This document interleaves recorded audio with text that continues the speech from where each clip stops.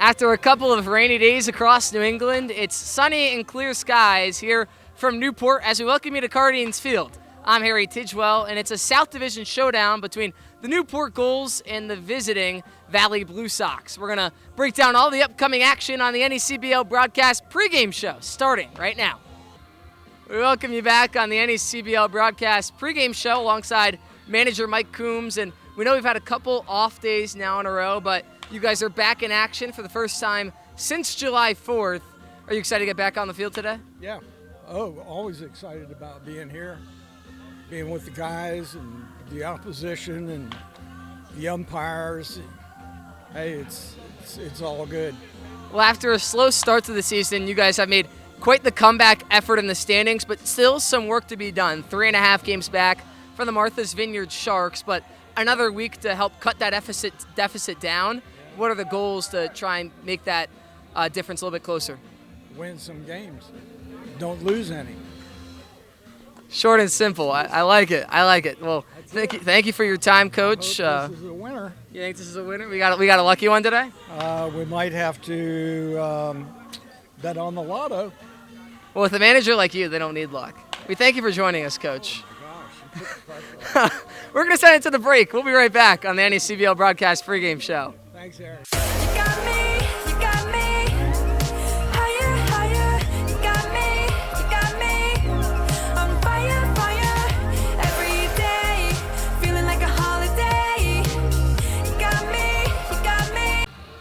Welcome back to the NECBL broadcast. I am Joe Dupuis, and I am here with our intern, Anthony Malcolm, the official scorer for the Newport Gulls, as we get a Gulls insider talk with him. Anthony, thank you for being here today. Of course, Joe. Anything for you. Now, you're a Clemson student, and you're familiar with ACC athletics. What does it mean to be doing scorekeeping up here in a place that's got tradition like this compared to something like the ACC, which has its own traditions? That is a good question. It's nice to be a local. I can walk here, so it's nice to just come down to the ballpark, watch some good baseball with some good baseball players, of course, in a prestigious league, prestigious championship-winning team, so happy to do it. Now, when we do the broadcasts, we do our 7th inning trivia, Harry's idea, and you are a trivia master. Like, you talk about how good I am. You, I think, have only gotten, like, one question wrong that you actually have bothered to answer. How does that, stick in your mind when you have all that history? How does that play into your role as the scorekeeper? Ooh, another good question. Well, I was always one to, go through baseball reference, so Harry's trivia questions always just they click with me. So as someone who's played baseball, their whole life and, knows the game and knows the history and whatnot, I think it makes my job easier, makes my job more enjoyable, and I love the game. So now you've been here for a good amount of years, right? Yeah, it's my second year. Yeah, so in those 2 years, what has been your favorite moment watching as the scorekeeper? Your favorite moment here at Cardines? I'm gonna have to go with the Larson walk-off earlier this year. That was unbelievable. That was a really fun one. Well, thank you once again for taking the time to do the interview here, man. Of course. Thanks for having me. Hey, we'll have more from the Newport Gulls pregame show coming up after this. Stay tuned. Whoa! Who knew I would make it this far? They hated, they never believed me. Yeah, I would never drop the ball. I know I make it look easy. Yeah, Mayweather with the defense. Moment I gotta keep going. I'm shaking the dice and I'm kicking and rolling. They already know. Welcome back to the Newport Gulls pregame show. I am Joe Dupuis, and I am here with the winning pitcher from the last time the Gulls were out, Victor Frederick. We're here with a Gulls eye view of him. Victor, thank you for being here today. Honored to be here. Now, you came in what became a short game due to the rain, but you still got the win. Didn't let up a single run. You haven't let up a single run at all this year. What's your secret when it comes to keeping that kind of mindset even in a high-pressure situation? I just do my best to go at guys. Not always going to be perfect, but just got to make big pitches in big spots, sometimes get out of it. Now, you went to St. John's, and you specifically said you chose St. John's because they're a winning school. They got the winning tradition pretty much in every sport that they play. What's it like going from a school with a tradition like that to an organization like the Gulls that has their own winning traditions? Yeah, no, I've heard so many great things about the Gulls and how they're always topped NECBL. And when I found out I was coming here, I was very excited. And at St. John's, yeah, we had a great run this year, and hopefully we can keep that going. Now, you're probably very familiar with a lot of baseball history. If you had the chance to pitch against any batter, either current or in the past, in baseball, in Major League history, or even just college that you know of, who would you most want to try and pitch against?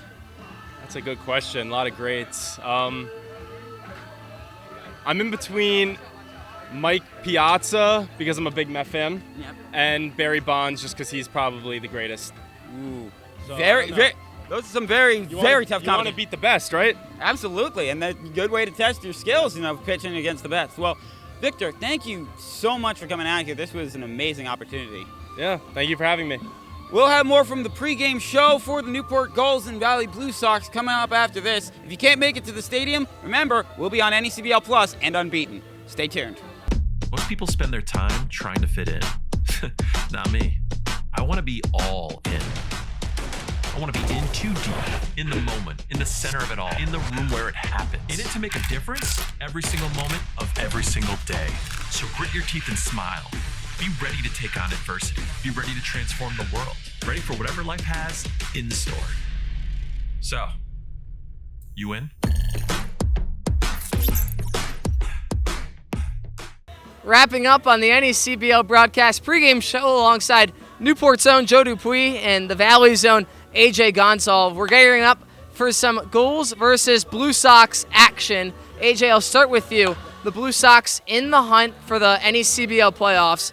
You think, well, we're still in the middle of the season, but in the words of Yogi Berra, it gets late early, and on the right now they're on the outside looking in. But how do you solidify your spot down the stretch here if you're the Valley? Yeah, tell me about it. It feels like these two teams are just starting the NECBL season. It feels like yesterday. But now for the Blue Sox, it's a team that struggled all year with the slug, the batting. They have played a little bit of baseball here in a little bit of time. The weather's really shaked and baked and gotten in their dugout, so finally being able to play baseball. They were supposed to play yesterday in Ocean State. That game got rained out. They'll look to get back on the track here, but last time these two teams met, it was absolute cinema, a total electric factory. These two teams, I think we're in store for it again, but the bats have to get going for the Blue Sox. The Valley Blue Sox have definitely pressured Newport a couple of times. You go back to the tie to start the season, the walk-off win by the Gulls last time around. But then, Joe, I turn to you, and Newport just seems to have really turned it up a notch over these last 2 weeks. And this is a Valley Blue Sox team that they're yet to lose to so far this season. How do they stick to the winning ways? Well, I think the best way that you look at it is look at what worked in that 9-win streak that they had and just try to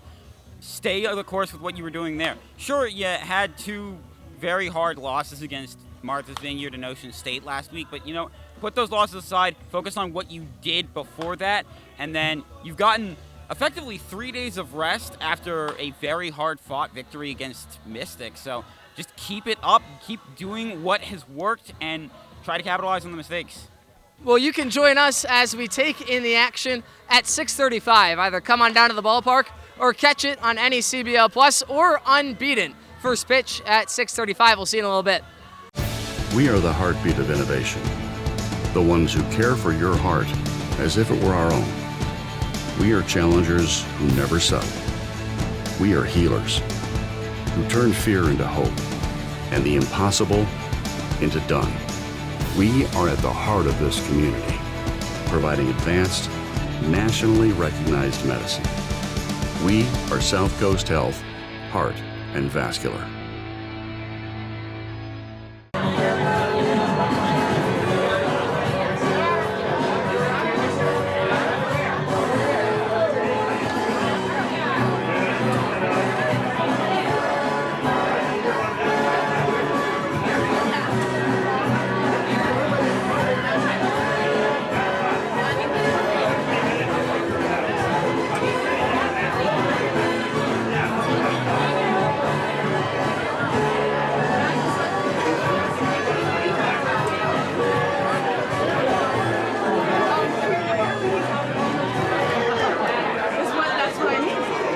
Good evening, ladies and gentlemen, boys and girls.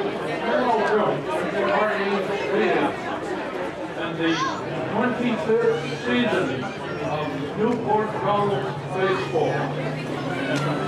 Tonight's game sponsor is the Allstate Insurance Company. Eight volunteers are brought from the Newport County YMCA Sharks. And the 50-50 raffle will benefit the Sharks organization. The New England Collegiate Baseball League presents the Valley Blue Sox of Holyoke, Massachusetts versus your Newport Gulls. Here is the starting lineup for the visiting Blue Sox. Leading off, second baseman, number 1, Nick Tomasetto of Seton Hall, New Jersey, University, Eastern West Deptford, New Jersey. Batting second, third baseman, number 5, Matt Wolf of Middle Tennessee University, the town of Westerville, Ohio. Batting third, shortstop, number 23, Anthony Bravo of Fordham University and the city of Linfield, Massachusetts. Batting fourth, the left fielder, number 14, Jacob Dilly of the University of North Carolina, from Zionsville, North Carolina.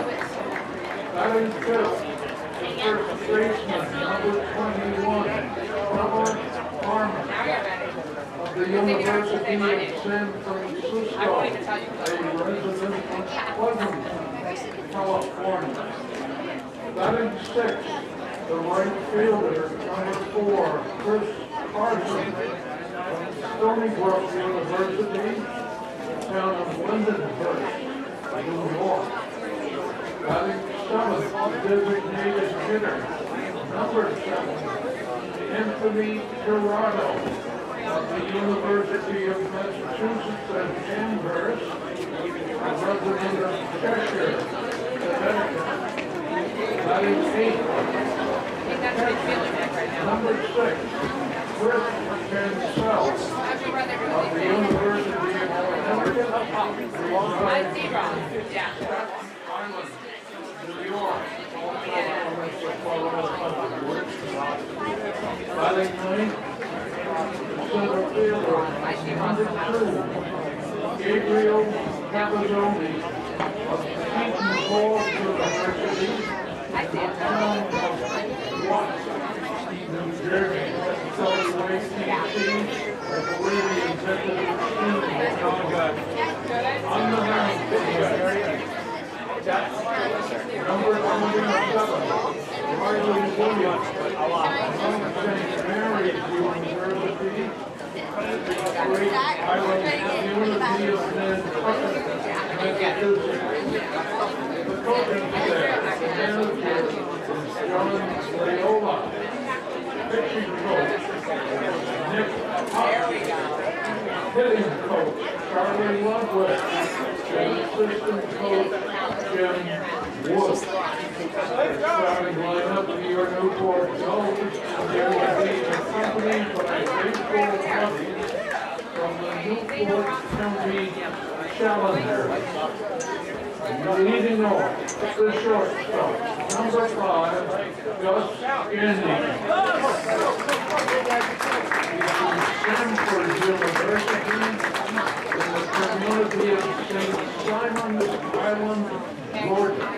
And his baseball buddy is Jack McGuire. Batting second, the left fielder, number 16, Kevin Merrill. Coastal Carolina University in the town of Ontario, Pennsylvania. And his baseball buddy is Cal Madera. Third, the first baseman, number 25, Ryan Jarrell.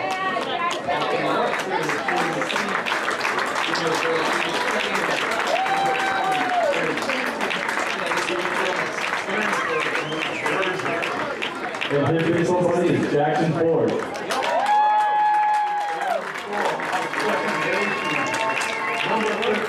Pistons Alliance of Rutgers University in Boone, North Carolina.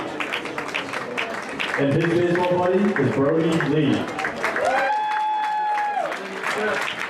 Designated hitter, number 13, Matt Haley of Gonzaga University in the city of La Mesa, California.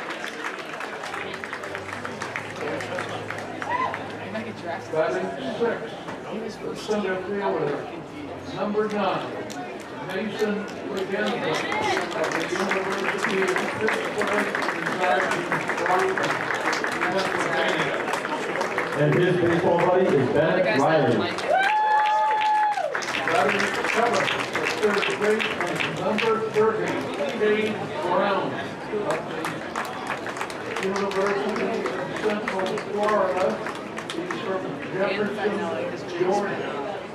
And his baseball buddy is Castillo Madera.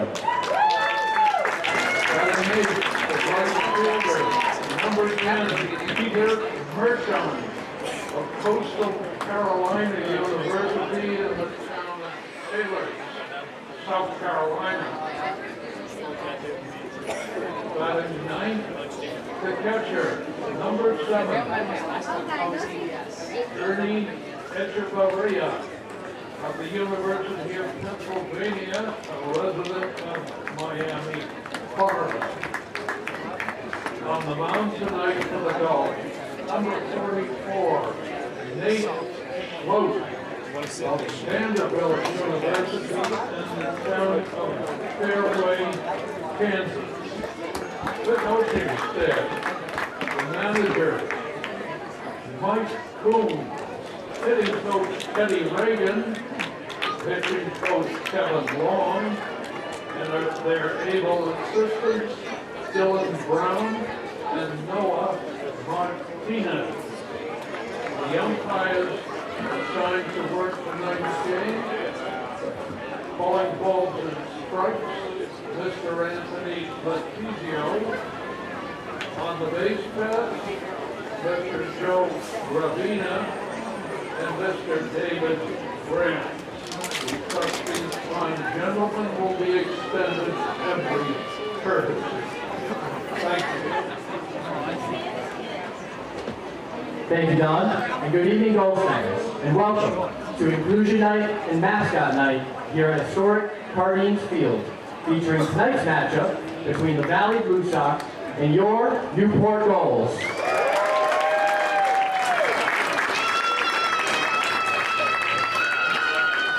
Tonight's Inclusion and Mascot Night is sponsored by Allstate. Allstate helps people protect what matters most through trusted insurance products, including auto, home, life, and business coverage. The company combines personalized service, digital tools, and a strong nationwide network to give customers peace of mind and financial protection when unexpected events happen. Not only does Allstate help serve the surrounding communities when unexpected events happen, but they also provide the opportunity for community outreach programs such as the one held here this morning. Allstate works in conjunction with the Newport Gulls to host an annual Allstate Inclusion Night coupled with an Inclusion Field Day here at Cardines Field. As you can see, we have representation from many wonderful inclusive groups such as the Rhode Island Social Skills Academy and Special Olympics Rhode Island. The Rhode Island Social Skills Academy is a local nonprofit program for young adults with special needs looking to learn life skills. Our very own Denise Patsos is the president of this amazing program.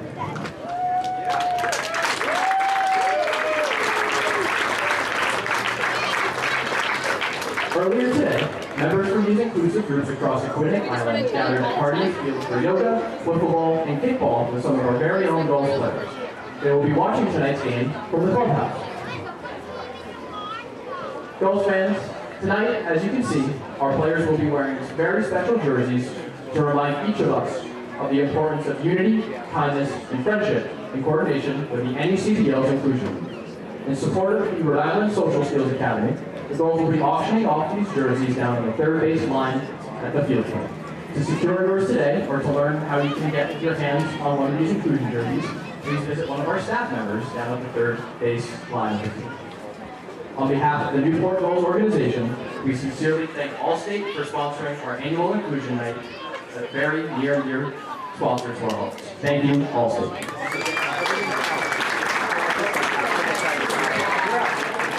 Gulls fans, as we also celebrate mascot night, I would also be remiss. Some very special mascots for us tonight. Joining us is Bruno the Bear from Brown University. Ryan Dom from Providence College. Chip from Rhode Island Football Club. Slide from the New England Revolution. Big League Brian from the Boston Red Sox. Sam Boney from the Providence Bruins. Pat Patriot from the New England Patriots. Blaze from the Boston Bruins. And the Gulls own Gully and Gully Jr.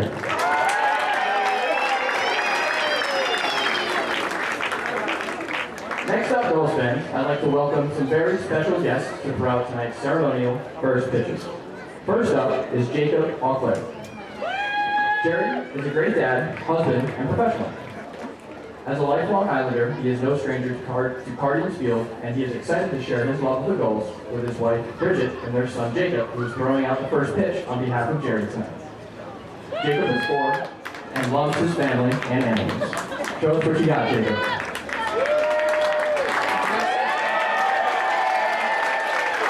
Great job, buddy.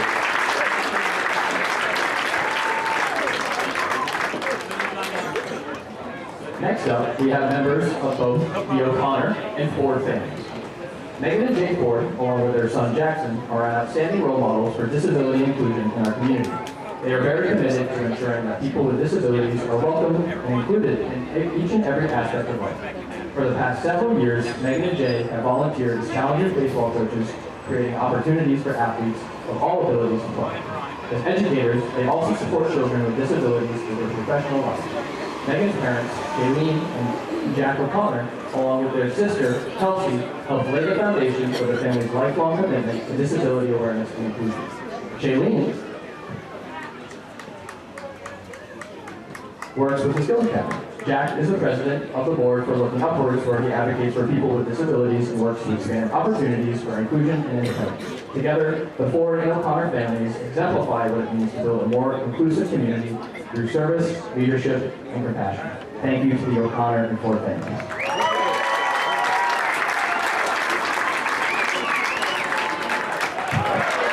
Great job.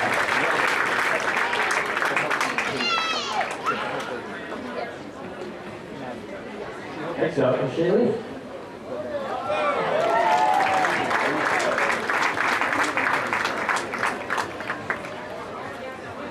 Next up is Jay Ford. Great pitch.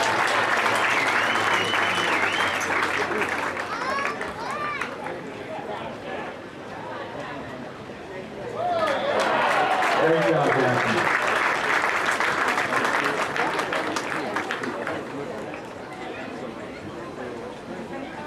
And last and certainly not least is a returning Gull, Billy Grazier.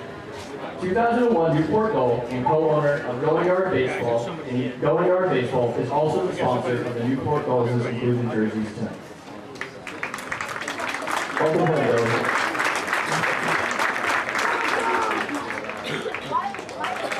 Great job.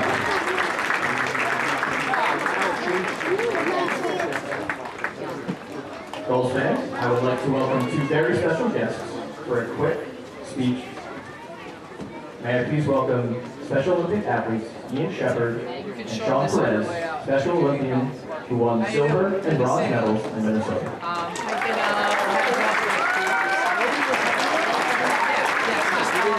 Thank you, everyone. I didn't go to Minnesota, but my friend Sean went, so we'll be speaking in a second. First of all, I want to thank everyone for coming out tonight on this beautiful night. I know the last couple of nights we had rainy weather, and the weather's much better tonight. And thanks again to all State for one of the sponsors tonight here at Guardians Field. Sean?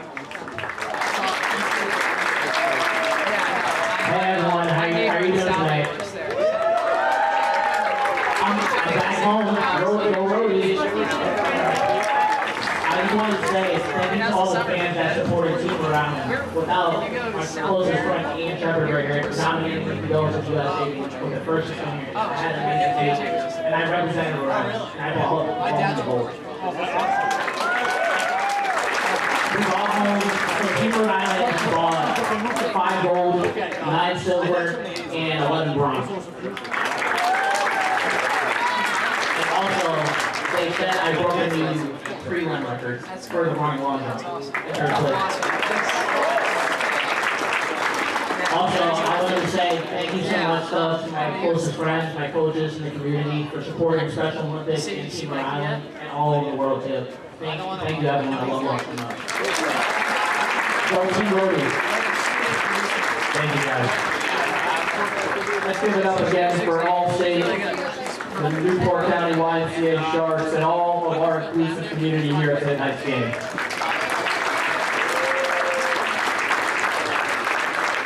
Ladies and gentlemen, at this time, if you are able, please stand and remove your caps for the presentation of the nation's colors.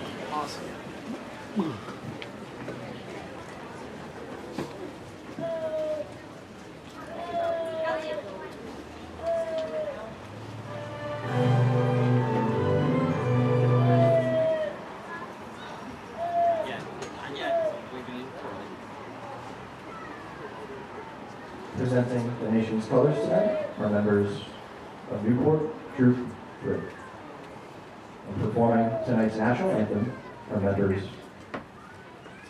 of the Newport County YMCA Sharks.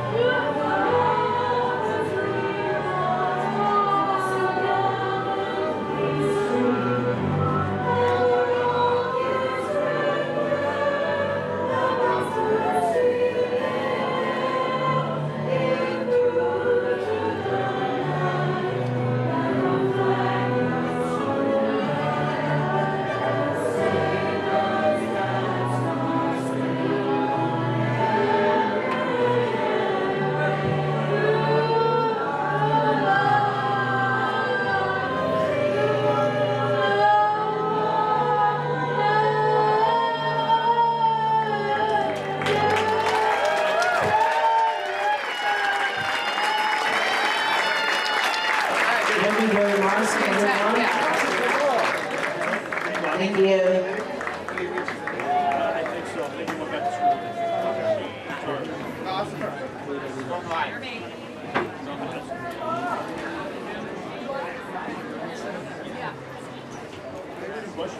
I am on your headset. I was going to say,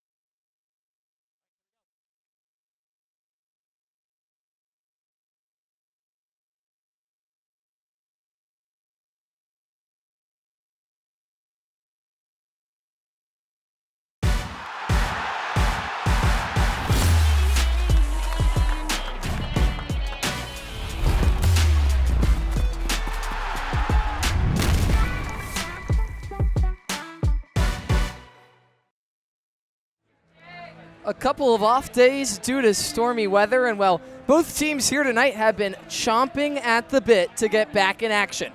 The Newport Gulls and the Valley Blue Sox. The last time these two teams faced off, a 12-11 classic from Cardines. The Blue Sox fighting for a playoff spot come August, and the Newport Gulls trying to chase down the Martha's Vineyard Sharks atop the top of the South Division.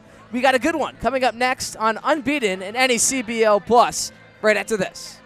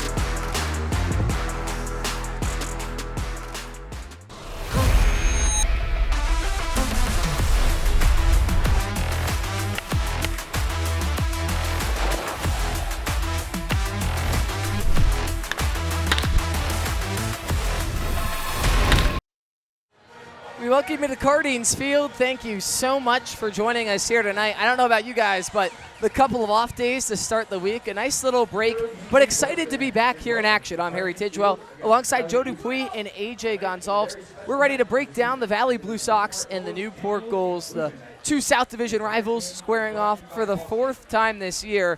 Newport currently 2-0-1 in the series. But AJ, I'll start with you. The Valley Blue Sox currently sit at 9-12-1, about midway through the season, exactly midway for the Valley Blue Sox. 22 games left to be played, and well, they're fighting for a playoff spot at the current moment, and the games will just keep on ticking away. How do you go about solidifying yourselves in that top 8? Well, it's put up or shut up time. To be honest with you, this team has struck out the second most in the NECBL. This is a team that has struggled all season long with the hitting. And you may think it's going to get better. Unfortunately for the Blue Sox, they lost their top man via way of the average column in Jack Myers. He will not be back with the team this year. So the question is, who else in this lineup is going to step up? I feel like I've been asking it every time we've done a Blue Sox game, but nonetheless, someone is going to have to step up in this Blue Sox lineup. Who's it going to be? A lot of new faces, a lot of, in and outs here with the Blue Sox recently, so it really sets up for a fun matchup tonight here in Newport. Not an easy guy to do it against either, and Nate Schlote. We'll get more into the right-hander in just a minute, but Joe, I got to ask you first. Newport, they lost 2 straight on last Thursday and Friday, but seemed to find their footing in the fourth in what was just a 5-inning contest against the Mystic Schooners, a 7-1 win, but now a couple of off days. How do you go about resetting, but also claiming that late momentum you grabbed in Saturday's win? Well, focus on what has been working well for you so far this season, and for the Gulls, that has been power. Slinging the ball, slugging it out into the outfield, hitting it off the wall, getting it where you need to. Also focus on good contact, because a lot of their runs come through home runs or big double hits, but sometimes having a good single here or there definitely gets guys on base, threatens, makes the defense have to worry a little bit. We're definitely in for a good one. We'll send you down to the field as we get to know today's starting arm, Nate Schlote, out of Vanderbilt, making his 4th appearance, 4th start on the season. And well, he's dazzled up to this point. Through 10 innings pitched, yet to surrender a single run, just 3 hits, 5 walks, and 13 strikeouts to his name.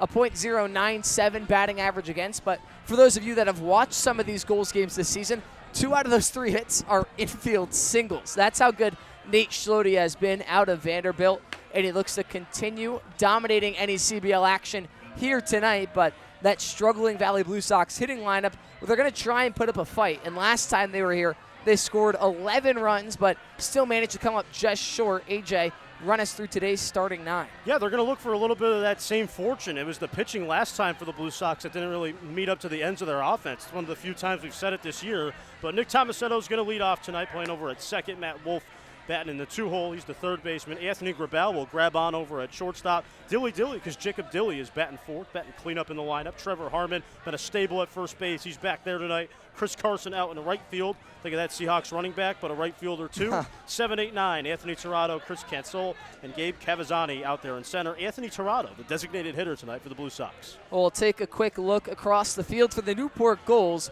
In the outfield, left to right, it's Devin Zyrus, Mason Legenza, and then Peter Mershon. Cade Brown mans the hot corner. Gus Gandy and Tristan Salinas, the duo up the middle. Ryan Jaros over at the first base bag. Ernie Echeverria, the battery mate behind the dish for Schlote. And Maddox Haley, today's designated hitter, batting in the 5 spot when the bats come up. Just about ready for first pitch as Tomasetto, number 1, bats number one for the Valley Blue Sox. You take a look at the numbers so far this season. A .265 batting average with a .422 on base. He's done a really good job of working his way on. 13 total walks so far in the season. That now becomes first place with Jack Myers leaving town. 17 strikeouts to his name as well as whatsoever. And we talked about that strikeout number for the Valley Blue Sox being at the top of the league, and against a flame-throwing arm like Nate Schlode, who can touch into the low 90s, you could expect to see some more today. First pitch just misses the up and away corner for ball one. Yeah, Blue Sox have struck out at least 10 times in 6 games this year. And again, they're at a 9-12-1 record. That is a lot considering the amount of games played. The 1-0 is in there right past the swinging bat of Tomasetto and into the mitt as the count draws even at 6.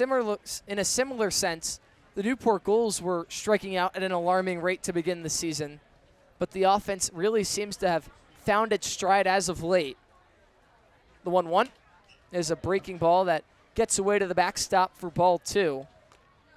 That's the thing, too, about Tomasetto. He's a guy you can really trust to have a good AB. I mean, the batting average is what it is at this point, but he is one of those guys you can count on to set the table tonight for the Sox. 3 true outcomes guy.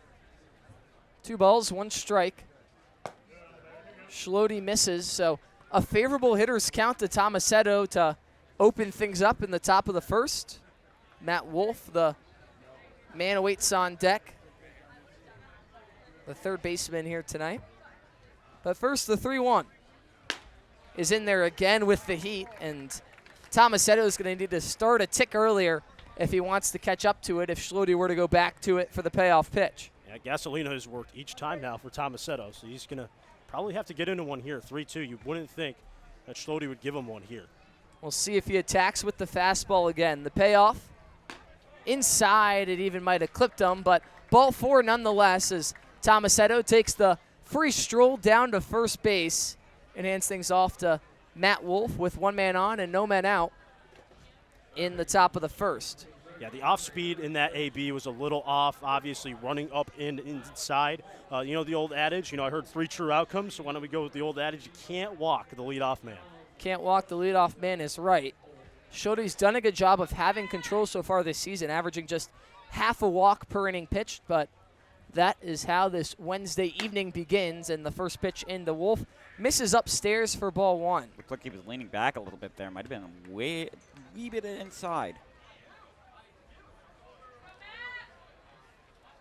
1 ball, no strikes, with no outs and 1 man on.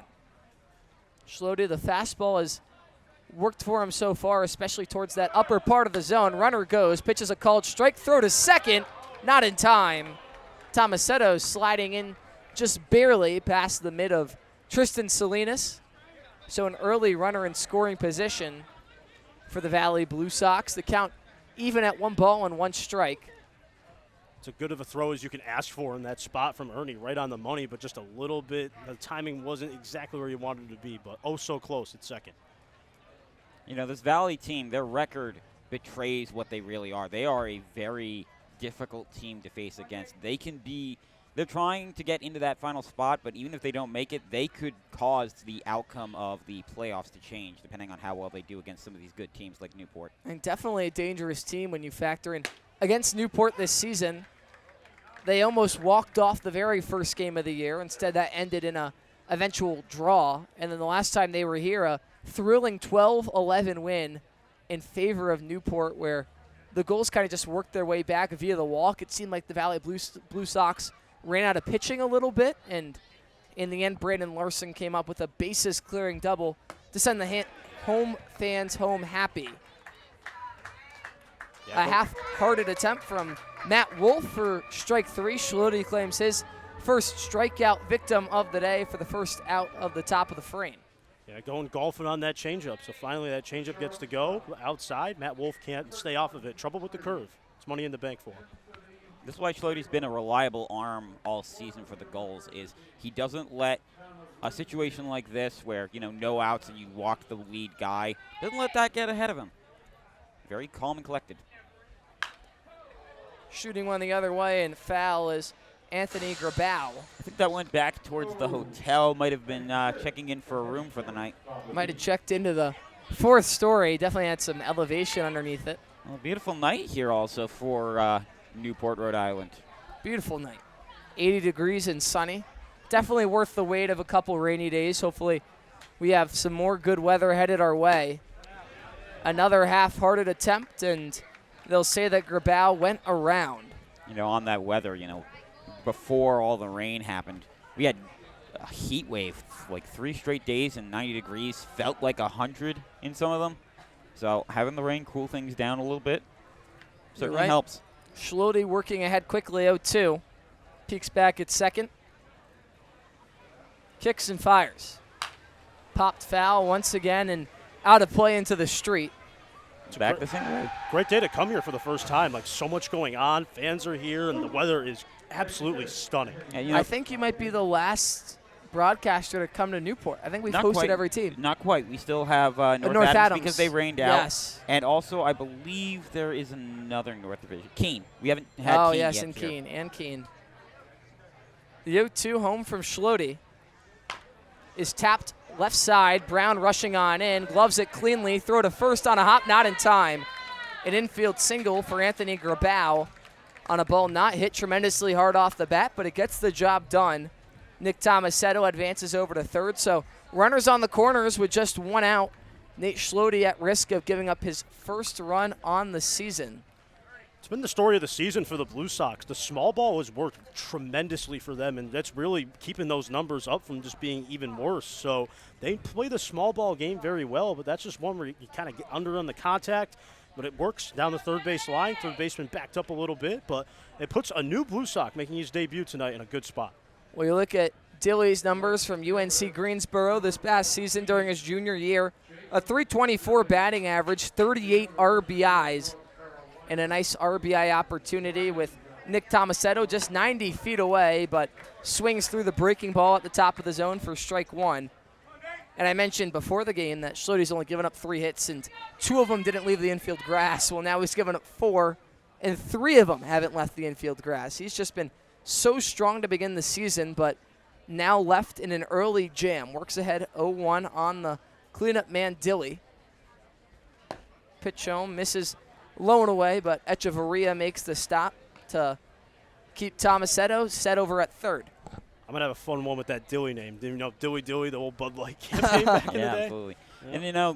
And, Echevarria, the guy behind the plate, only his 2nd game for the Newport Gulls. He made his debut last week against Ocean State in a game I think the Gulls won forget about.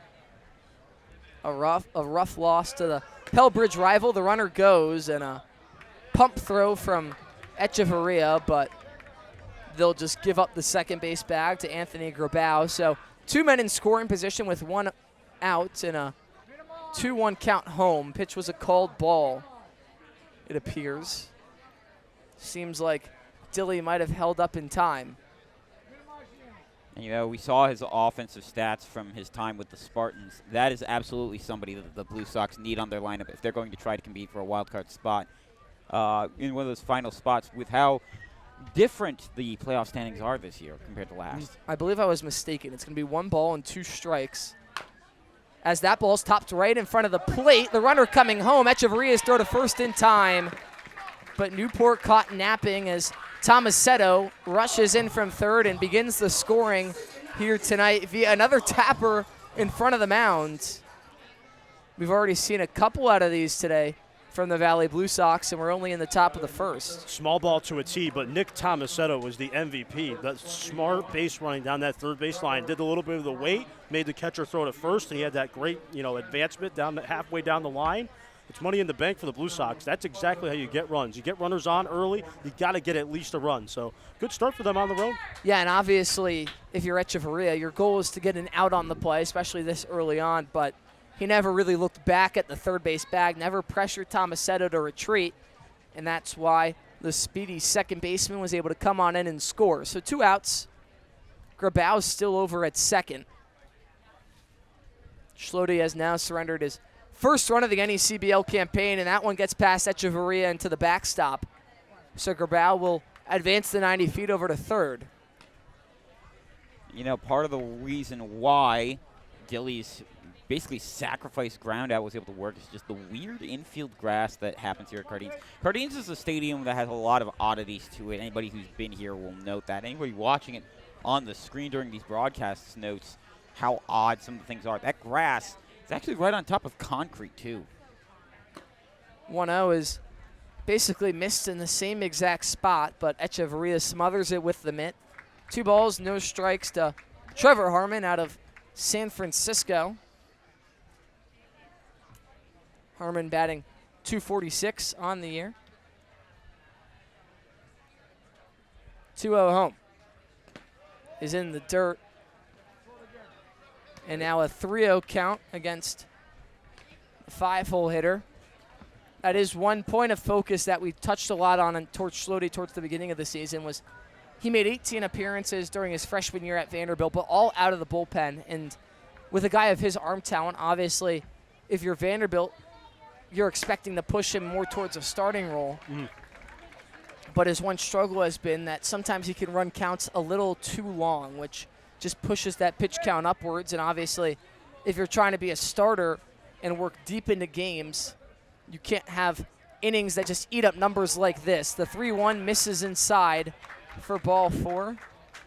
Letizio doesn't quite budge. The man calling Anthony Letizio, the man calling balls and strikes behind the dish, and gives way to Chris Carson. Yeah, that's a big league take from Trevor Harmon there, letting that one go outside. And Chris Carson steps up, and a good opportunity for the Blue Sox to add on. One's great, but now you got runners at the corner.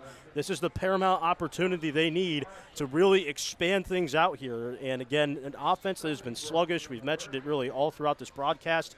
They need to get going, and why not start in the top of the first and put that aggression into these baseballs? It's got to have Raiola and company feeling nicey in the dugout. Carson has 8 RBIs on the season.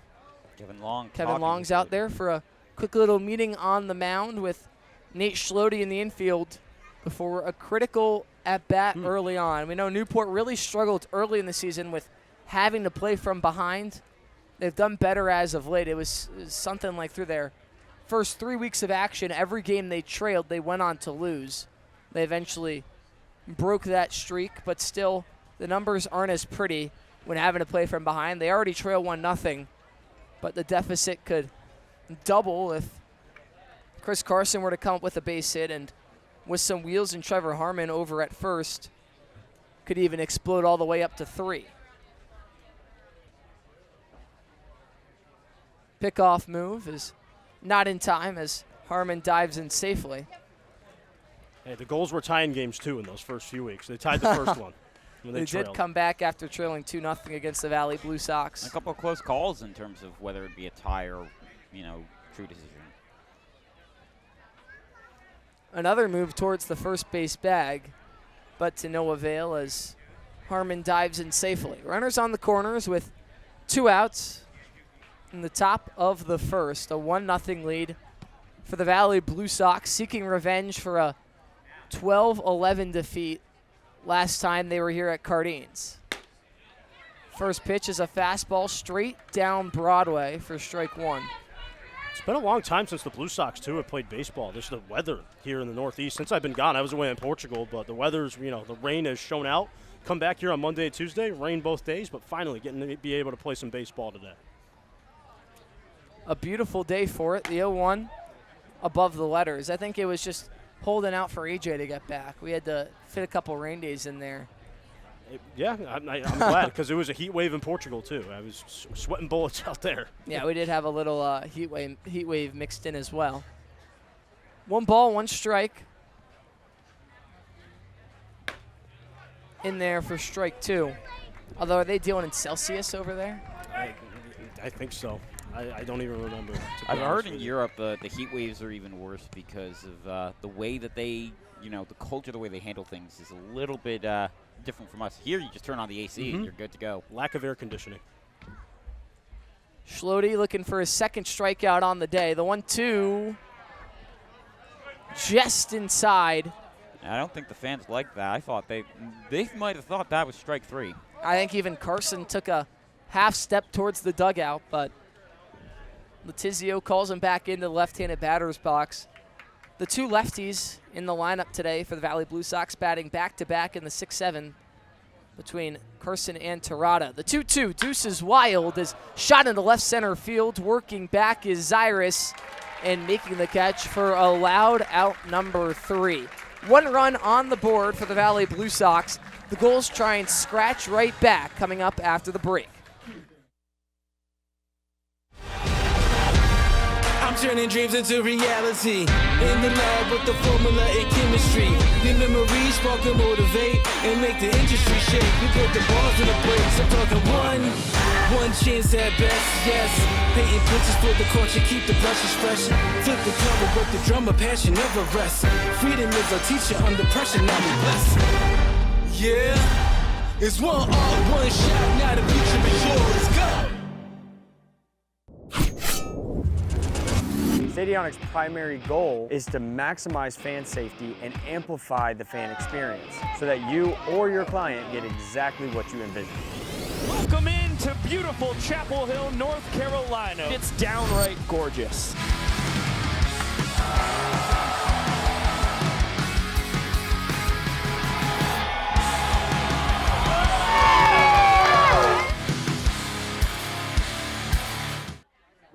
We welcome you back, and we'll take a look at the starting lineup for the Newport Gulls. Gus Gandy and Devin Zyrus, that dangerous 1-2 punch at the top of the order.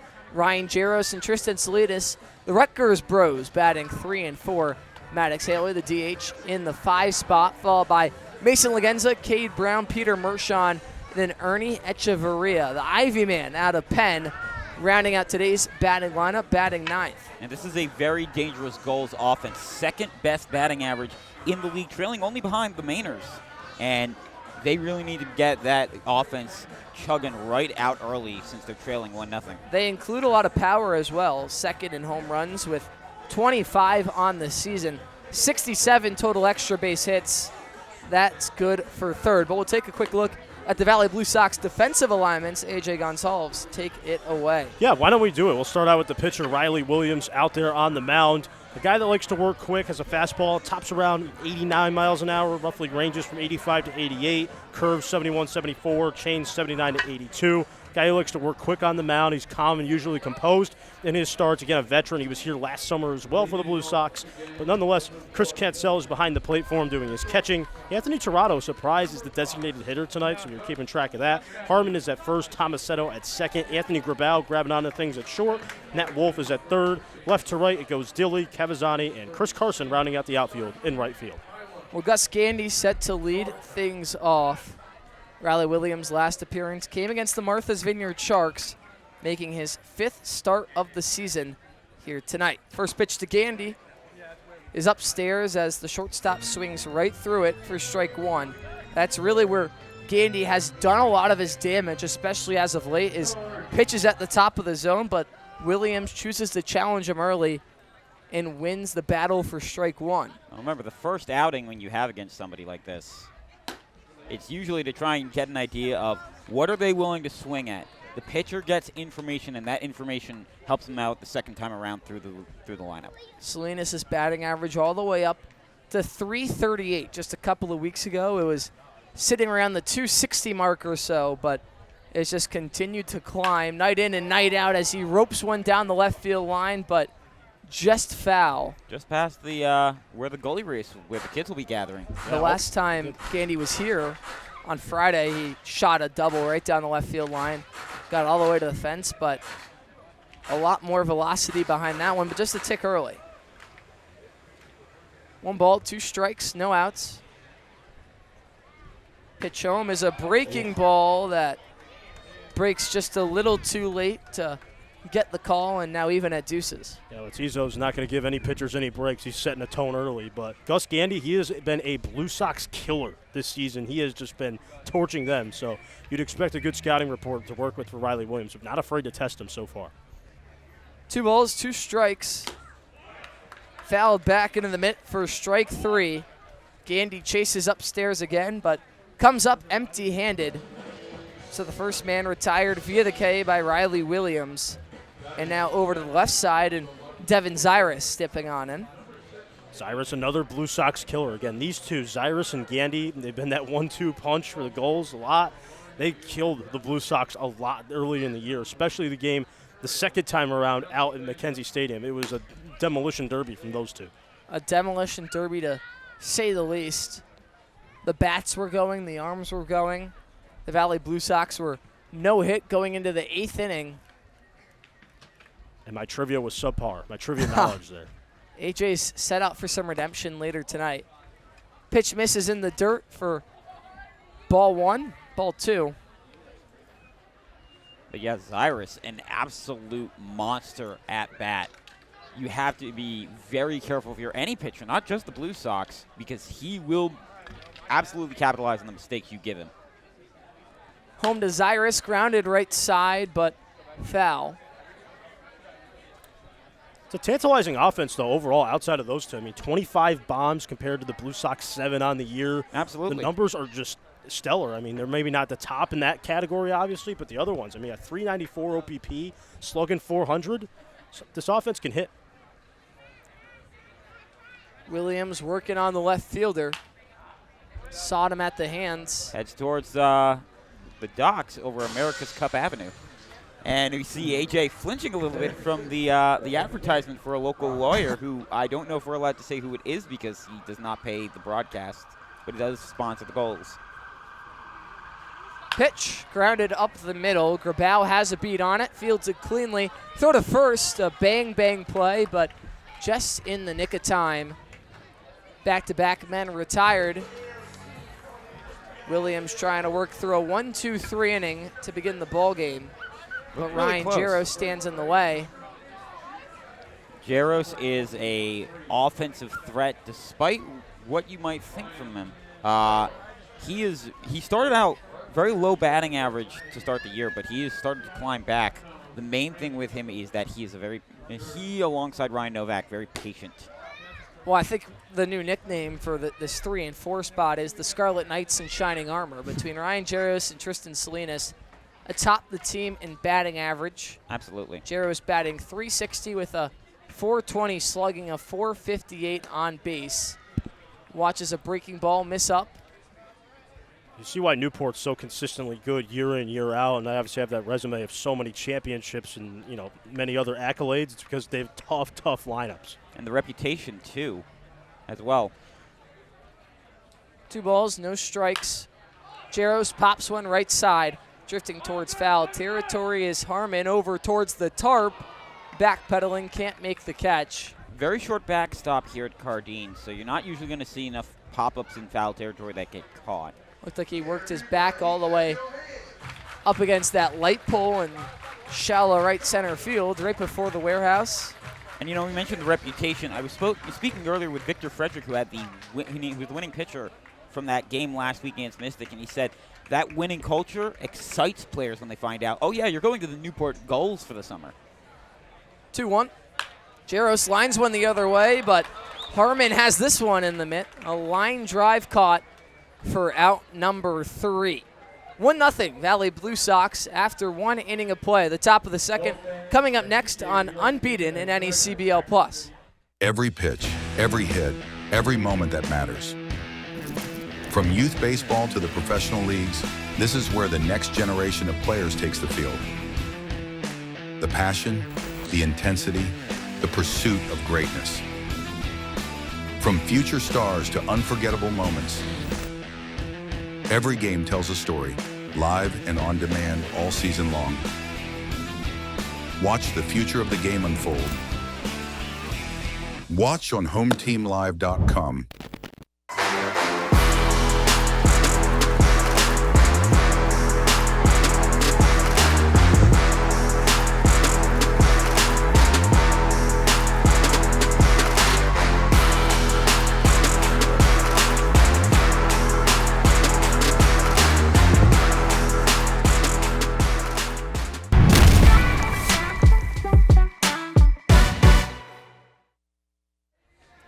A couple of fans soaking in the action behind the outfield wall, and a special guest up here in the booth when you're talking about the history of the Newport Gulls, you got to mention that 2024 championship run that ended in a walk-off winner here from Cardines, and we have the legendary voice behind it all, and Syracuse's own Sam Reese. Sam, it's a pleasure to have you. Yeah, thank you so much for having me on, Harry. I appreciate the invite. It's kind of unreal to be back in this booth, but as you know, this is a special place, a place that means a lot to me, and you definitely oversold it there with the legendary title. Take it easy there, but it is great to be back and see some familiar faces here in Newport, too. Well, it's a pleasure to have you. I know you were at the Tennis Hall of Fame earlier today, taking in the fun of Newport. I sure was, yes. I've made it an awesome day at Newport for myself. Second Beach earlier. Second Beach, see, you're like a Hall local. of Fame Open, and now ending it with the Gulls game. I had to take advantage of a day here in Newport after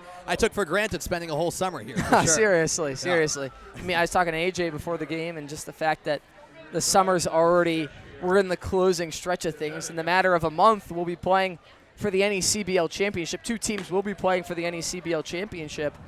The rest of us will have already been home by then. But, Sam, I got to ask, being back in Newport, part of that going back to that 2024 run, Newport trying to get back to the mountaintop this season and following that team, traveling with them, being around the guys. Yeah. What are some keys that you notice for summer ball success? The big thing is definitely beyond, how the guys are doing on the field. You're going to have ups and downs throughout the course of the season. That was even true for that team. From what I remember, that first month a bit up and down, and then they started to hit their groove, but Vermont was still the favorite. But the most important thing is really the camaraderie of the guys. People who really enjoy playing with each other, and that goes a long way. Torado grounds one over, right side, and Salinas flips it to the bag for out number 1. I was telling AJ before the game, I was asking him if he's ever been to Martha's Vineyard. He hasn't made the trip yet. Oh. I know I was texting you after the first time on the fishing boat back, and that's a real camaraderie builder. The second time around, the guys were, you could just sense that we went there opening week of the season, and they were all strangers, but it's crazy how much can change in just a month's time. They were all practically best friends by then. Mm-hmm. And that's what I remember the most about that championship team, just how close those guys were. A cool thing that we get to do as broadcasters around the league is, like you said, travel with the guys, and that's what makes the NECBL special. You get to go throughout New England and really form those bonds. And so by the end of the season, once the playoffs rolled around, everything was clicking. It was clearly a group of guys that, didn't want to go home yet. They were determined to come away with the title. And sometimes it's hit or miss with that, with summer ball, in all honesty, because sometimes guys are tired after the whole college season and then coming out here playing a lot of games, right? But that was just not the case with that 2024 team, and that's what made that run so special for sure. Now, I got a few questions for you, though. I heard you were in Portugal? I was. What part? I was in the Azores, so that's where my dad is from. A deep fly ball into left field. Zyrus moving back towards the wall, leaping and coming up empty-handed. Digging in for 2. Chris Consell in there standing up. A 1-out double for the Valley Blue Sox, trying to add on to that 1-0 lead. Hit that ball almost all the way to Portugal. Yeah, they got the palm tree uniforms on, too, giving you the Azores vibe, right? Exactly. Yes, had a great time out there. A little over a month ago, and I heard you also made a trip out there. So. Had to go see my aunt. Yep. Love it. There we go. I was saying a tough loss for you guys. Definitely. Tough loss for the United States as well. At least Portugal looked competent in their game. In the United States, not so much. It was a rough day. Do you guys have a new pick now that all your home picks are out? I'll let you go first. Man. I'm personally on the Norway train right now. I'm a big Erling Haaland guy. I'm a fan of him. I was fortunate enough to go to the Norway-France game, actually, for the World Cup a few weeks ago. And I got to meet some of those Norwegian fans who were awesome. And they had high praise of us and their experience in America for the first time. So I'm pulling for Norway now. I am. Sorry to any English fans. Big game coming up in just a couple days, the quarterfinal round. Schlode staring down the man at second, but shooting it foul. I respect you on the Holland train, man. He is an electric factory, that guy. My goodness. He can be doing nothing all game and then make a goal seem so easy. He's awesome. He seems to get better as the game progresses because he just doesn't get tired, and it seems like everybody else is more dogged out there, and that's when he strikes. Schlode up 0-2. looking to retire another blue sock via the K. Peeks back at second, kicks and deals. Just upstairs. Cavazzoni thought about biting, but held up in time for the first ball of the at-bat. Yeah, I got France winning the World Cup, man. Nothing too crazy like Norway. I just got to go really basic with it. I agree that they're the best team. Like, so talented. They should have what it takes to go all the way, for sure. Yeah, I think the Michael Elise thing just put them over the top. The 1-2, fouled straight back. I wish I knew as much about soccer as you guys do. I mean, you don't go at Syracuse, everybody talks about Sam like he's the soccer wizard with Nick Whaley. If Nick's watching, thank you so much for tuning in. I'm sure he has better stuff going on, but by the way, I feel like it's illegal that I'm not wearing a suit right now. I know. You must feel so out of place up here. A little bit, but I'm trying to settle in. Did you have a go-to color up here in the booth? I actually did not have a go-to color, but I'm a little crazy. I made a suit chart. I'm not even kidding. So I had a rotation going on. So I'm super, like, just weird like that. Well, I got the sailboat tie today. I love it. This was a new addition to the closet via Miss Tidgewell. Thank you, Mom. There we go. The 2-2 is a big swing and a big miss from Cavazzani for the second out of the inning as the batting order turns over to Nick Tomasetto, who walked his first time up. Do you have any? I got a question for you, actually. Yeah. You went to Syracuse, right? Correct, yes. Play-by-play? Yep. Okay. What's your biggest piece of advice to an aspiring play-by-play broadcaster? Yeah, I would say more than anything, just take advantage of any reps you can get, right?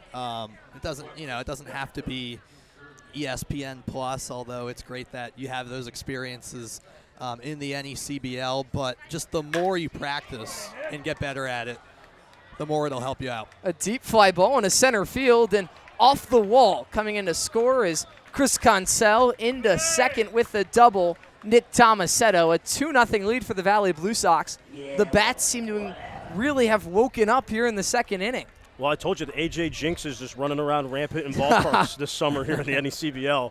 But that's a great sign for the Blue Sox. I mean, a team that really has just struggled to hit the baseball. I mean, some of these guys just struggling, like, just to hit water. They couldn't hit water if you fell out of a boat, really, it feels like for some of them. But they're really starting to grab their groove, you'd have to think. But, again, we know the offense can hit here. We saw that the last time these two teams met together at this field. But can it, continue to transfer to other ballparks as well? $1 million question, but you're still early on in the ball game. Still a lot of work to do. They entered with half as many extra base hits compared to Newport. The Gulls with 67 entering today, the Valley Blue Sox with 34.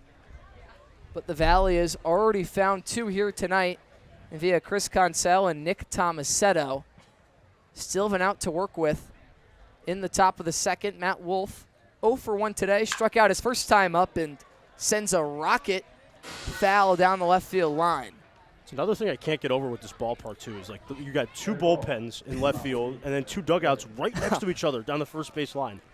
Like, my baseball brain just is struggling to compute that so far. There's nothing like it. It is just really special.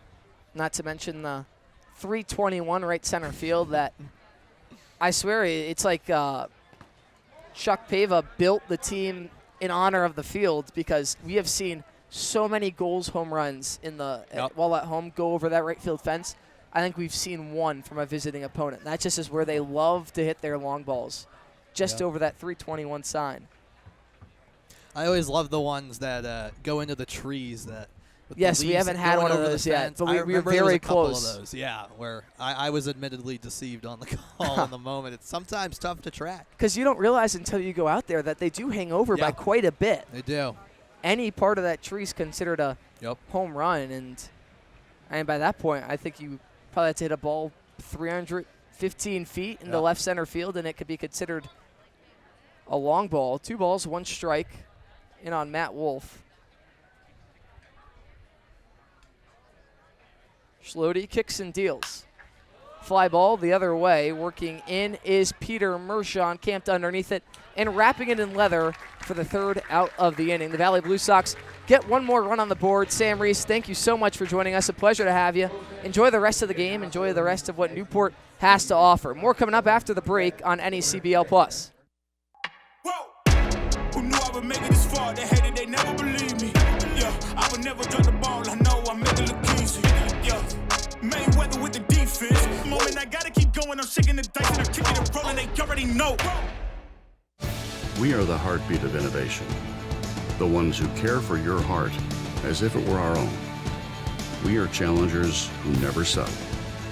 We are healers who turn fear into hope and the impossible into done. We are at the heart of this community, providing advanced, nationally recognized medicine. We are South Coast Health, Heart and Vascular.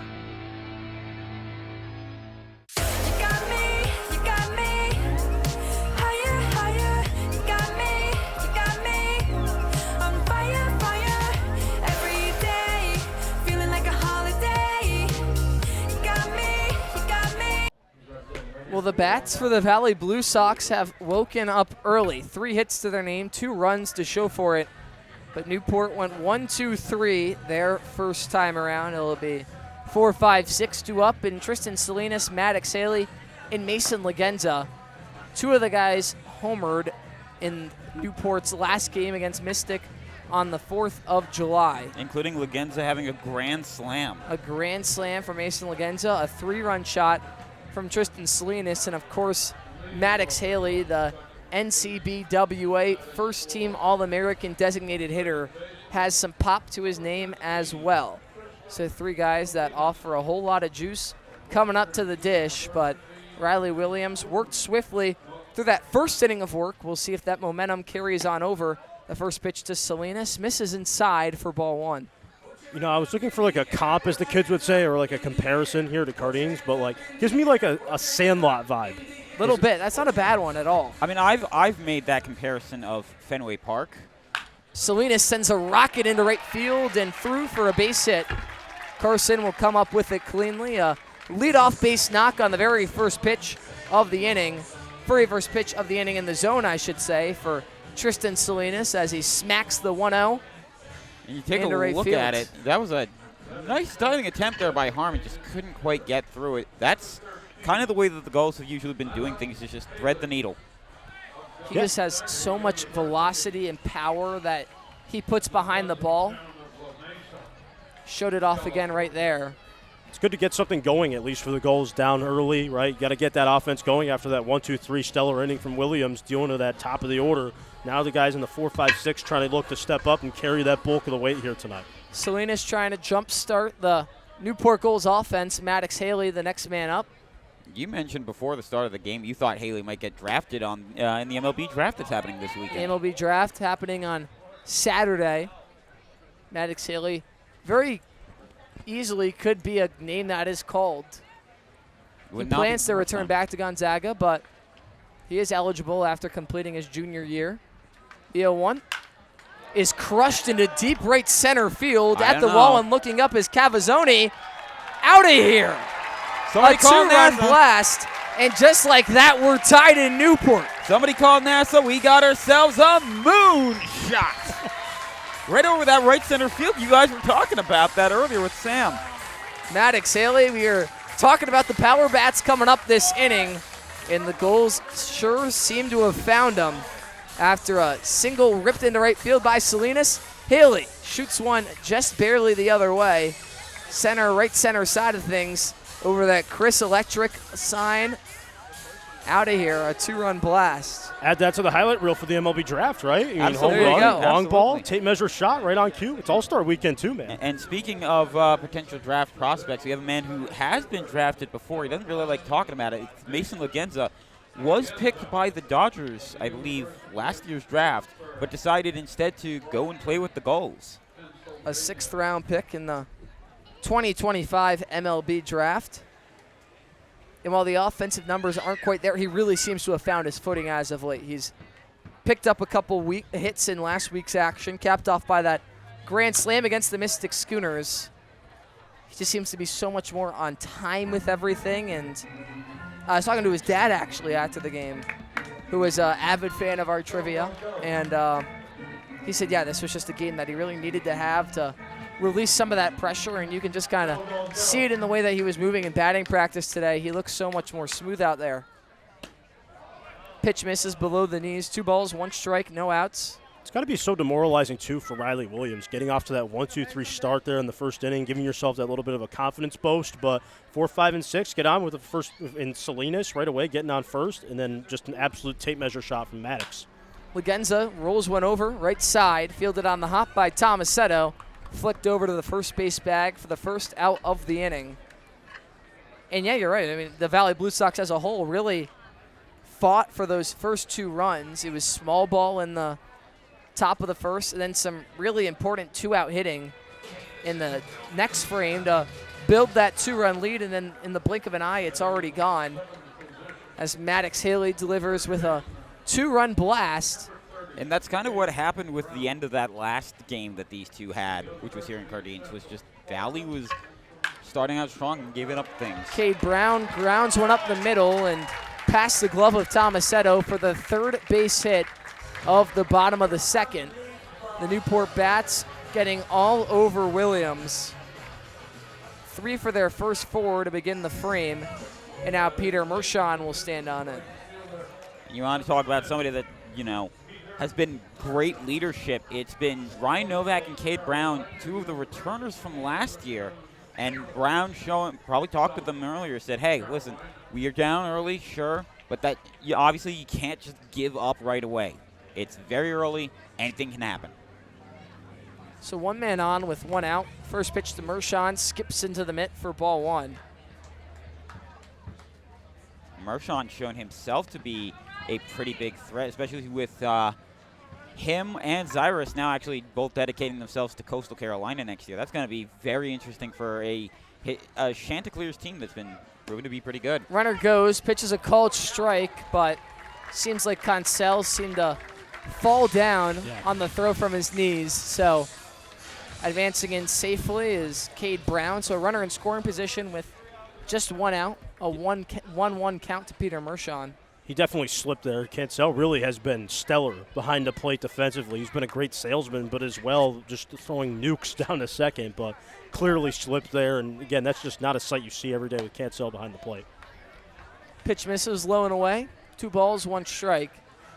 Yeah, you can just kind of tell when you saw the ball fly out of the hands. Yeah. Barely got past the pitcher's mound. It was clear that something must have happened behind the plate. And this is not a Gulls team that's really known for doing stolen bases either. Mershon now trying to get in on the action. Lines one into center and down in front of Cavazzani. Advancing the 90 feet into third. Cade Brown, he'll stop there. Men on the corners. Newport now 4 for their first 5 in the bottom of the second. I do love the approach, though, from the Gulls. Obviously, you see a guy like Maddox Haley just come up and hit a nuclear bomb right off Riley Williams over there in the deepest part of the field, one of the deepest parts. But the last 2 hitters, obviously, that reached the board, Cade Brown, obviously Mershon now. Those guys did it through the way of the single. I think that's an underappreciated element in today's game, and, the 3 true outcomes, like all that, hitting bombs or flying out. Getting on base to be the way of the single. I think that still matters so much, and it's paramount in today's game. I think that runner goes, a throw down to second in time, gets Peter Mershon trying to steal. So that's what Cancel can do when he's not slipping behind the plate, deliver missiles like that into the second base bag, and now the job a little bit harder. Pretty close there, too. I thought he might have gotten it safe, but a good work between Cancel and Tomasetto. A bang-bang play, throw on the money. So Ernie Echeverria, in all events, in need of a hit or some way to work his way aboard in order for Cade Brown to come on in and score and give Newport their first lead of the ball game. 2 outs. He had a walk last week against Ocean State, but not really gotten a hit yet. Grounds one left side.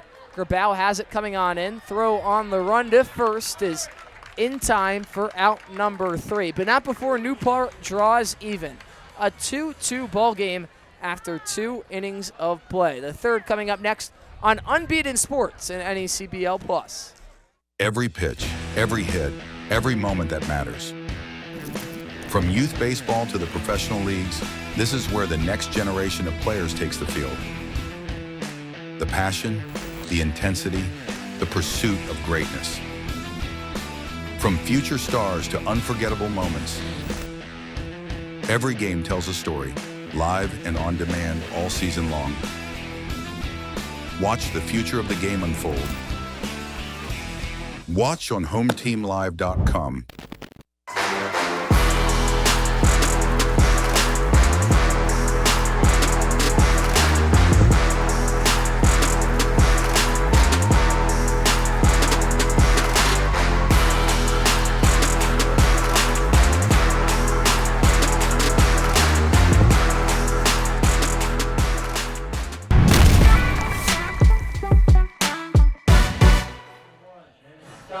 Well, the bats moving early on both sides after an explosive bottom of the second for Newport. 4 hits, 2 runs were knotted at deuces as we enter the top of the third. 3-4-5 due up for the Valley Blue Sox. And Grabau, Dilly, and Harmon. Nate Schlode back out there for his 3rd inning of work. And this is somewhat of an unprecedented outing we've seen out of the right-hander. Just doesn't seem to have his best stuff here tonight. Yeah, but it's at least an encouraging sign for just a stagnant offense, the team that really needs to get going on the side of the Blue Sox to say, okay, we've put up runs on the board. Now we got to continue to work after it. I think it's an attainable goal, especially when you have guys like Grabau in this lineup who are stepping up now.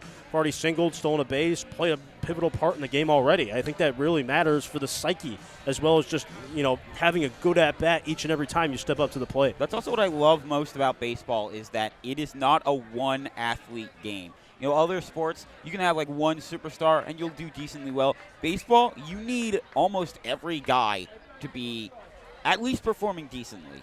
You can't just say, oh, we got one batter that's hitting home runs. We're good. No, you need a good full roster. So we'll see if the Valley Blue Sox can make it 3 straight frames without a goose egg in there. We'll see if Schlode can hold them scoreless for the first time here tonight. The first pitch is fouled right side off of the netting. Stadionic, the official netting and facility partner of the New England League.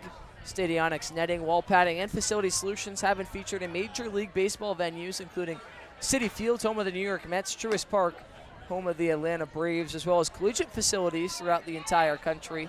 That includes Florida, North Carolina, Clemson, Texas, along with many more. From design to fabrication to installation, Stadionic is making sports facilities iconic. I was waiting for the horns up. I did the horns up gesture.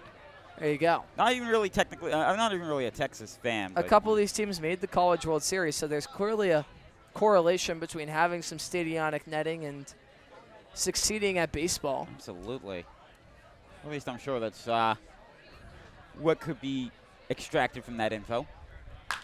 The pitch home from Schlode is lined right side off the base of the warehouse, and for an arm out of Vanderbilt, that's one of the best arms in the entire NECBL. The Blue Sox really having their way with them here tonight. Mm-hmm. That's great for them, but I'm still just in shock. Do you guys do a donut eating contest? Oh, absolutely. And those donuts are big. A big swing and a miss on the breaking ball from Grabau for strike numero tres. Schlode's 3rd strikeout of the day. Yeah, the donut eating contest is a classic for Ma's Donuts. I went there for the first time a week ago. That's our Wednesday night's game, and one of our interns got the big donut. The big one is what they call it, and it did not disappoint. It's a big donut. You guys should be doing July 4th baseball every year. They do the hot dog eating contest out there in New York. You guys should do like a donut eating contest. That's a hot take. Especially here, Newport is a military city. You got a naval base here, and we had it last year against Keene. Wild game.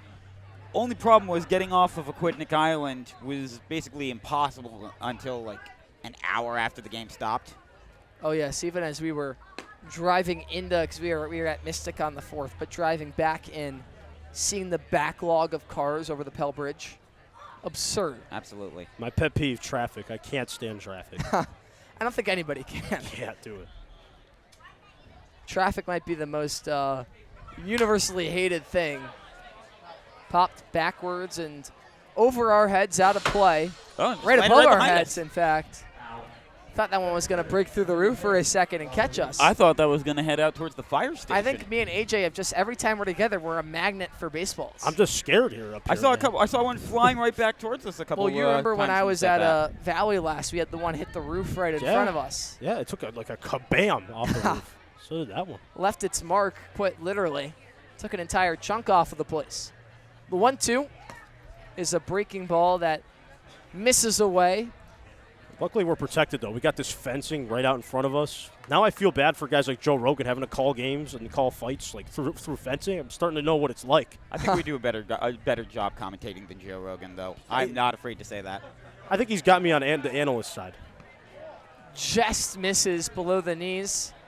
Schlode thought he had it, but doesn't quite get the call as the count runs full. 3 balls, 2 strikes, 1 out. Schlode working on Jacob Dilly. Dilly 0 for 1 today. Payoff pitch.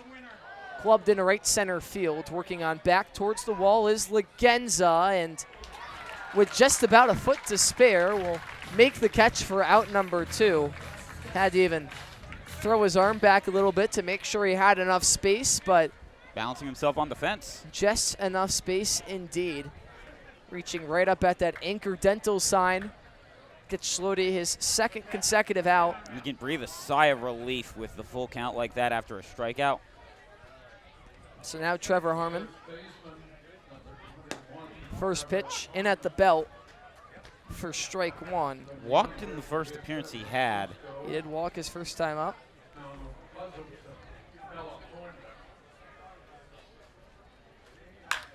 And clubs one now into left center field. Working back is Iris. He's not going to get there.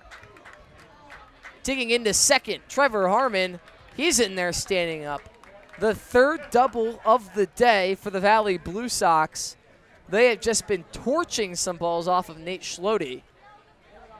Finding another gap right here, and a man in scoring position, so no 1-2-3 inning for Nate Schlode. The Valley Blue Sox continuing to pressure. I'm a Trevor Harmon guy. He's been a consistent at-bat this year for the Valley Blue Sox. He has hit everything almost in his sight.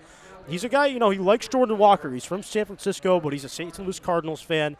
He's had this big argument with me all year that Jordan Walker's the NL MVP. I just showed him his numbers, and he started laughing at me. And I think he knows he's not going to win that debate. Ohtani really is something else. Insane. Absolute monster. And the American League is wide open with Judge going down, of course. The 1-0 is a swing and a miss from Chris Carson.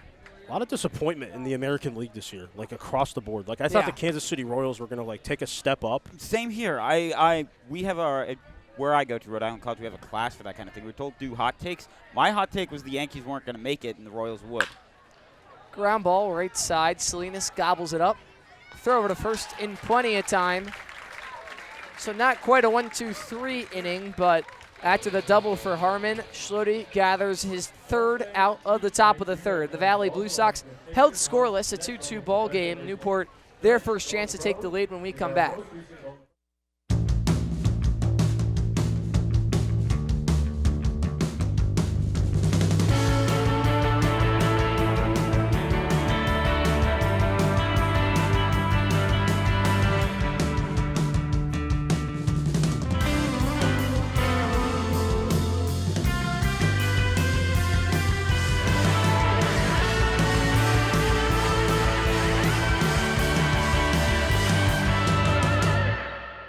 What makes a great team hat? It starts with a Z. For decades, Zephyr has been making the most iconic headwear in the game, trusted by teams, colleges, and pros.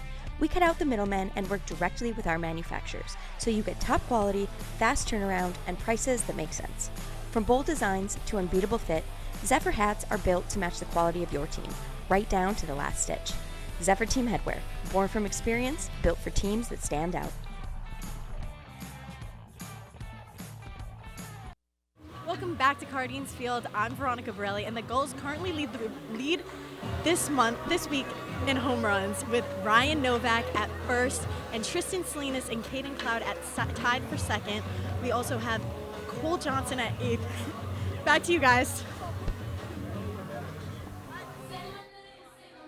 We welcome you back, and well, the most iconic walk-up song for Newport so far this season, Say My Name, and you know what time it is. Gus Candy, the top of the order, due up for the Newport Gulls, but a nice look down at the bullpen. I think that's Zane Stahl lounged out there in the beach chair with his legs up.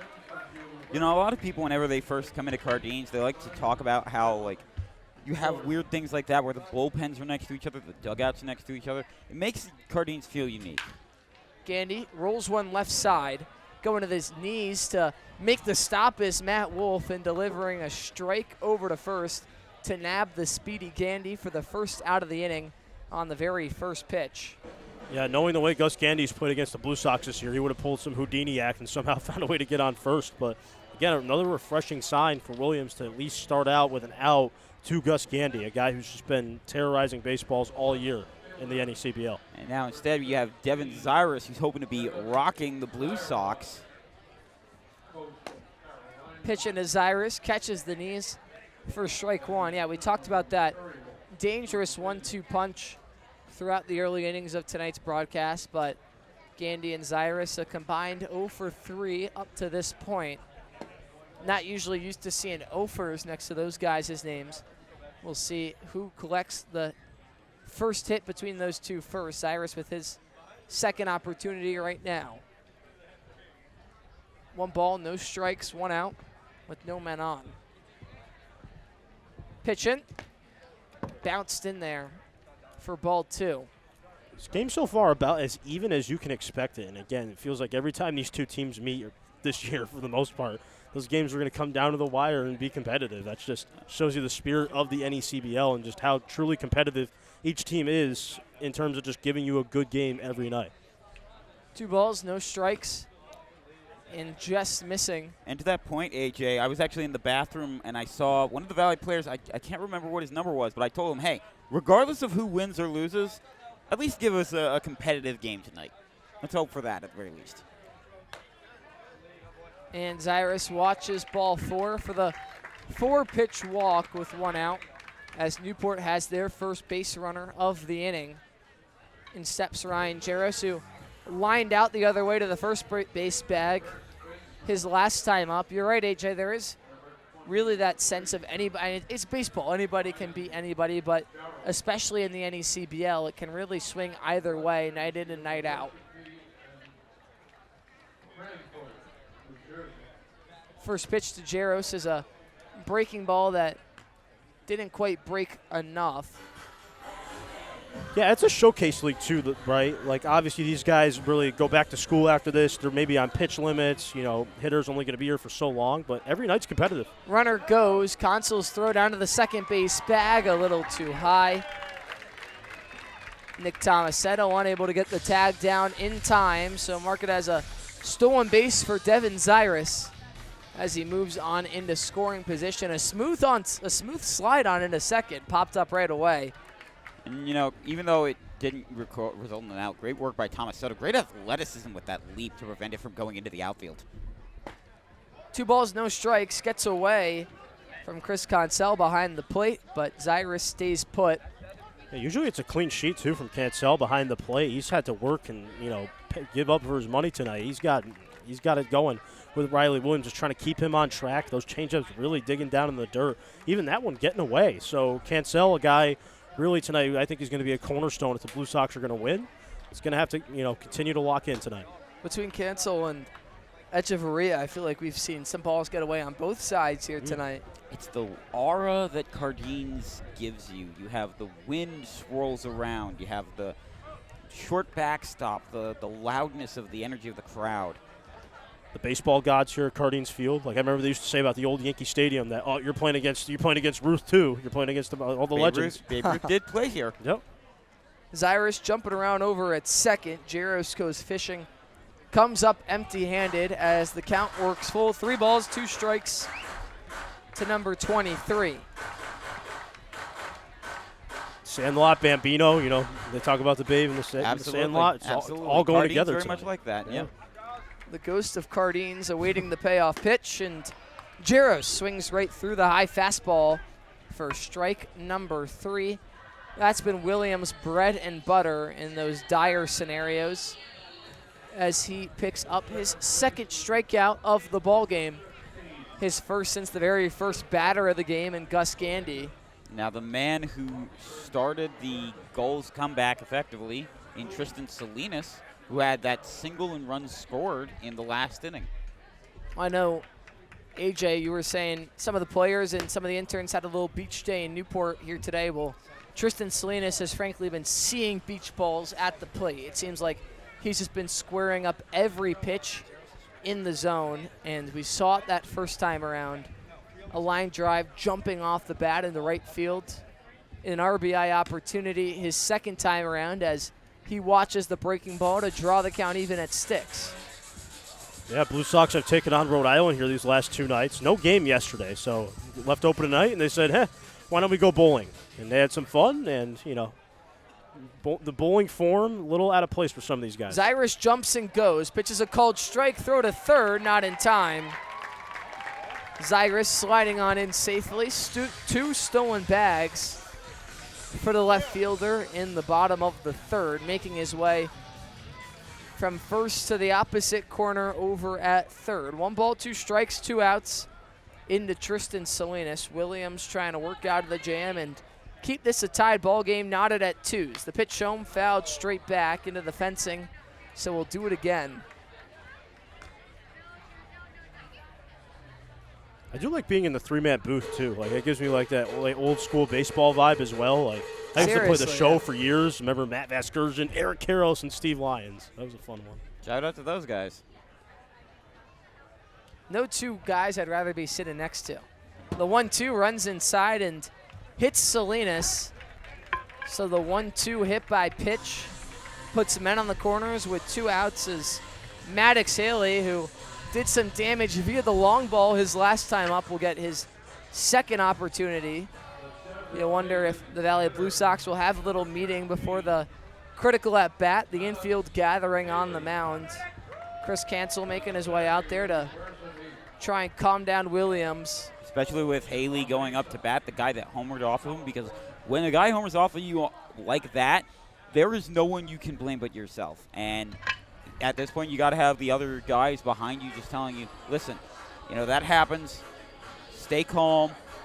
You lost the first matchup against this guy. Second time around, just focus up.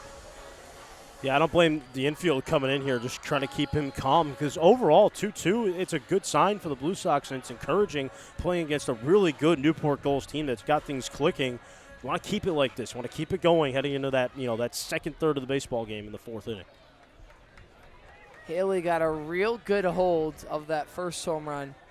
Belted it deep over the center field wall.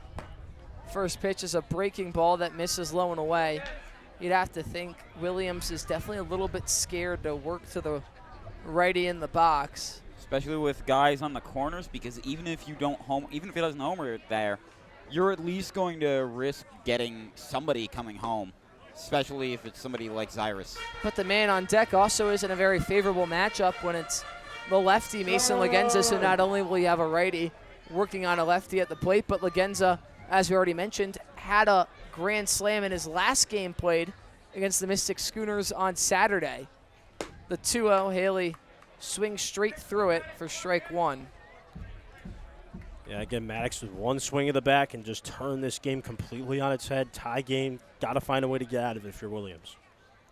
A jam, to say the least. AJ was talking about how much he hates traffic. Well, I'm sure Williams hates it right now, too. Haley, a ground ball the other way. A backhanded stop by Grabal. The throw to first, not going to be in time. It gets away from Harmon. Advancing to third, Tristan Salinas. So mark it as an infield single, an RBI for Maddox Haley. Salinas advances to third via the error. Definitely not the big swing we saw to him in the first at-bat, but placed quite perfectly, making Grabal range all the way to his right towards that third base bag, and by the time he planted, was able to set his feet and deliver a throw over to first, just not enough time. You know, I'm getting deja vu to the last time I was on the broadcast, which was against the Waves the first time they came here. This exact same thing happened. Waves got up early in top of the second, and then all of a sudden the Gulls started rallying like crazy. Well, now Mason Lagenza lines one into left field, down in front of Dilly. Salinas scores with ease.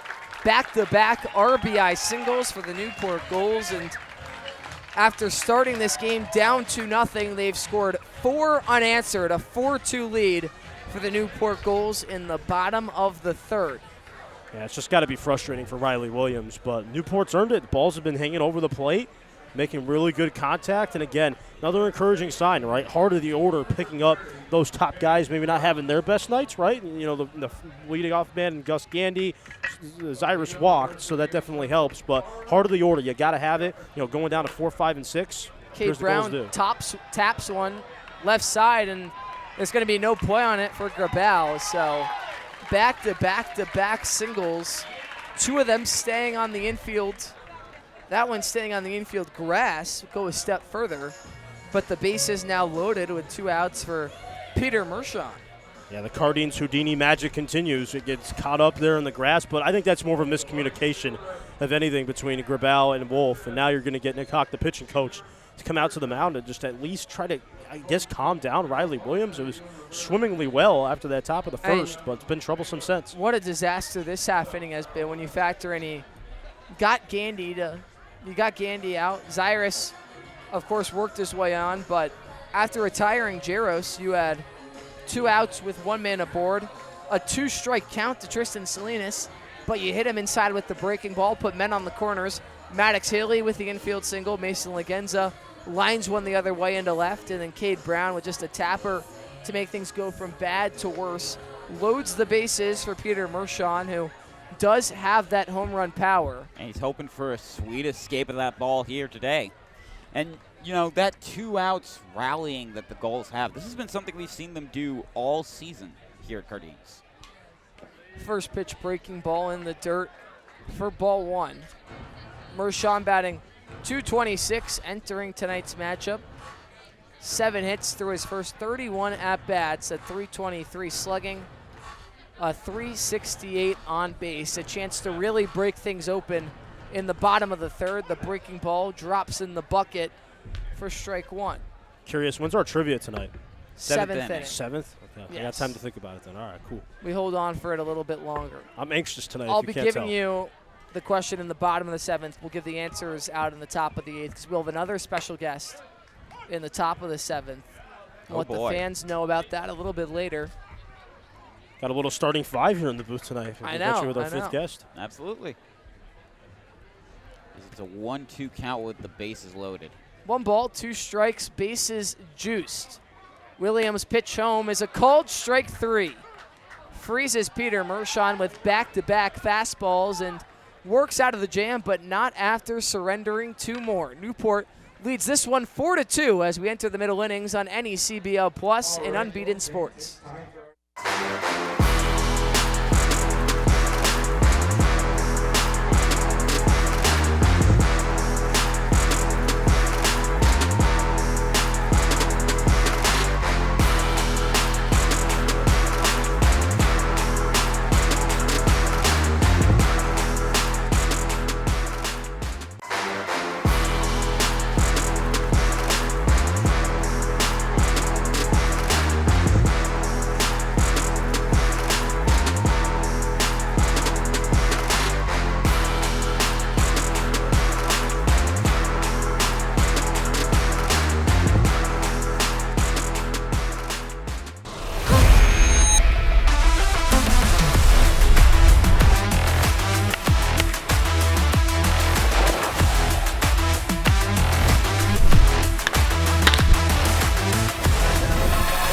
All right, back here tonight at beautiful Cardines Field, beautiful Newport, Rhode Island, the site of the ball game tonight. Got a new pitcher coming in here for the Newport Gulls. It's southpaw time here at the ballpark. Kyle Zager, the left-hander, will step up. The Oklahoma State kid.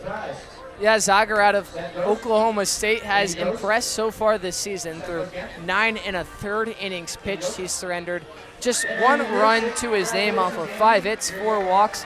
Another strikeout machine with 14, but we saw some really good bat-to-ball by the Valley Blue Sox through those first 3 innings of play. We'll see if that carries over and they can work their way back into the ball game here tonight. We'll have Anthony Tirado to work with first. Again, so happy to have you with us. AJ Gonzalez, Harry Tidgewell, Joe Dupuis on for you. Tyler Zager will come in and look to do something here in a game that's been all about the offense. If you're an offensive fan, you've come to the right department tonight. 11 hits between the two teams, 6 combined runs, and fans are here. Everyone wants to see offense. That's the old adage, home runs get butts out of seats.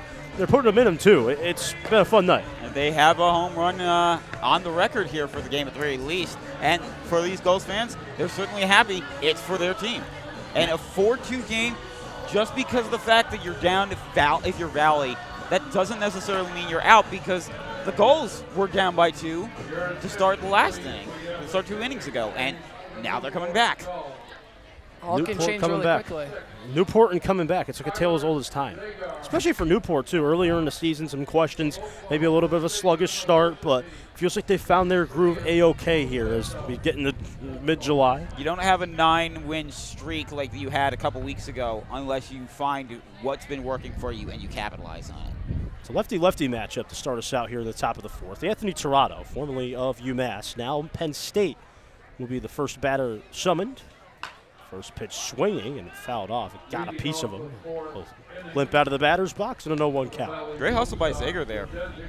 I'll tell you, if we want to get back, I know you mentioned we've seen a lot of offense. If we want to get back to that 12-11 game we saw the last time around, still some work to be done. So don't expect the bats to slow down anytime soon. There was a double-digit, I think 20-plus hit game that we saw the first time these two teams played, even though that was a tie, I believe. Lights are on bright for Anthony Tirado to work with. It's an 0-2 count. It's down in the hole. Going to need a hot take from both of you tonight as well. I actually have one that's different than my Jacob Mizorowski take, which I don't think will come to fruition. I think Otani's just too good. It's an 0-2 back home, though, as that one's outside. Home Run Derby's coming up. Obviously, All-Star Week is next week. The Home Run Derby this year, if you haven't noticed, is on Netflix, of all places. Really? Netflix. That is just wrong. It's just a disgrace. It's a 1-2, and it's in there for strike 3, a called strike 3. Nothing Anthony Tirado could do but just sit there, look, take it, and walk back over to the dugouts, 1 down. And you're somebody like Zager who's coming in where the first batter you got to pitch against is a lefty. That's a good sign when you only have 2 lefties you got to deal with, and that was one of them, and you don't have to deal with the other until hopefully the very next inning or 2 innings from now. So it's a backwards K for Anthony Tirado. Chris Cancel stepping up, fouling one off. Right into the netting. Home Run Derby on Netflix. On Netflix. That is just so wrong in so many ways. Here's what we got to do to change it. Bring it back to ESPN, and no, I don't want Carl Ravitch there. It's got to be Chris Berman. Absolutely. Chris Berman at the Home Run Derby is what the kids would call an electric factory, and I completely concur. Chris Berman was awesome and really inspired me. But enough of the Reds. 0-1 downstairs. I got to think of another hot take. I know last time I was over in Holyoke, I said I'm not a big fan of ABS. I'm going to try and throw another one your way. Tell you what, it can be about anything tonight. I'm willing to expand my horizons. Everyone here has expanded horizons. I'm willing to do the same. Oh, about anything. Yeah, if you want, you know what? You did big pet peeve. That's a good one, too. Mine's definitely traffic. I'm gonna stick with the baseball one because I wasn't there when you guys did that. I think the Mariners go to their first ever World Series this year.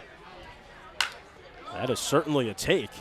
But a swing here nonetheless. That one's sent up downstairs. Did that sneak out? Yes, it did. How about that? A big fly for Chris Cancel. Maybe that's a sign that the Mariners are going to the World Series. Right on cue. Joe Dupuis. Well, somebody called NASA. Once again, we have a moonshot. Chris Cancel cancels the baseball out there in the deep part of the center field. Nonetheless, the Blue Sox, bada bing, bada boom. Money in the bank. It's a 4-3 lead now for the Gulls. Joe, I'm starting to get worried about this moon, though. I don't know how many more hits it can take. The moon's very tough. It's already got enough craters as it is. I think it can handle a few more from shots from either Gulls or Blue Sox. My hot take was going to be that the moon's made of cheese. But I'll give you one that's baseball related, which is that I say this not as a homer pick because I grew up, I am a Yankees fan. Proud to be a member of the Bronx Bombers family. As Gabe Cavazzani gets under one here, ground out to short, 2 down, and he'll turn back to the top of the lineup card for Nick Tomasetto momentarily. And I usually think that New York fans are a little outrageous, and I'll say you can't expect to win a championship every year. But I realistically think, pending how Aaron Judge looks after this injury, they have the pitching to get the job done this season. I know that's not a steaming hot take. They're a top 8 team in baseball, but I think with just the way that the starting pitching has looked at its peak, New York could be really dangerous come postseason time. That's my early prediction. I'd pick the Yankees right now as a futures. I know they haven't looked great as of late, but as my World Series pick. Outside of baseball, though, it's mint ice cream is my go-to. Okay. That's an interesting one. I think I get some chocolate chips in there, but mint ice cream, nothing beats it. I don't like ice cream. That's the crazy that's your take hot of the night. take is that really? you don't like sweets. It's fouled off here. If you guys are going to give another take, I'll give one because this is related to what you guys were talking when I wasn't here. You guys said your home picks are out for the World Cup. I still have one technically. My last name is French. I think France can win it. Mbappe is a great athlete. They've been doing pretty well. That front line is just absolutely ridiculous as Tomasetto swings through one here. It's down in the count 1-2. I know my brother, I consider him my brother, Phil, who's down in Silver Spring. He doesn't like a lot of French things, French food, French language, French accents, but French fries? Oh, French fries are different. That one skips downstairs. Good thing there was nobody on base, because the Gulls would be very much regretting that pitch. So are you rooting for France? I would say that I'm rooting for France because of the fact that my countrymen, vive la France. I like France. Some of their fans are a little arrogant, though. But it comes to that tends to be just the way the French are, admittedly. But you know, when they have a good team, I love the French. Yeah. All our French viewers are going to leave now, Joe. I don't know if there are any watching this. 1-2. Zaggers pitches a little upstairs, and our good friend Deuces Wild makes his appearance out there on the scoreboard. Is he French? I think maybe not.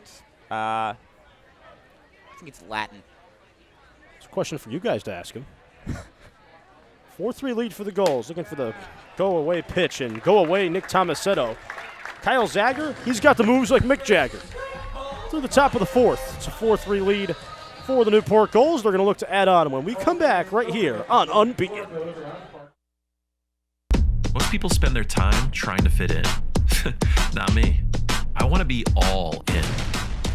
I want to be in too deep, in the moment, in the center of it all, in the room where it happens. In it to make a difference every single moment of every single day. So grit your teeth and smile.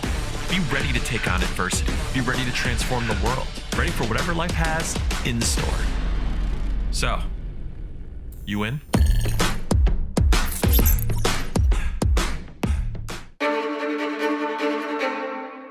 The motoring event of the year returns, the Audrey Newport Concours and Motor Week, October 1st through 4th. Witness breathtaking automobiles against a stunning backdrop of coastline and historic venues. From celebrated events like the Gathering and Concours d'Elegance to the all-new Supercar and Hypercar Concours, and free access to the Concours Village. There's something for all to enjoy. Join us in our chair Jay Leno in celebrating automotive excellence, luxury, and community. Tickets on sale now. Well, it's time to change pitchers here tonight as we get the big view of the outfield. Back here. Red Sox win when the kids eat free. Red Sox haven't been doing too much winning, but they have recently. But it's still a 3 true outcomes team, so we'll get to that ad read later. Alex Hill is the new man on the mound for not the Red Sox, but the Blue Sox, rather. He'll come in, the Dallas, Texas native, Mary Hardin Baylor kid, die-hard World Cup guy. He was going crazy for the Columbia game yesterday that went to a shootout. He's ready. He's got a tough task in this Gulls offense.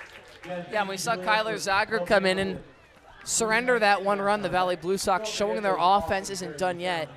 Now, how's the Blue Sox bullpen going to look after that start out of Riley Williams? Is he going to keep this a one-run ball game, or are the Newport Bats just going to continue to tack on more and more and find a way to run away with this ball game? In a game that's featured 12 hits combined the two teams, 2 home runs, no partridge in the pear tree yet. Maybe we'll get there. A little Christmas carol in July. What's better than that? It's a 4-3 lead. For the Gulls, they're ready to add more. Quick look at the final lines. Williams, 3 innings pitched, 4 runs off of 7 hits, 1 walk, and 3 Ks. Schlode went 3 innings, surrendering the 2 runs, 4 hits, 2 walks, 3 Ks for him as well. 9-1-2 for the Gulls to start it out. Echeverria with the first one summoned for Alex Hill. Gandy and Zyrus will follow after that in the 1 and 2 holes. So Alex Hill will have a run for his money to start out his night. Pretty dominant way he did things against North Adams last time he was up. Beautiful uniform matchup, too. Oh, it's inclusion night, so that means the Gulls and the Blue Sox both getting money. It's Inclusion Week around the NECBL. So, helping out special needs kids and raising awareness for them. Which will be in there for a strike from Alex Hill. Just nothing better than a clean uniform.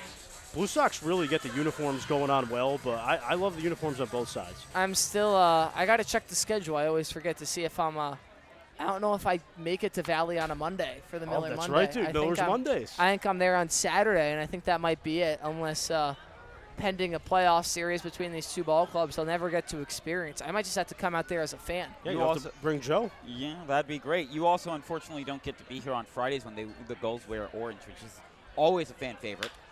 So that pitch here will get hit out into right field and will drop down for a base hit. How about that? So a good piece of hitting to start out the inning.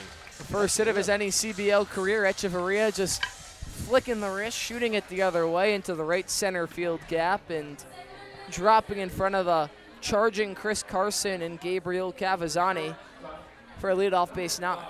Yeah, it turns the lineup over, too, to the dangerous one, Gus Gandy. Hoping to be Destiny's Child tonight as they play Say My Name, his walk-up song, the Gandy Man. You guys love Destiny out here and, like the baseball gods and, like, fate. It's like, again, that Sandlot vibe. Is that not the way baseball is, It is, though. It's a I agree. superstitious game. I have a pair of socks that I wear to every Gulls game because it's considered good luck by all the interns here. Yeah, I told you, my hot take to leave the night with is that baseball should always be played here on July 4th, like every single year. Like if the NECBL doesn't have it, they're messing it up. I don't know if that's a hot take. I think that's just a take that everyone agrees with. You guys didn't play her this year, though, right? No, we were just the third. And the third was nice because it was the Friday night. We hosted Ocean State, so it was kind of the beginning of the fourth celebration. But, yeah, we were on the road. That one is high and just a bit outside, too, from Alex Hill. And it'll be a free pass, essentially, here for the Newport Gulls in Echeverria to advance over to second, so a runner in scoring position. I'll tell you what Joe just said reminds me of my final hot take. That is, so these lucky socks, I asked him, I said, do you wash these? To which he responded with no. So my hot take is that Joe should wash his lucky socks. I wash them after the season is done. During the season, I do not wash them. They stay in my shoes. I put them on when it's game day. AJ's face speaks for itself. As a broadcaster, you're not supposed to run out of words, but I'm out. I'm messing with you. You should see Joe. I mean, he's got the full-blown suit on. He's got a little hat to go along with it, too. Yeah, I wore this hat during the pregame. I got it because of the fact that, I had a different suit and hat last year, and one of our interns, Matt Benestad, his dad told him, that kid needs to get a new hat because I was wearing it out during the sideline reporting against the Westerners in a doubleheader. That was quite exciting, and I might have also gotten Mike Coombs mad at me on that day. I gave him the comp of Tommy DeVito's agent. It's so true. There you go. Yeah, that's a good comp. Gandy's still at the plate here. He's got the runner at second. Alex Hill fires, and it's a swing and a miss. So good bounce-back pitch from Alex Hill. He's got himself a 3-2 count. And again, I mentioned it earlier, Gandy loves those pitches top of the zone, but just hasn't been able to quite catch up to him here tonight. A big swing upstairs, and he comes up empty once again. The G-Wagon Gus Gandy, double G to his name. He'll have to back out of the plate here, ask for time. Pivotal moments of a baseball game. 4-3 game. Again, these two will just always find a way to make it competitive. And down to the wire, they're doing the same thing tonight, keeping the fans happy, still here in full force. What's the go-to concession snack here? I got to ask. Oh, I mean, before the game, I'll say one of my superstitions that I don't eat before the games typically, but if I'm in a hungry mood, I go with the dog, Donnie Dog. Hot dogs are great. 3-2 outside for ball 4. So good plate appearance from Gus Gandy. Does his job, so to speak. Still no outs, and it's runners at first and second for the Gulls. So another premium opportunity to cash in and get some more runs on the board. Gus Gandy, before that at-bat, was the only Gull that had not gotten on the second to last Gull that had not gotten on base yet. The only other one tonight is Ryan Jaros. Everyone else has either been walked or managed to get a hit.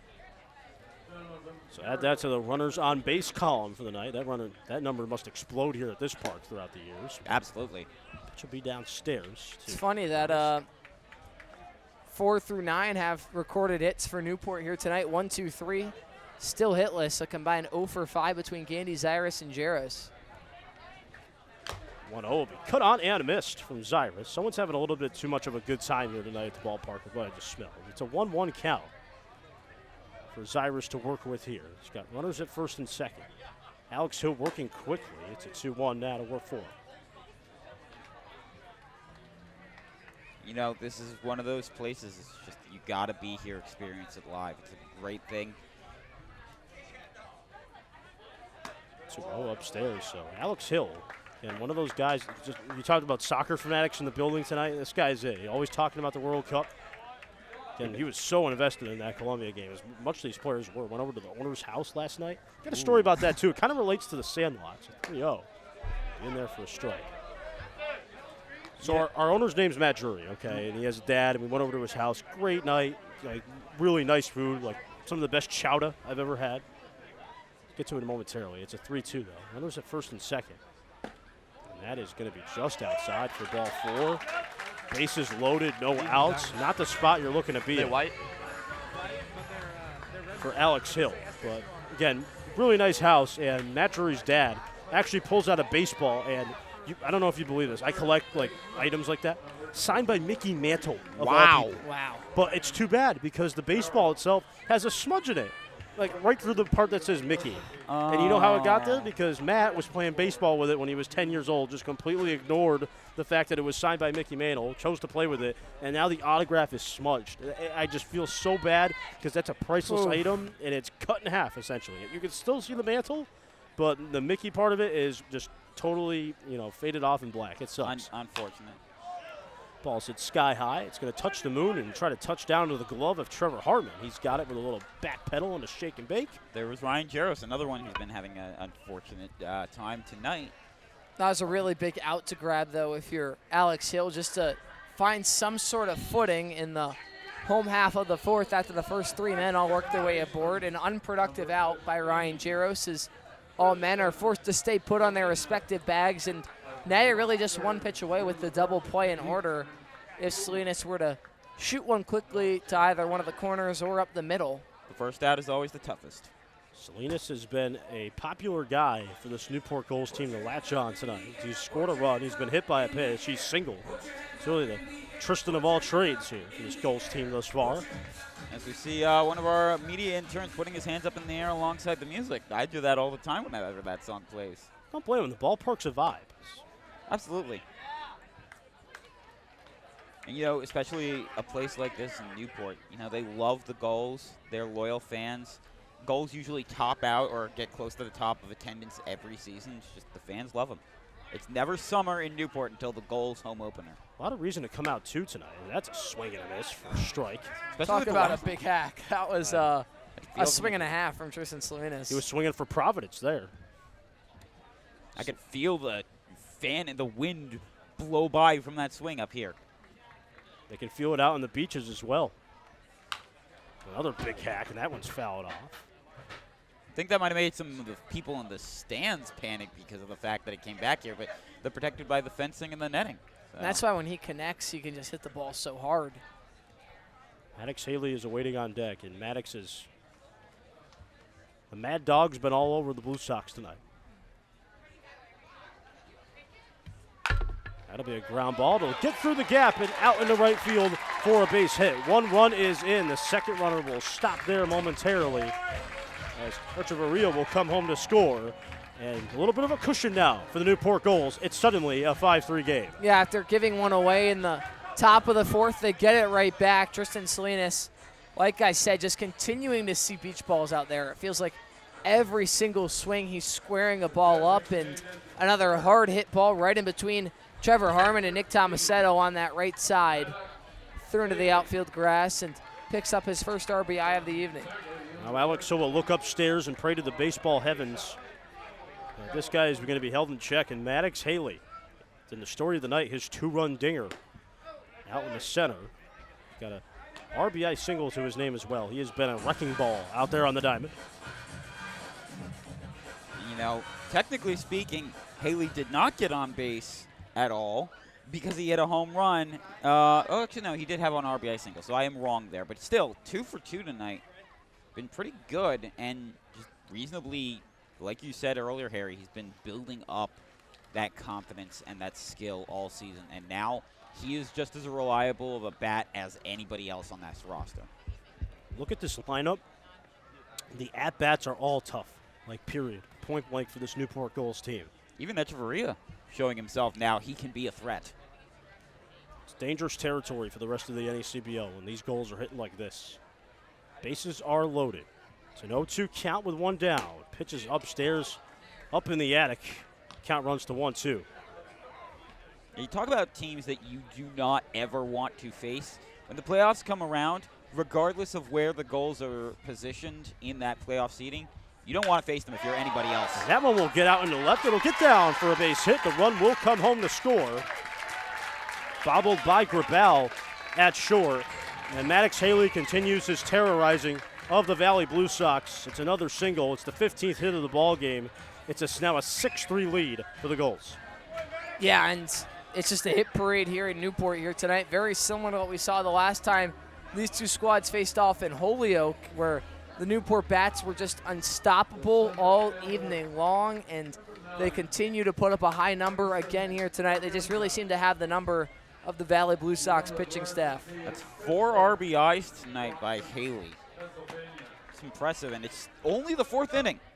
We're in for a long one, but a fun one if you're a fan of offense, and especially if you're a Gulls fan. Hey, offense or pitching, what do you guys prefer? I think I appreciate a good pitcher's duel. Interesting. A pitcher's duel is, respectable because a lot of other games, pretty high scoring. I don't know. I'm more of a hitting guy, but I can absolutely respect the pitcher's duel. I'm all about offense all the time in sports. But if you get aces on the mound, it's a little different. Magenta's at the plate. He's single. Looking to add on here. Absolutely. And what's funny is we had two really experienced arms on the mound. I mean, we had Riley Williams making his 5th start, Nate Schluty making his 4th of the season, and both those guys only lasted the first 3 innings. And the bullpens haven't shown much more promise. Been scoring in 6 out of the first 8 frames. That 6th run of the ball game for the Gulls is their 170th run of the season in their 26th game here. That's why I said you don't want to play them no matter who you are when the playoff time comes around. Especially if you got to play them here at Cardines with this home crowd that gets excited every game, especially when the playoffs roll around. They are a threat, and they have made their presence known this season now. Especially with those ghosts and the Ruth magic and all that. It's the aura of Cardines, the weird dimensions, the way that the wind blows in and seems to swirl around, the much shorter backstop, the way that the dugouts and bullpens are next to each other. A lot of distractions here tonight, too, as that pitch is downstairs. Oh, and you have not even seen the animals that come around sometimes, too, except for seeing some Gulls fly up ahead. It's going to score a run, though. Legenda's going to get credit for the RBI. The run does come home to score. Add another one here in this bottom of the 4th. Zyrus will come home to do the scoring. It's a 7-3 lead now, and Alex Hill, it's gotten out of hand. And Nick Hawk, the pitching coach, is going to come out to the mound just to try to calm him down and just limit the damage to this. Yeah, you never want to walk in a run, and things just starting to really unravel, and you can just kind of sense the Blue Sox, any momentum they might have had has been completely taken away by Newport. This 3-run bottom of the 4th inning, and this is a goal squad that in their first 3 games against the Valley Blue Sox averaged 8 runs per contest, and they're at 7, and we're not even halfway through.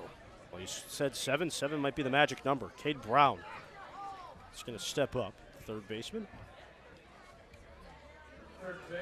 Anthony Latizo calling out orders, calling shots tonight behind the plate. Real credit has to go to Ted Regan, the hitting coach, because offense has always been the name of the game for the Gulls, and he preaches good contact throughout, and that's why they're such a dangerous team to try to pitch to no matter who you are. One down here. It's 1-0 count for him to work with now. Bases still loaded. It's been the summary of this bottom of the 4th. A 3-run inning for the Gulls, a 7-run night for them. Can you add on? Swing and a miss. Alex Hill gets him to go on the speed. 2 really competitive pitches, and that's exactly what you wanted if you're the Valley Blue Sox coaching staff, is to see how Hill can respond after walking in that run and just attacking Cade Brown right away. Works on the inner third for strike one, then challenges him upstairs. Pitch will be in there for a strike. Alex Hill finding the strike zone. It's a pleasant sign for him after he walked in the run. And gets the strike three here. That's a big second out in what has been a doomsday of an inning for the Sox. Exactly what you were looking for, a 1-2-3 punch out, but still work to be done. You're not home sweet home just yet. Peter Mershon is going to want to get in on the action as well, looking for his second hit of the evening. Now with Mershon up, that means every single one of the batters in the lineup has seen the plate today, or in this inning. Gulls offense has been clicking on all cylinders, especially against this Blue Sox team almost all year. Outside of opening night, if you exclude that game, the Gulls offense has just come out to play against this Blue Sox team. Feels like that first game is such an outlier. Really, it seems like a different Blue Sox team as well, considering the man who really started out the night so promisingly for the Sox, and Dylan Reed is no longer with the team. Well, as the season goes on, remember, teams get stronger because players coming in deciding, yeah, they want to play for the NECBL. You got guys that were, still over in Omaha or in their super regionals trying to get through the World Series. There was a guy that was supposed to be here, Kyle Branch, and he ended up winning with Oklahoma and decided not to come here, or maybe he's going to come in later. We're not sure. Probably not, but that's just the way that it is. The Gulls just needed some reinforcements, and they got them at the right time, and now they're getting hot streaks where they need them. A lot of good branches in sports, like with that last name. His brother, the two of them playing each other in the College World Series was major headline news. Brothers named Branch? I've heard that one before. Oh, two. Colby Branch, also a former Newport Gull. That's why Kyle was here last year. Got to give a shout-out to your guy over there. I mean, down that first base line, he almost just got walloped. Oh, yeah, Ethan is absolutely Poole, knows Carter what Holubesco up there. And you see Matt Benestad on the ground as well. Great intern work all around when it comes to the media team. We were chatting up about wrestling, too. Big AEW guy, and I agree with him. AEW wrestling is better than WWE these days. Bases are loaded still. It's bottom of the fourth inning. And Alex Hill's again, got the deuces wild. Our friend's back. Looking to get out of this inning without any more trouble. How long will he stick around? Then tough sledding. That one's going to foul Still off. sticking around, I guess. Might head over to the fire department. It's got to be a little distracting having fire trucks roll in and out. You'd think that, but it's usually just around here with us in the booth that it usually gets a little bit distracting, but not all that much. But again, adds to the aura of Cardines. It's distracted me, though. I mean, everything around here has been distracting me, especially the flurry of mascots that were out here tonight. Yeah, mascot night for inclusion night. 2-2 is cut on and missed. It's strike three and a reprieve for the Blue Sox, who desperately needed it to end the fourth inning. It's all about the Gulls. They're going their way to a 7-3 lead at Cardines Field. Gulls on top. We continue next right here on the Unbeaten Network and the Home Team Network. Every pitch, every hit, every moment that matters. From youth baseball to the professional leagues, this is where the next generation of players takes the field. The passion, the intensity, the pursuit of greatness. From future stars to unforgettable moments, every game tells a story, live and on demand all season long. Watch the future of the game unfold. Watch on HomeTeamLive.com.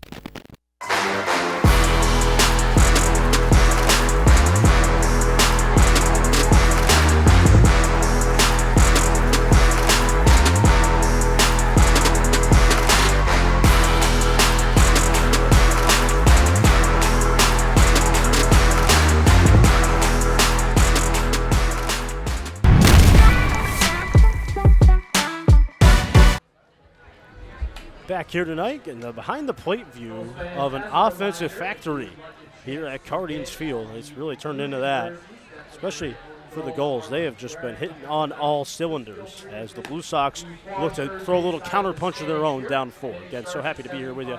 AJ Gonzalez, Harry Tidgewell, Joe Dupuis here with you tonight. Both you guys in suits. Two-thirds of the broadcast team's in suits. For the third time around for the Blue Sox, when they come back here to Cardines, I'll be in a suit, I promise. Oh, I love it. I love it. I'll be circling on the calendar. We always have guys, the Gulls team always got to wear suits when they go on broadcast. Third person doesn't always have to, but we have had that happen. Last year, Mystics broadcaster, I forget his name, Matt Clements, though, who's down in the dungeon, he can definitely tell me and yell in my ear on who it is. He wore a suit here every time he came here. Didn't need to. Same thing with Dan Shea, who was the Ocean State Waves broadcaster. It's just part of the aura. It DJ. is. We talked about the aura. I mean, everything, even the PA announcer. I mean, like, it's like that kind of that old school blend. I think it works really well. I think that's why so many fans are here. But I mean, you don't need a suit to look as good as us right now. You just do it naturally. Or look as good as what the guys on the field are wearing, especially with those caps. You know, those caps. Win or loss, I think the Blue Sox got it going on. But I mean, it's all about Zypher, right? I mean, Zypher, the official on-field cap of the NECBL. The Z hats, Zypher, the authentic college hat. Get this, over 800 colleges and channels that really they channel that energy and creativity into building custom hats for teams at every level, pro, college, high school, clothing brands, companies everywhere. Pick up your home team hat today, wherever you can find them. I'm sure you can buy them here at Cardines. And absolutely. We had a free hat day a couple weeks ago for I think last week for the interns, and then I also have one from last year that I always try to wear when I'm not on the broadcast, and it's part of the good luck outfit. You guys had a free hat day here at the park? Yeah, all the interns. I might have to share that info. I'd love to get a free hat. Yeah, there's a lot. They always have something they're giving away at the gate, something free, usually with the volunteers. Like That's tonight, they have the YMCA Newport Sharks come in and do all the gate volunteers. Usually the 50-50 raffle, the proceeds go to whoever it is that's the sponsor of the night. I like the Holyoke Miller's hat. That actually gives me a good idea. If I could get that for free, that would be quite the bargain. Absolutely. But I'm willing to pay for it. It's that good. Yeah, and both of these teams also plenty of history in the NECBL. Historic venues between both sides. Two of the oldest parks. Both of these. That'll be grounded, and it'll get out into the gap out there in the right field for a base hit. And Wolf hallowing his way down that line. It's a runner on for the Blue Sox with no outs, and Anthony Grabau, a potent hitter, to step up to do some damage. And well, the Valley Blue Sox have created consistent offensive pressure, but the only issue up to this point is a lack of crooked numbers. One run in the first, one run in the second, one run in the fourth. Eventually they got to explode for a little bit more if they want to keep pace with this high-flying Newport offense, who seems to just be getting better and better as we continue to move forward. Yeah, we saw a lot of crooked numbers last time the Blue Sox were here. They really need to start letting that firepower let loose if they want even a chance of coming back. Lefty-lefty matchup. Feels like the tail of the season for me calling Blue Sox games. A lot of lefty-lefty matchups given the heavy lefty lineup for the Blue Sox. Runner is at first to work with for Anthony Grabau. Plenty of great southpaws in the bullpen for the Gulls tonight, too. Pitcher will be downstairs here. 2-0 count quickly for Anthony. I'm jonesing for the trivia, dude. I can't. I'm getting it right tonight. It's on the horizon. We're getting there. Our scorekeeper is an absolute menace when it comes to getting trivia questions right. Even the trivia question I asked like 2 weeks ago, he managed to get that correct. And that wasn't even stat-related like all of Harry's are, which Harry's good with his numbers, but, you know, you got to give credit to Anthony over on the end here. He's told me at the start of the game, before the game started, he just browses Baseball Reference, so he's ready for almost anything. I don't like it. I love it, man. That's what we call a fan right there, man. It's a 3-1 count back home to Anthony Grabau. I was watching a kid at a broadcasting camp. He named every single result for the Oakland Raiders in 2014. They put it on the big screen. They turned him around, just naming the games. He knows every game since 2009 in the NFL. And finally, I've met a companion in terms of ball knowledge in the NFL. I don't know how guys do it. I can't do 2014 Raiders. I'm not that good. But I do love to talk football and talk about historic games. You get me any time to talk about Week 13 Monday Night Football. As pause and stoppage here as Jacob Dilley's getting ready to come up with runners at first and second. But the Gulls are going to opt to go the slow the game down route a little bit here. In case the game wasn't slowing down enough already. I know we're approaching the 2-hour mark, currently 8:20 Eastern Standard Time, as Coach Kevin Long makes his way out there. But you just don't want this lead to get away from you if you're Newport, and the Valley Blue Sox once again showing pressure on offense. And as I mentioned, well, so far Newport's done a good job of just limiting the runs they've allowed to just that 1 run per frame average. You don't want to have the Valley Blue Sox explode for an inning and then it's a brand new ball game and they kind of take the momentum back. Dilly at the plate now. Where's at first and second? Trying to dig the Blue Sox out of a pit of misery, as it were. Good play on words there from Joe. Don't you know, Joe? You know, fun little anecdote happened with Kyler a couple weeks. I think last week he actually had Bajas ordered DoorDash here, and they stopped by the dungeon, not sure of where to go. He actually had to come out from the dugout while it was from the bullpen while it was going on to get the food. I know of a guy named Kyler who DoorDashes, but the one I know is an avid video game player. Now he's quarterback for the Vikings. So that one will get scorched out there in the center field. It'll get down for a base hit. How about this for the Blue Sox? The ordered offense tonight, it's come in big size. Bases loaded, no outs. A team that's down by 4 runs could certainly use a situation like this, and they've got it with a potent hitter in Trevor Harmon. Just continuing to get better and better. 17 combined hits. 7 on the Valley Blue Sox side of things. Bases loaded with nobody out in the heart of your order up. This game could be tied in a blink of an eye. So hold the phones. Blue Sox may have a counterpunch tonight. Harmon has doubled and walked. Guy you can feel really good about having at the plate for the Sox. Hitting .246 on the year, 15 hits to his name.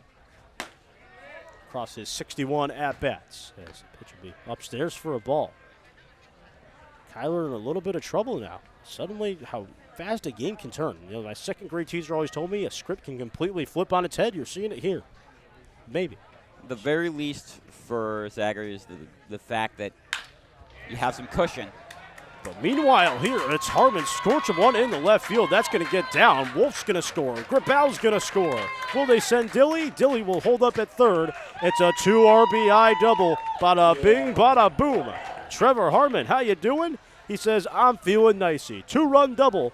The lead cut down to 2 for the Gulls. Bada bing, bada boom is right. Just on a complete line all the way into the corner. Almost moving into the bullpen. Would have been a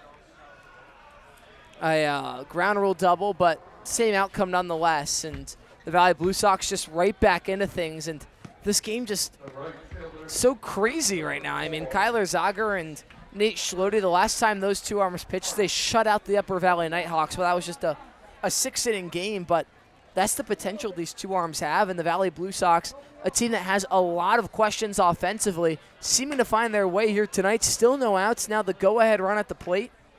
They're not done just yet. Yeah, hold the phones. You always know at Cardines, games will come right down to the end. Carson will step up.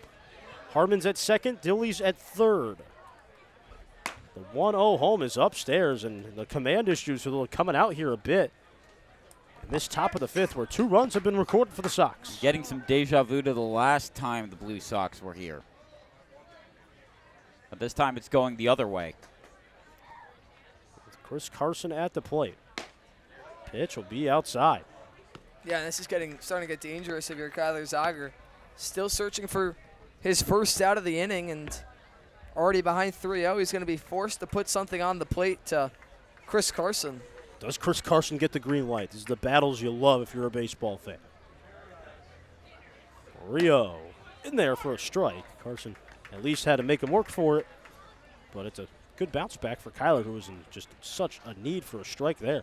And, of course, a walk, not the worst thing to happen here for Zager if he can, if it does happen, but he's going to try and avoid it if he can. Pitch downstairs for ball 4. Chris Carson is on. The bases are loaded. Still no outs for Torado the Starro to step up. Try to maybe, in a 7-5 game, 7-5 lead for the Gulls.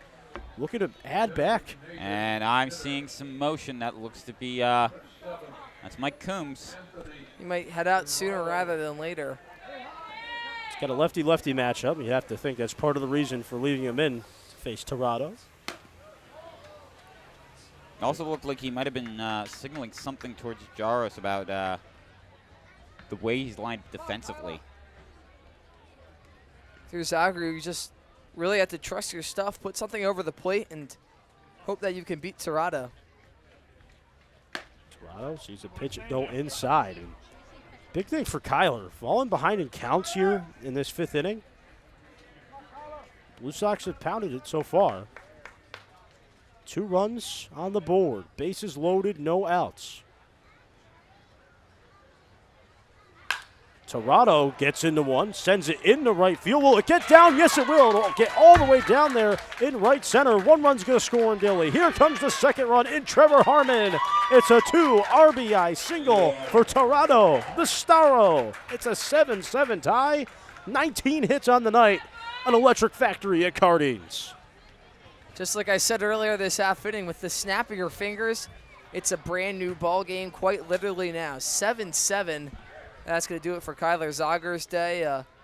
Inning to forget for the left-hander, but still a lot of pressure with 2 men on and no outs if you're Newport. And Zager will exit the ball game. A rough top of the 5th inning. 4 runs so far, and guess what? The fun's not over. Still no outs for the Blue Sox. 19 hits, 7-7 game. Where else would you rather be than right here, right now? We're back in a flash on the Unbeaten in the Home Team Network. Who knew I would make it this far? They hated, they never believed me. Yeah, I would never drop the ball. I know I make it look easy. Yeah, Mayweather with the defense. Moment I gotta keep going. I'm shaking the dice and I'm kicking and rolling. They already know. We are the heartbeat of innovation. The ones who care for your heart as if it were our own. We are challengers who never settle. We are healers who turn fear into hope and the impossible into done. We are at the heart of this community, providing advanced, nationally recognized medicine. We are South Coast Health, Heart and Vascular.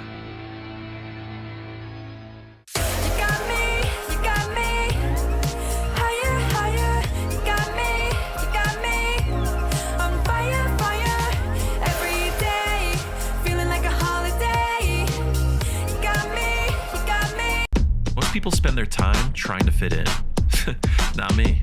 I want to be all in. I want to be in too deep, in the moment, in the center of it all, in the room where it happens. In it to make a difference every single moment of every single day. So grit your teeth and smile. Be ready to take on adversity. Be ready to transform the world. Ready for whatever life has in store. So, you in?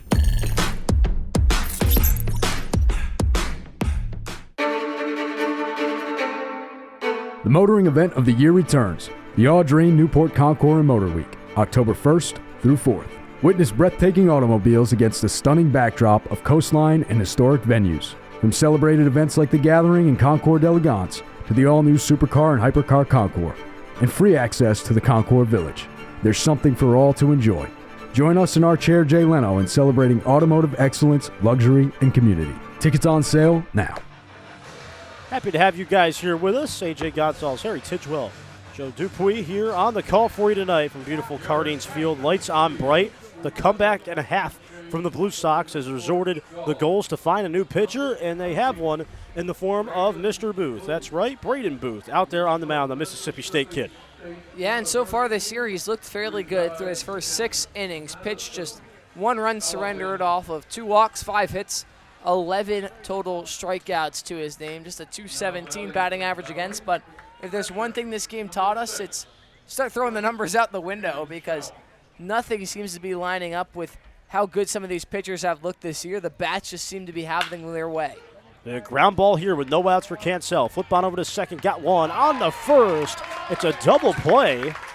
Run will come home to score in Carson, so it is an RBI, and it's a lead-taking RBI. 8-7 for the Blue Sox now. They've come all the way back to take the lead, but a little bit, kind of depressing considering how well it was going. But you have the lead, and you can't really be you can't be a beggar. You can't be a chooser sometimes. You just got to take what you get, and can't get upset. Yeah, I think that's a win-win on both sides. If you're the Valley Blue Sox, you take the lead, you're out in front, and if you're Newport, you just really needed to settle in. You know that your offense in all events most likely won't slow down from back-to-back-to-back scoring frames, all of those with multiple runs.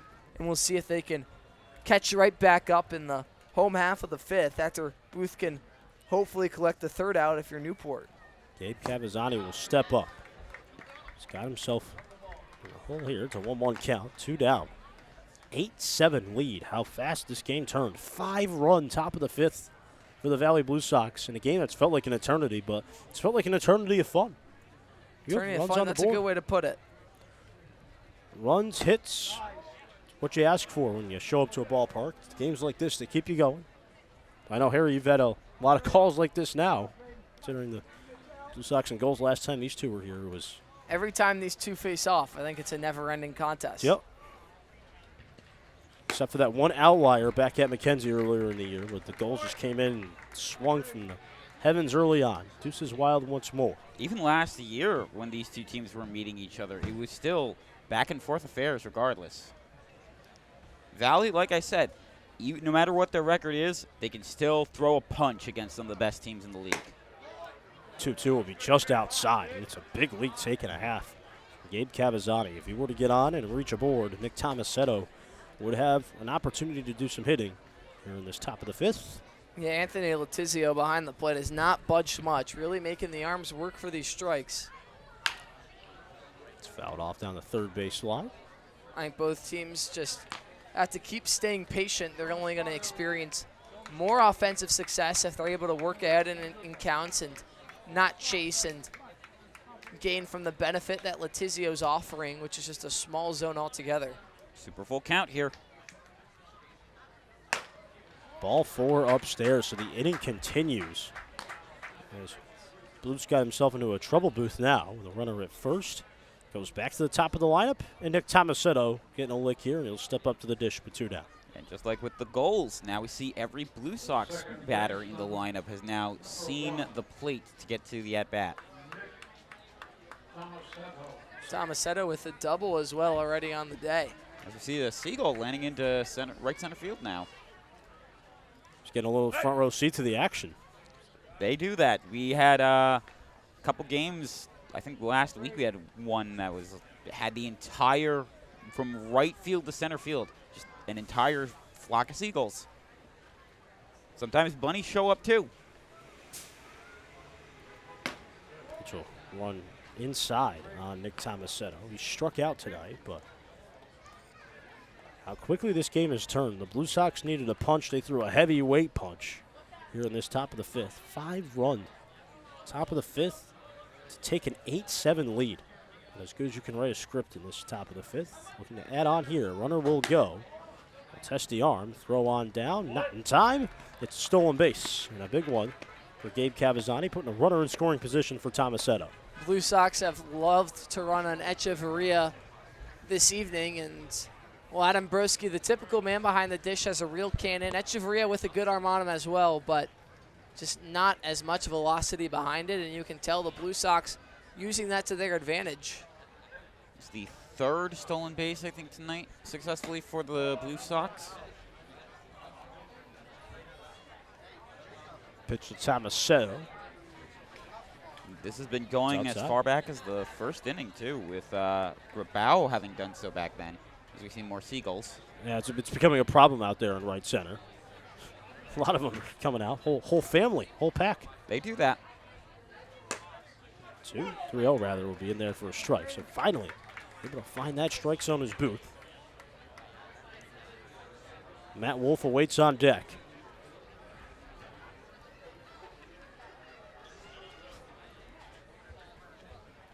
It was a pleasant day, has turned into a terrific night here at Guardians Field. One will be in there for a strike, and Nick Tomasetto, an unhappy customer at the dish. He'll walk back as Tizo is confusing everybody here tonight. Yeah, those 50-50 calls seem to have been going in the way of the hitter 99% of the time, but Tomasetto not lucky enough there. Full count yet again. 2 will be fouled off, and Tomasetto doing his best ha-ha and staying alive impression at the plate. You saw a little bit early there on the camera, beautiful sunset out towards the docks, where you can actually, if you go over into the owner's box, you actually can see the Pell Bridge from there. Since you're so close to the ocean, you got to get that breeze, too. I think that's so big. We've been feeling it. Being up here in the press box, essentially, because that pitch will be downstairs. And Tomasetto is let go of. He heads over to first. Another walk for him on the night. And now Matt Wolf will step up. And, again, keeping that inning alive with 2 down. Any damage here the Blue Sox do, call it gravy. Yeah, it just seems like a never-ending inning for the Valley Blue Sox at the current moment. Newport's just unable to get over the hump, find that third out, and get their bats back up. Matt Wolf got a tribe here in support tonight. Coming all the way from Middle Tennessee, and yet the family for Wolf actually from Westerville, Ohio. So some stuff going over out there in the Midwest, and yet coming out to Newport, Rhode Island. Beautiful place. No better of a night with all the action happening. It's got to be tough to concentrate with these seagulls all flying in the baseball field. It's you get used to it. A lot going on. Fouled off again here from Matt Wolf. Now you see why it's a fitting name. Makes sense. Yep. That was like goals. I didn't, going through the team names, starting the season, you say goals, and you're like, oh, makes sense. Yeah, especially in Newport. With that glass shattering also, you got to be very careful. We had a couple weeks ago, we had one foul ball. I think it was against Valley when they were last here. Went into the lights, shatter it. It's been a problem at McKenzie this year, too. So that's fouled off again. Matt Wolf staying alive. Working up the pitch count. Successful top of the 5th is putting it underratedly, you had to say. But at least Booth is not giving up a ball. He can at least mentally thank himself for that. So ahead in the count. It's 0-2 count, looking to just end things here. Get the bats back up. 1 run to spare as the pitch will get downstairs again. If you're Booth, just hoping to get this third strike one way or another, it just seems like coming in to such a high-pressure scenario and finding the 2 outs right away, felt like he could work out of this inning efficiently, but the Valley Blue Sox keeping a fight. Pitch will go upstairs. They'll check in on the runner at second, and they got him. How about that? Give me the SpongeBob meme of 1 hour later, because that's where we were from the bottom of the 4th to the top of the 5th difference. My goodness. 5 runs, 19 combined hits. Top of the 5th was a success for the Blue Sox. The Gulls will look to make the bottom of the 5th an even better one. 8-7, the lead now for the Sox. We'll come back after this on Unbeaten.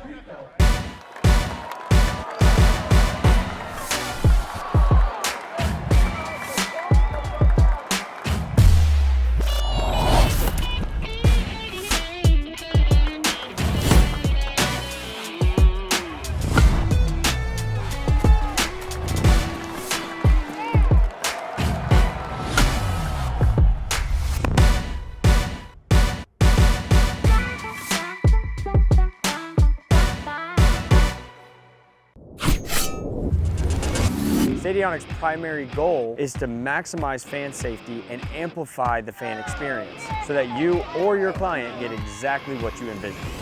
Welcome into beautiful Chapel Hill, North Carolina. It's downright gorgeous.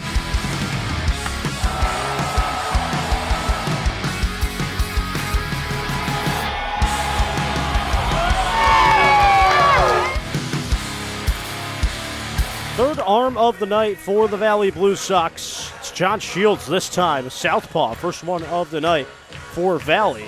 They're up 8-7 after an incredible top of the 5th for them. The Gulls fans are still here. They're looking for a Gulls counterpunch. It feels like they're going to get it with the way things go here. Saw some dancing over there on the first base side. Happens every time we go into the bottom of the 5th. Dancing to YMCA, very fitting. We have, like I said, YMCA Newport Sharks are the sponsors for the Gulls tonight. Everyone's having a good time at the ballpark, including the 3 amigos up here. You said offense puts butts in seats. Well, it sure has here tonight. We've seen a large majority of this crowd stick around. We thought, some of these fans might have thought, Gulls are ahead by 4. This game's over. Do not count anybody out when it comes to either the Blue Sox or the Gulls. Things go wild, as we've seen. Anybody that was here last time would have seen that. I do that from time to time, where it's I can go get a hot dog, get a refreshment, go use the bathroom when you get those big leads. I'm sure a lot of people did that in the Egypt-Argentina game yesterday. Oh, absolutely, absolutely. 2-0. I was all over my friend saying, "It's over. Goodbye, Messi. See you later." And just does that. Speaking of John Shields doing that, only his second appearance of the season, and yet he has shown himself to be pretty consistently good for this Blue Sox pitching staff.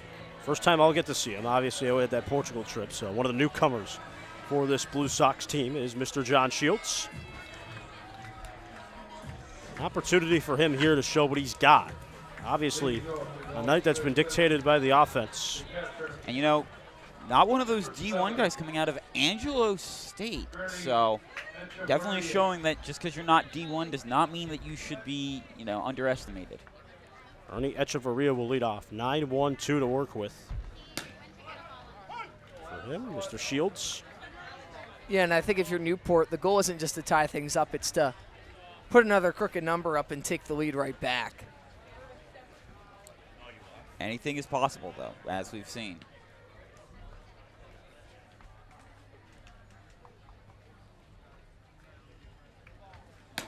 One runs upstairs. So 1-1 count.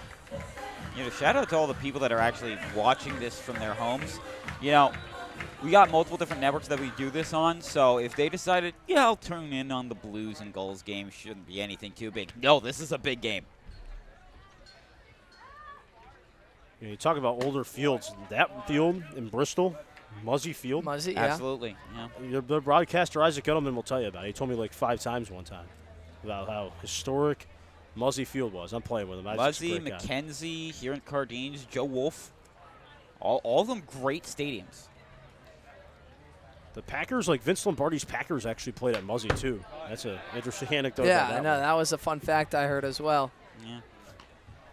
Yeah. New England, very big on sports no matter what, because Patriots back in the 2000s became dominant. The Red Sox are always well-beloved. And, the Celtics are a historic team. Bruins have good history. And then you have all these minor league teams that have been here or are still here. That'll be a swing and a miss for strike 3, so Shields going farther there. It's a strikeout to start his night. One of my big questions now when I die, maybe I'll get an answer to it. I don't know if there is a heaven or such a place exists. One of my big questions to Vince Lombardi would be, why did you go to Bristol? Well, what was so special about Bristol, Connecticut? He said, we're the Green Bay Packers, the most historic franchise maybe in football. Yeah, let's go to Muzzy Field to train. That sounds like a great idea. But I'll ask him. That's one of my big questions now. There you go. That's a good one. You got a question you want answered that you don't know about? I think in general, you wonder why a place like you think the biggest sports company in the world, ESPN, stationed inside of Bristol as well. Yeah. And you would think somewhere bigger than that, but a lot of questions I'd want to ask. There's something about Bristol. There's something in the air there. I don't know what it is. You mentioned, going into the afterlife, I got to give a shout out to my late father, who passed away in December due to stage 4 lung cancer. Sorry to hear that. Yesterday would have been his 81st birthday. He got to see me broadcast on his birthday last year, and, my mom, who's watching this now, she said he was so proud of seeing me achieving my dream that he was actually crying. And really special, Joe. Thank you for sharing that. Absolutely. 0-1 here will get hit high in the air out there into right field. Back under it to make the catch is Carson. Squeezes that one. Another one of my big questions, like sports-wise, like I always get told about, Babe Ruth, did he call that shot? That's obviously one. But the Immaculate Reception, one sporting goal I have in my life is that the Steelers don't win another Super Bowl.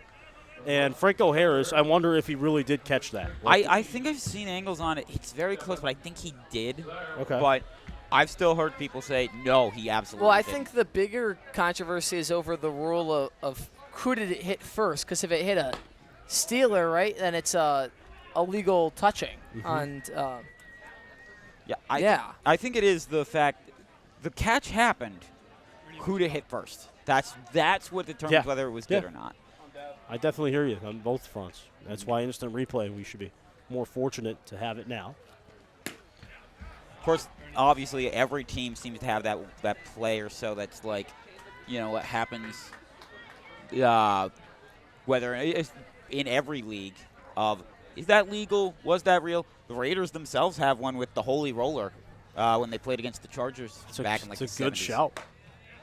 Nothing like those 70s Raiders teams. Oh, absolutely. They will literally beat you up. You talk about smash mouth football. They were the definition of smash mouth football. In some cases, literally. Yeah, go talk to Lyle Alzado about smash mouth football. He'll give you a whole rundown. It's a 1-2 here with 2 down. Shields is working quick. Pitches downstairs. Deuces will be wild, but as we're talking about vintage football and immaculate receptions, Shields has been dandy out there on the mound for the Sox. Yeah, Gus Gandy in the last at-bat put really good bat to ball. I mean, you could hear the crack of the bat all the way from up here in the booth, but just a little too far underneath it for it to escape over that shallow right field wall, instead into the mid of Carson. And, we talked about how high-flying this offense has been for both teams, but shout out to the Blue Sox pitching for taking the 2 players you were calling Blue Sox killers in Gandy and Cyrus and making them have to work, and they've been struggling.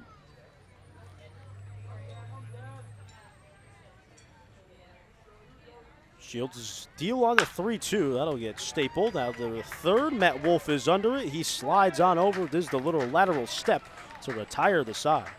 You know the saying, car shields, cars go farther? How about Shields? He's going farther now. You'd have to think. Maybe into the 6th. Maybe we'll see him later. Maybe we won't. It's an 8-7 thriller at Cardinals Field. We continue next.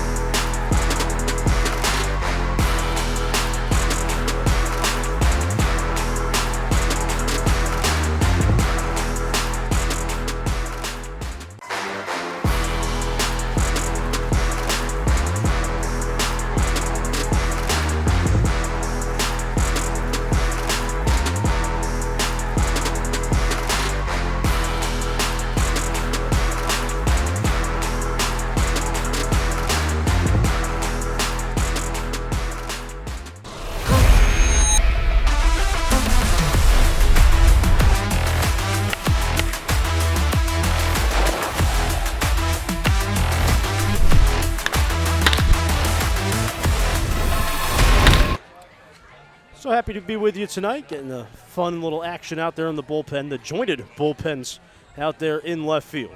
Happy to be with you here in the broadcast booth, too. AJ Gonzalez, Harry Tidgewell, Joe Dupuy, rather, here in the broadcast booth. And everybody always talks about how, the dugouts next to each other must get chippy. The bullpens is where it really gets down because there's no umpire out there to keep things level. Instead, it's just a couple of college students left to their own desires about 260 feet away from home plate. What could go wrong? I mean, nothing, right? I've done the camera work out over by the on the third base side, and I can tell you, the bullpens are honestly kind of chill with each other. They normally just chirp and shout at the umps when they think that a thing should have gone their guy's way, but for the most part, next to each other like that, calm, peaceful, don't usually cause any problems. They don't interact and mingle all that much, so you're not going to see Blue Sox and Gulls players hacky sacking, although they will hacky sack with their own teammates. But normally kind of chill out there. So we did have it was funny for Fun's night here, not this past Friday, but the week before, and the Ocean State Waves players. I don't know if they've come to Holyoke yet, but they bring their beach chairs for the bullpen. Oh yeah, I remember that. And it's funny for Fun, so it's joke night at the ballpark, and one of the pitchers in the Newport bullpen went, I didn't know that the jokes were coming out here to the grass, laughing at their beach chairs, but didn't quite get the laugh out of the Ocean State guys. Saw the foul ball out there. I think that might have headed towards the bus station. Might want to take a trip out home. They want to give Carshield a call, man. After that one, call the insurance on that. So 0-2 count. Back home for Matt Wolf. Wolf due up with Grabal and Dilly in the inning. And given how last inning went, I think this is a good way for Booth to start things. Fouled off once more from Matt Wolf. Halloween all night long here. Blue Sox, in case you're just joining us, we're down in the top of the fifth and had a 5-run fifth inning to propel them back in front in an 8-7 contest. It's featured 19 hits, 15 runs. Gotta say also, nerves of steel by Grabal there. That foul ball went back his way, didn't even flinch. A called strike 3 to Matt Wolf at home. So big way to start out the inning. Is called strike 3. You'll take it. Grabal's up with 1 down. That's the adjustment the Gulls pitching staff is going to need to make. Work ahead in counts, put the Valley Blue Sox on their heels. And that pitch right there just completely froze him. Matt Wolf just barely getting the bat off the shoulder, choosing to watch it fly on by for a called strike 3. And hopefully Booth, if you're the Gulls, can settle in during the top of the 6th and force the Blue Sox into a goose egg. I tell you what, you guys got it going on out here, not only just like from the vibe standpoint, but like the food. You can get seafood like a lot of places, right? Obviously. Yeah, you go anywhere good for lunch? I went to the Holiday Inn. We had Jersey Mike's catered today. Oh, very nice. We were daring today. We went for ham sandwiches. The Jersey Mike's is my one of my go-tos before the away trip, so I don't blame you. It's just, in this economy, man, it is just so expensive for sandwiches these days. Seriously. Of course, you're on an island, so ice cream is always a positive. We went to a place last week, you know. Yes, Sticks and Cones. Sticks Were you and a Cones. fan, Joe? I really enjoyed it. They make milkshakes there. They're very good. And You we got a got coffee ice cream also milkshake. down over in the concession stand on the first base side, too. We were talking to the president of the Ice Cream Hate Club in AJ Gonsalves right now. I know. Very disappointing. How do you not like ice cream? I don't get it. I don't like it. I don't know. Remember when I used to have birthdays? It was funny. There's a 1-2 here. Grabal was going golfing. He swung through it. They'll throw on over to first and get the out. 2 down. I quite literally think that ball bounced before the plate. Yeah. Yeah. You see something new every night. We've seen a lot of really pretty swings here tonight, but that might take the cake for the ugliest so far. Well, credit to Booth for making Grabal have to go golfing. Make him think of the wrong sport, I guess. Remember when I was on a cruise one time, a Norwegian, I think it was? They'd bring out the steak for dinner, and I didn't like ice cream, right? Now, my big debate was steak or fettuccine Alfredo on a menu. So I had the fettuccine Alfredo for dessert every night. Like, wow. It was great. Like, it was that good on the Norwegian cruise line back in the day. Speaking of Norway, shout out to the Norwegians, basically turning the World Cup from, the beautiful game, the Battle of Nations, to who is going to get custody of famed Vocaloid Hatsune Miku. Dude, I love the row they do, like, after they win. It was great watching Brazil lose. Any Brazil loss is a win for the rest of the world. But I mean, they have the most World Cups of any nation, so. It's just amazing how far everything's fallen off. Did he get hit by the pitch? I think he did. He might have, yeah. So, dilly. Everybody stand up because Brazil's out, too. Hunter at first with 2 down for Trevor Harmon. I'm sure Argentina is very happy with their rivals being eliminated. I think they were going to be good either way, to be honest with you. I think they would have taken care of Brazil if they somehow faced them down the line. Well, now they stand as the lone torchbearer for the Americas, the entire Western Hemisphere. Quite the couple weeks for the Norwegians. Of course, you have the World Cup, but we were just talking about golf. Victor Hovland coming away at the Travelers with a big win over Scotty Scheffler. And you don't normally think of Norway as a golfing nation. You think of like England or Ireland or the Americas. Yeah, I think of the America for sure. Rory's definitely changing that perception. 0-1 for Trevor Harmon. He'll be inside. You have a favorite golfer? I think Scotty's having a bad year if you want to take. Like in terms of like the Masters and how close he was there. He just hasn't won. He's only won 1 tournament. Right. I just, for his standards, like this is his prime, I think. For him to not have a trophy this year, it's just not going his way. Pitch will be in there for a strike. It depends. Like I think Tigers was my favorite, and then he's done some things he's probably not too proud of, in some years.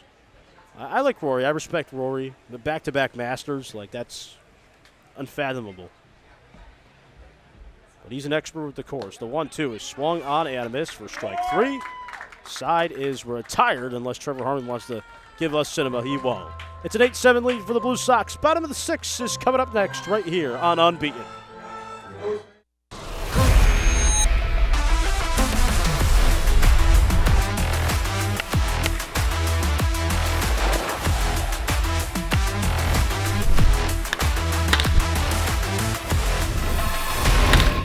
Looking to show off your Newport Gulls pride? Swing by the Goalie Shop, your official home for Gulls gear. From t-shirts and hoodies to hats and limited edition merch, we've got everything you need to rep Newport in style. Located right inside historic Cardines Field, or shop online anytime at newportgulls.com and click on the Goalie Shop. Don't miss out. Grab your gear today and join the best fans in summer baseball. The Goalie Shop, where Gulls fans gear up.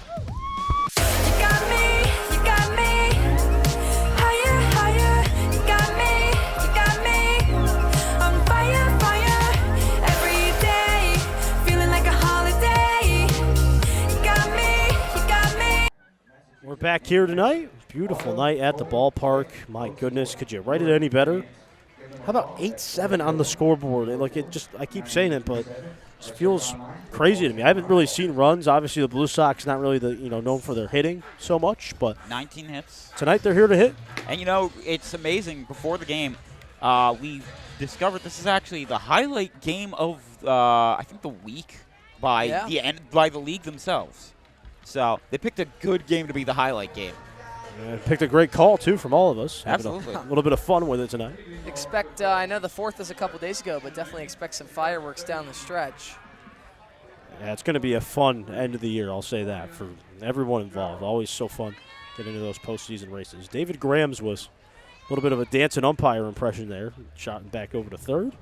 You know who's not having a good night is Ryan Jaros, who is yet to record a hit or even get on base tonight. Doesn't feel right for a guy like Jaros. It doesn't. Yeah, I mean, he hit the ball hard his first time around. You saw that line drive. Practically Harmon just had to put his mitt up to catch it, but since then has continued to come up empty-handed. A strikeout to his name as well. Tries to turn that around right here.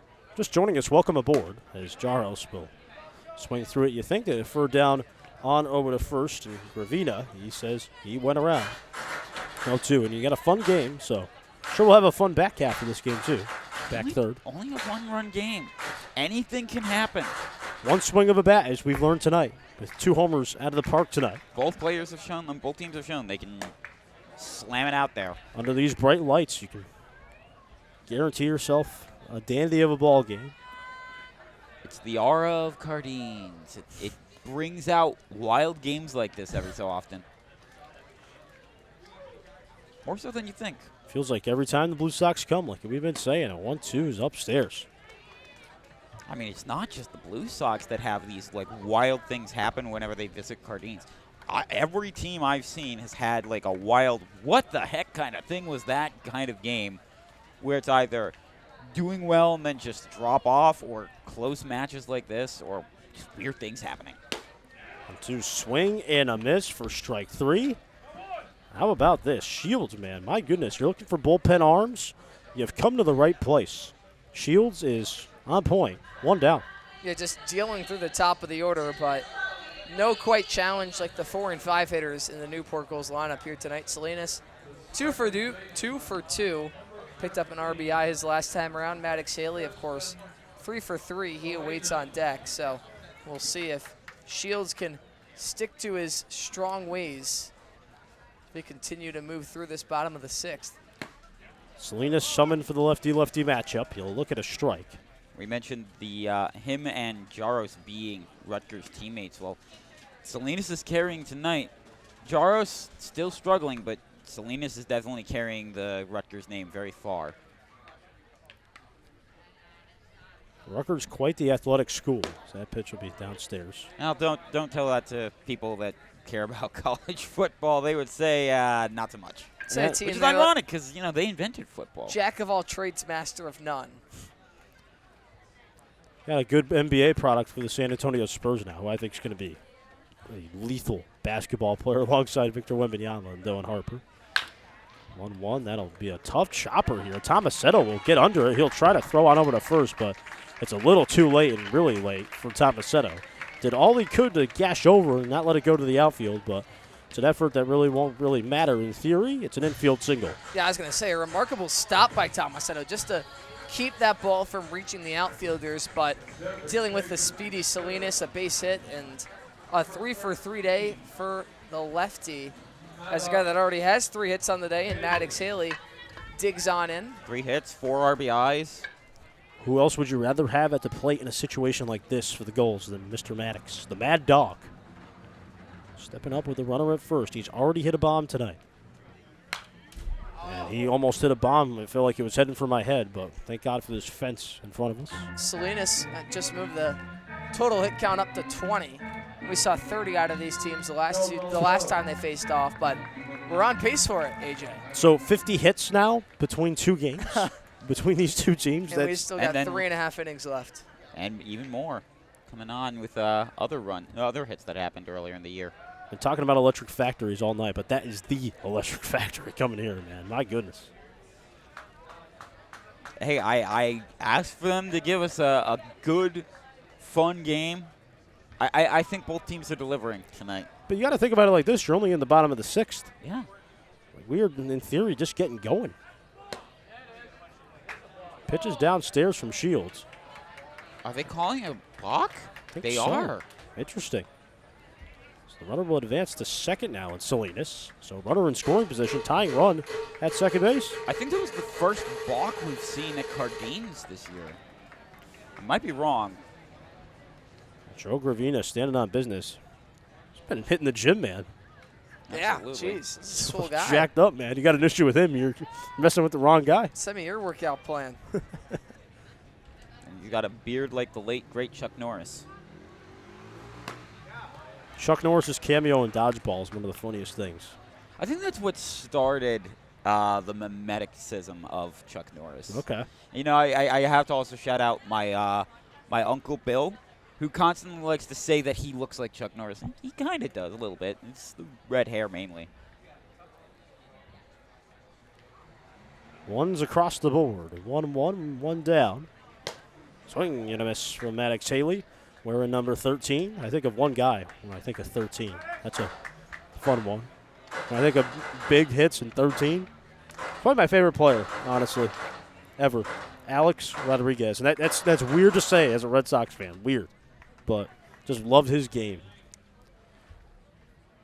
It's unfortunate that he's not in the Hall of Fame, but another one of those guys. He's done some things he's probably not too proud of. As that one's roped down the third base line. Yeah. Foul. My goodness. That I was going to ask you. You were talking about like takes earlier. What's your take on does he deserve to be in the Hall of Fame or not? Oh, I mean, 100%. Yeah, if we're doing a Hall of Fame based off talent alone, like I think he's in the top 10 conversation of all time. I think so. We've had a couple of trivia questions where I've answered that as the answer. Not always been accurate. A-Rod was better than Jeter, but Jeter's definitely, obviously, the clutch king and all that, and I understand that. But who was the better player at their peak? I mean, yeah, I think you got a point there. Take A-Rod. But when it mattered most in those big games, there's no one you'd probably rather have than Derek. That's the difference. As we go into a full count now.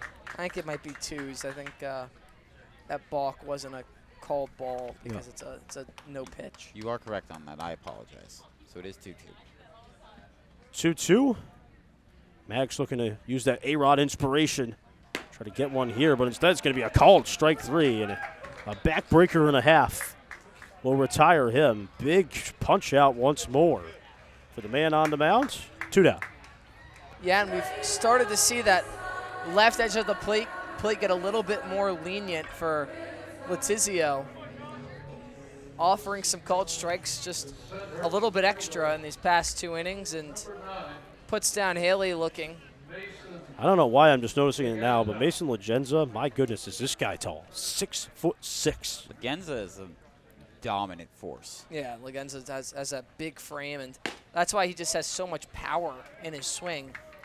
Go from A-Rod to O'Neal Cruz with 13 and now the height. Left-handed hitting bat. Moves around the outfield grass really well as well. Unlike O'Neal Cruz, I guess. Remember him on opening day. That was a circus out there at Citi Field. 1-0, though, with a runner in scoring position in an 8-7 game. Let that sink in. But 2 outs. Cinema. It's absolute cinema, as the kids would say. Throw up the hands, get the meme going. Absolutely. It's been one of those nights. And so many different possible ways you think this is going to go. It's exciting. This is what baseball fans live for. It's F-U-N. It's fun. We're having it. Strikes in there.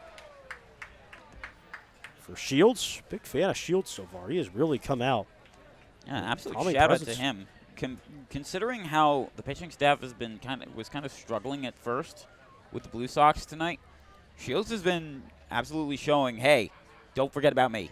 Angelo State University kid from Houston, Texas. In only his second appearance in the league. Showing out. Bullpen arms are so crucial for any team that wants to do any sort of winning. You got to have it. And when you got pitch counts, too, here, so you got to be very strategic. Especially with the rules in the NECBL, the new pitch count rules this year. Thinking man's game, baseball. 2-1 here. Breeze rolling in. Pitch will go upstairs. Open base at first. Cade Brown awaits on deck, the third baseman.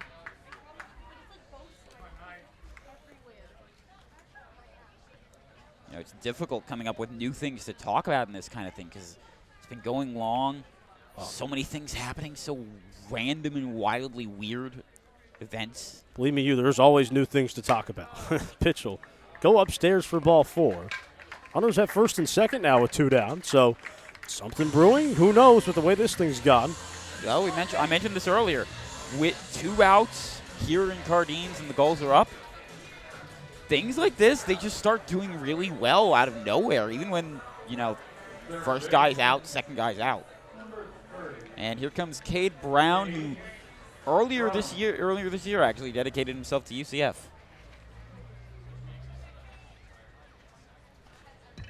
That's going to be his 3rd school in as many years. He was in Georgia and then Georgia Tech last year. Be a big opportunity for him right here to come up big with just one swing, could tie things up, possibly even give Newport the lead. Bottom of the 6th, that's just been a thriller of a game. Feels like these teams are going to go back and forth. I'm not sure we're going to be in this in the 9th inning, all on the edge of our seats here in the NECBL. These two swing and a miss. 4 strike 2. You got to be impressed with Shields though. Just the fastball, it pops off the glove. You're right. I think that fastball has continuously the Gulls have just been late on it time and time again.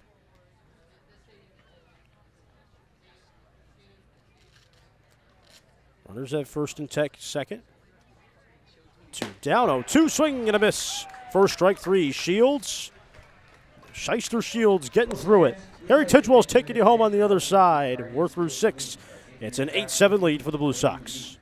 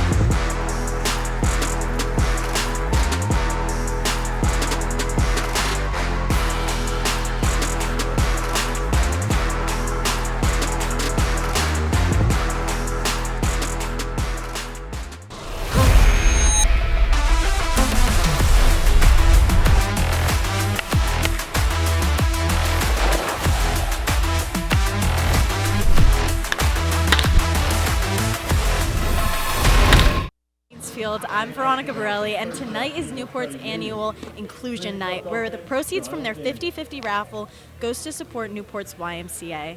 It's also Mascot Night here, where Newport's own mascots, Gully and Gully Jr., are joined by respective teams from New England and Rhode Island colleges. Back to you guys.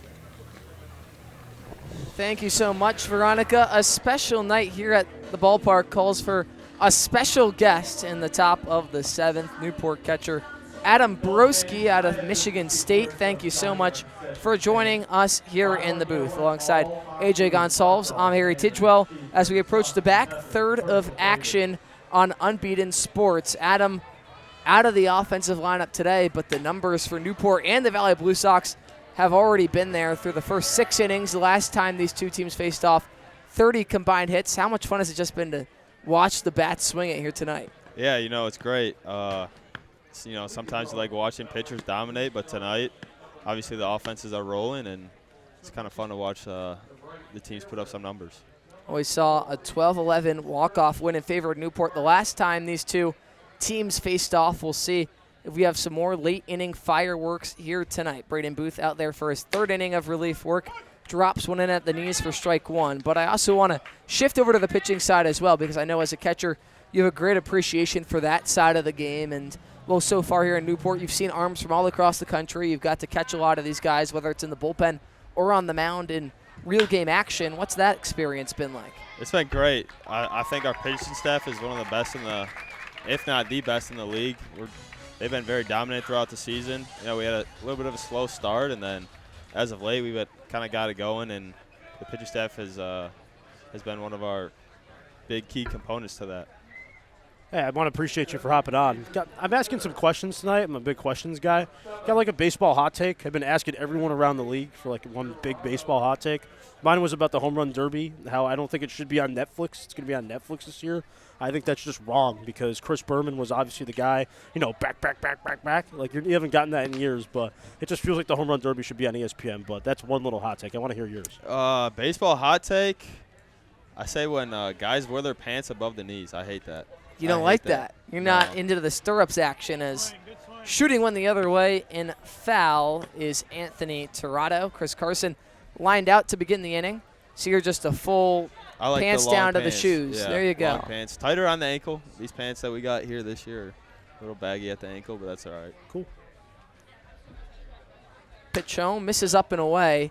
We'll get into some more of the fun stuff. This is your first summer in Newport. Have you found any fun outside of the baseball itself? That's something you've really loved to experience so far, something that's on your bucket list? On my bucket list would probably just going to the mansions, but we've gone to the beach as a team.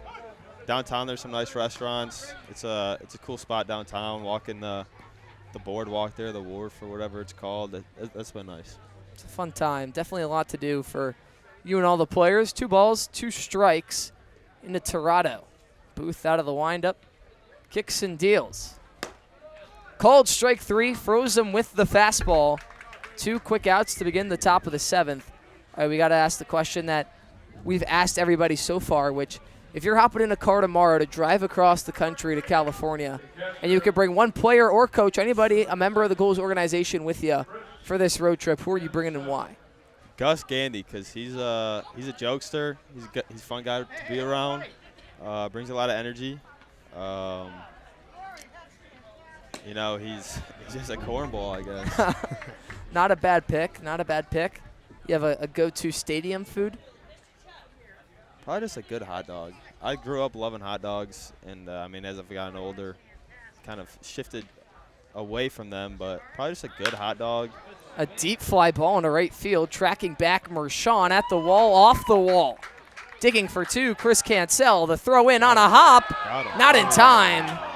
A bang-bang play, not in favor of the Newport Gulls, as Chris Cancel picks up the 2-out double. He's just been shooting balls all across the ballpark. Take another look at that. Off the Wally's Wiener sign. I think, do we get free dogs? That'd be nice. Maybe it has to. You spoke that into happening. You're talking about hot dogs at the ballpark, and we see one go right off the Wally Wiener sign in right center field. Do you go mustard, ketchup? Straight mustard. Mustard only. I like that. Okay, we're on the same page. Yeah. My dad, I used to put ketchup and mustard. I like some onions on there. They got a good one. Grilled onions. Chili dogs are big up in Michigan, so I like chili, onion, sometimes hot sauce on it with mustard. Well, my dad kind of put me on just straight mustard. Straight mustard. Nick, can't go wrong. Being from Michigan, did you grow up an MSU fan, or were you a Wolverines guy but then jump ship? So at the beginning, like all my cousins, my family, except for my mom and older brother, were Michigan fans. So I liked Michigan up until like 2nd grade, and then it flipped like overnight, and I just became a diehard Michigan State fan. I was going to say 2nd grade would have been right around that muffed, the punt play, the miracle where Michigan State comes up with it. Maybe? I was going to say, that feels right about right. Yeah. That was a crazy game. I remember watching that with my dad in the family room. Popped up right side. Moving on in to the infield grass is Jaros, wrapping it in leather for out number 3. Adam Broski Thank you so much for joining us, Go Spartans. Yes, sir. And Go we'll Green. see more on the other side after this break. Thank you.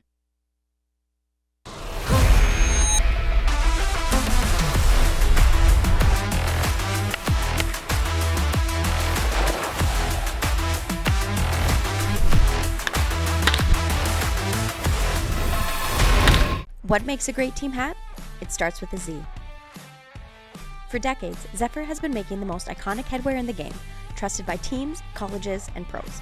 We cut out the middlemen and work directly with our manufacturers, so you get top quality, fast turnaround, and prices that make sense. From bold designs to unbeatable fit, Zephyr hats are built to match the quality of your team, right down to the last stitch. Zephyr Team Headwear, born from experience, built for teams that stand out.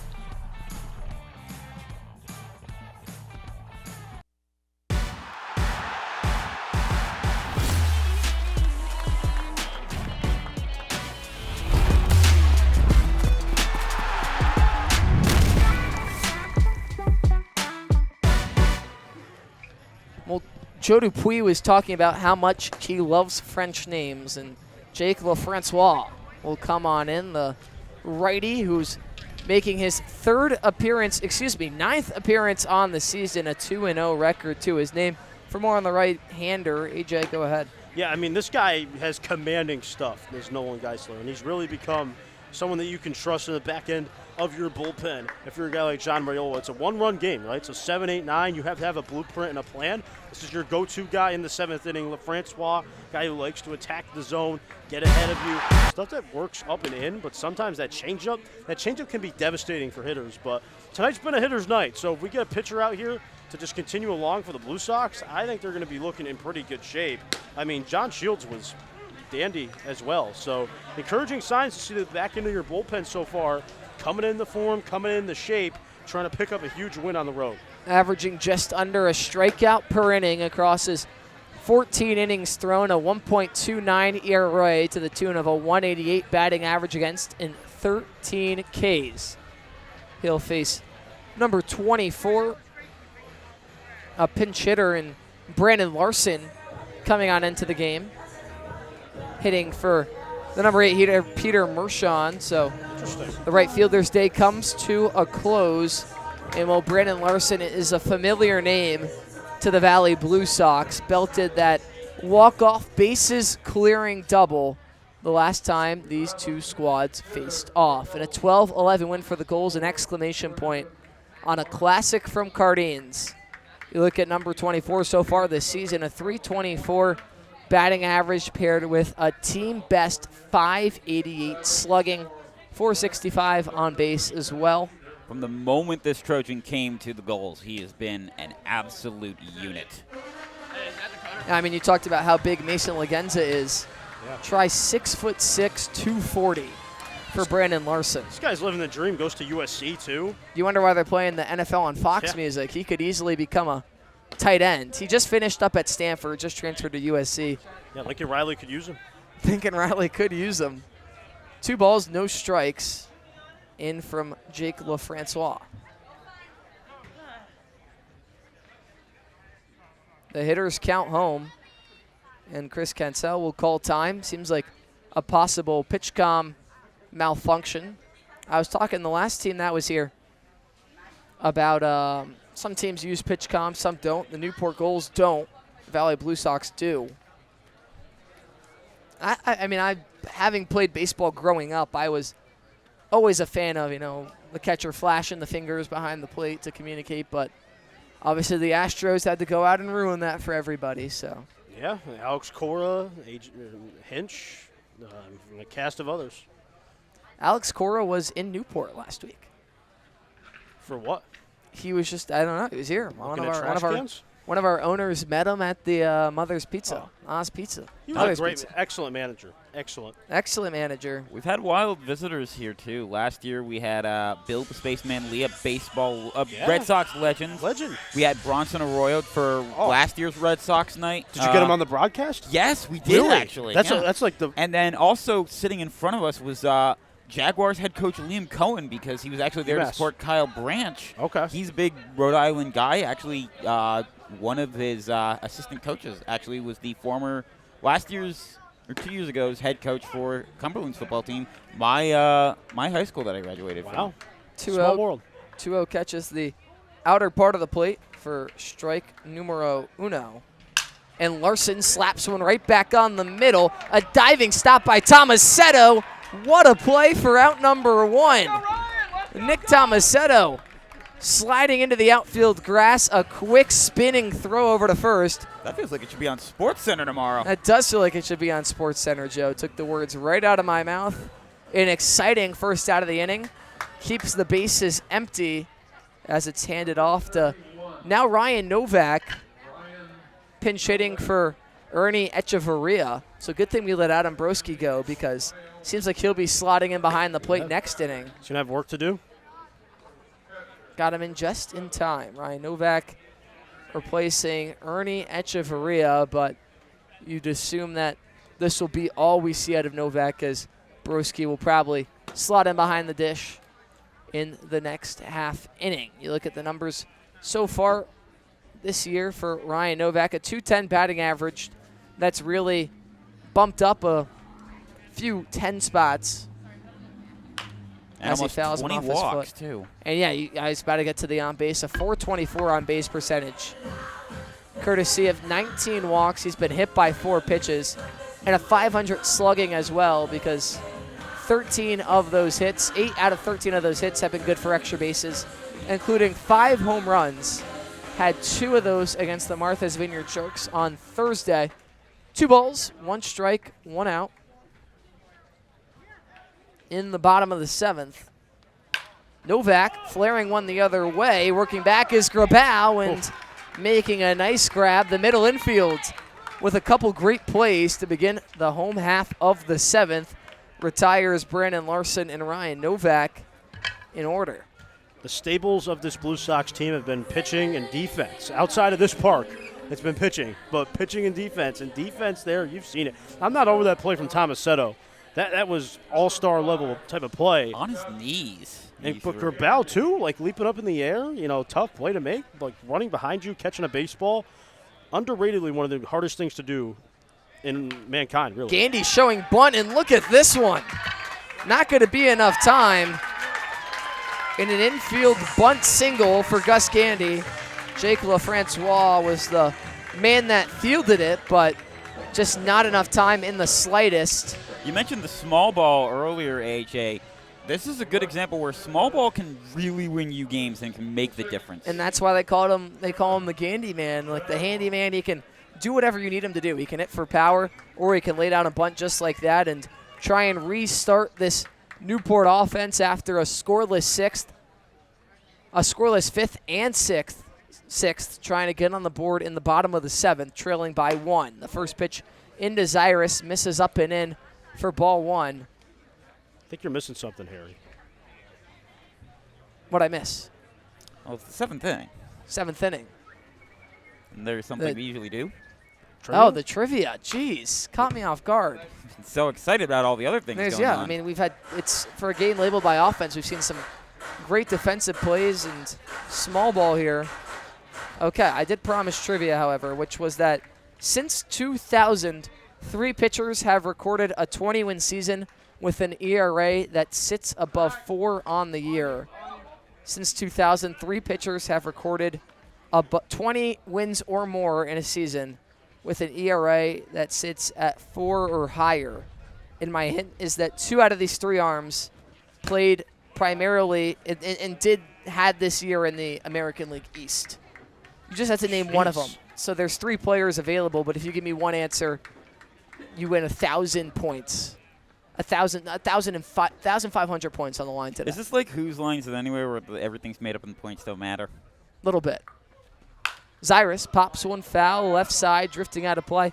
I mentioned that 2 home run performance from Ryan Novak on Thursday out on Martha's Vineyard. Well, whether you're an Island resident or planning a summer getaway, the fastest way to get to the Cape and Islands is by taking the New England League's preferred partner, the Steamship Authority Ferry. Visit steamshipauthority.com for more information. 1 ball, 2 strikes, a line drive into right field. Tomasetto can't field it cleanly. Gandy strolling into third. Runners on the corners now as Zyrus delivers with a 2-out base knock. Here comes that 2-out magic here in Cardines that the Gulls just happen to have every time. And I really think Tomasetto had a chance at almost getting there again. They ruled as a base hit, but showing off the range, unable to corral it cleanly. And Newport now just 90 feet away from tying things up. Third time was the charm. 2 great defensive plays from that infield this inning. But now you finally get a break. Runners at first and third. Paramount opportunity for the Gulls. Ryan Giros still looking for his first hit on the day. Can't think of a better time to get it. And you also mentioned the ferry. I was going to say, I think that foul ball was trying to make its way to the ferry to go somewhere. Time will be called as Cancel will make his way out there. Trying to get on the same page, my guess, with LeFrancois. Giros now the only starter for Newport without a hit to his name after the bunt single from Gus Gandy and the single from Devin Zyrus. Your trivia is always tricky. I'll give you that. This is a stumper. Also, I'll tell you, it's not those big names that we were talking about last time, like Miggy and Albert Pujols. These are respectable arms that just played for good teams and got to the 20-win mark. I know for a fact Clemens had 20 wins. Like I think it was 2000, right? But the 4 ERA, I think that disqualifies him, right? So that's the kicker. A line drive the other way off the scoreboard. Might want to check that for a dent. Well, fortunately, there is actually like metal meshing in front of the scoreboard, so it stops it before it actually hits the scoreboard itself. And Giros has shot a couple hard line drives the other way. If you wanted that's a warning shot from Giros of, I am a threat. Watch out. I may not have gotten on base or gotten a hit yet, but I can. He's got fans cheering for him, too. No balls, 1 strike. The fans trying to cheer Giros on. A big swing and a miss at the breaking ball, however, for strike 2. LeFrancois now just 1 pitch away from working out of the jam. 2 men on, 2 men out. Gandy stands over at third. Devin Zyrus, the man off of first. The pitch home to Giros upstairs, and Zyrus dancing between first and second, and they'll give him second base for free as Cancel just offers a slight pump fake towards the second base bag, but no throw made.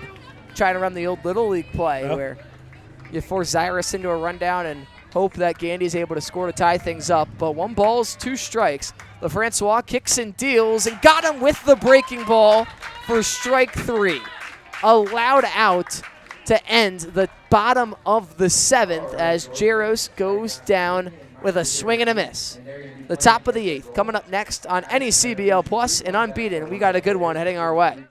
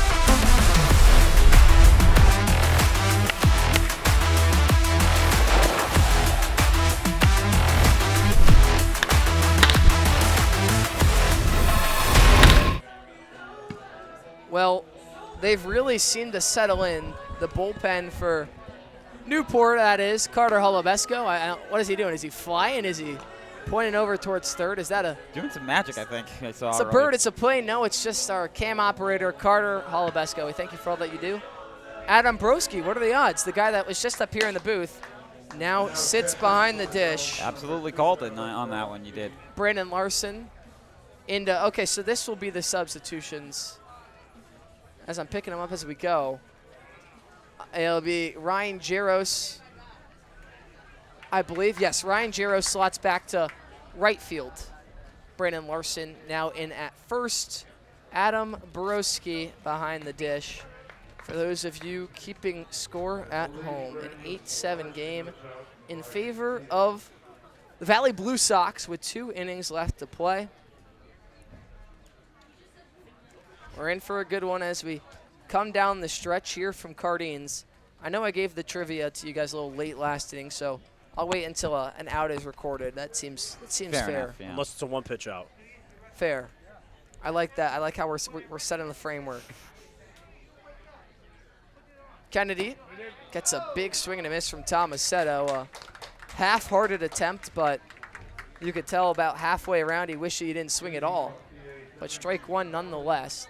Tomasetto so far 1 for 2 today, but Braden Booth has really helped settle things down through his 3 innings pitched already. He's yet to retire. He's yet to surrender a single run to his name. One man did come in to score, but it was a Kyler Zager base runner. Still a tight matchup. 22 hits altogether by both teams. Words of Taylor Swift, I don't know about you, but I'm feeling 22 as Braden Booth pounds the outside for strike 2. Did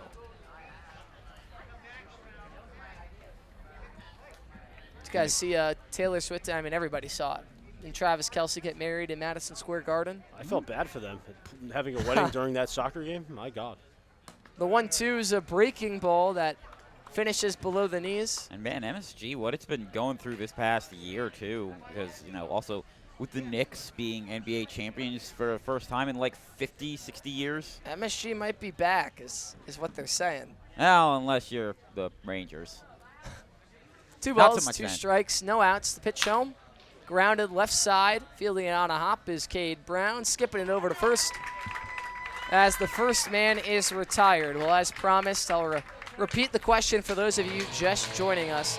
Since 2000, 3 pitchers have recorded a 20-win season with an ERA on the year that was 4 or higher. My hint was that 2 of those arms pitched in the American League East are notable American League East pitchers, and you just got to name one of them. And Joe, we're going to start with you. Thinking about this one, I don't know why. I'm thinking Boomer Wells, David Wells. David Wells. Okay, pencil it in. AJ. Boomer Wells was going to be one of my guesses, but you said 2. I'll try to get another one. Clemens, I don't think hit 4 ERA in his 2000 season where he had 20 wins. Mike Mussina's definitely a guess. Kevin Brown's definitely a guess. Just trying to go down that rabbit. Even Randy Johnson pitched for the Yankees. I don't think he touched 20 wins, though. I think he was cashed by then. I also don't think he had 4. Just trying to think of those 2000 Yankee pitchers. Like it's got to be early 2000s probably. David Cone, that might be one. You want to pencil that in? You always make it so tempting. A deep fly ball into left field, tracking back. Zyrus at the wall, leaping. Ball's down on the ground. Just over. Posting into second, Matt Wolf, a 1-out double. The extra base hits for the Valley Blue Sox just continuing to come. They've found them all evening long. The 7th double on the day. You can see he tries tracking it, but just couldn't quite go back enough. Had to leap up to try and grab it, and even then missed it by that much. Excuse me, the 6th double on the day. 7th extra base hit when you factor in the home run from Trevor Harmon. Excuse me, from who was the home run? Chris Consell. Fastball in there for strike 1. Real quick, it's a big spot for the Blue Sox here. An 8-7 game. Obviously, you're in the late stages of this game now. You need that insurance run. With how the goals hit in this stadium. To say the least, it'd be a big one. I mean, we saw the Valley Blue Sox squander that slim lead they had the last time they were here. You need as much run support as possible. A big wave and a miss from number 23, Anthony Grabau. No delaying, AJ. I know you're trying to get away from giving up these answers. No, I'm not. I'm just watching a great game of baseball. No, you're right. Here. You're all right. I think David Wells is obviously one. But okay, you want to pencil that in? Yes, I definitely do, yeah. Yep. And the breaking ball got him again for strike 3. There's 3 of them, you said? 3 of them. 2 of them in the AL East, notably. You can cap yourself at 1 if you want to cap yourself at Wells. No. I want to find the other Anthony, one. show me what you got. Our scorekeeper, he has Wells as well. Wells across the board. Everyone loves Big Dave. All right, anyone else you want to pencil in? I've gone down. I think El Duque Hernandez was decent. I don't think he won 20 games though. All right. Well, I'm gonna reveal it. All right, go ahead. David Wells across the board. First pitch is a called strike. And you guys all are leaving today with a bunch of points to your name. Congratulations. AJ Gonsalves finally gets the monkey off his back. He's into the win column for trivia. Thank God, dude. Took Take way too long. a quick look at it. David Wells in 2000 went 20-8 with the Blue Jays, a 4.11 ERA. Oh, see, that's a tricky one. A fly ball the other way. Ryan Jaros working back towards the ivy. It's off the wall. An RBI double for Jacob Dilley. And the Valley Blue Sox lead by 2. But just because they're up by 2, that doesn't necessarily mean that they've got this easily, because the Gulls have shown they can come back, and look at what happened last time also. They were up by 3, and Gulls won in walk-off. Dilly, guys. Hits that ball in the right center field about as perfect as you could hit a baseball out there. And, you get your little mix of Wrigley Field out here in the Sandlot, and that's a great piece of hitting from him. This guy's going to be a staple in the lineup. Big, versatile guy as well. Can play really wherever you really need him to. Dilly in left field tonight. Versatility paramount in this league. Well, there was the 7th double as Dilley collects an extra base hit. Breaking ball misses low for ball 1. Tim Hudson also did it in 2000 with the Athletics. 20-6 with a 4.14 ERA. And the one that I knew, maybe this is just because I'm a Yankees fan, but Andy Pettit. Oh, Andy Pettit. 2003. Andy Pettit. How did I forget Andy Pettit? I'm done. Popped out of play the other way. 21-8 with a 4.02 ERA. So Pettit, Hudson, and Wells, today's answers. You guys cashing in on David Wells, who did it with the Blue Jays. 2 outs, a 1-1 count to Trevor Harmon, who has 2 doubles to his name here tonight. Booth with the breaking ball, catches the inside. Newport now playing from a 2-run deficit, and the last 3 frames for the Gulls have all been scoreless. They haven't scored since the bottom of the 4th. I named every other Yankee pitcher in that era, so I just missed Andy I think Pettit. you got the rest of the rotation down. Jeez. 1-2, fouled backwards into the fence.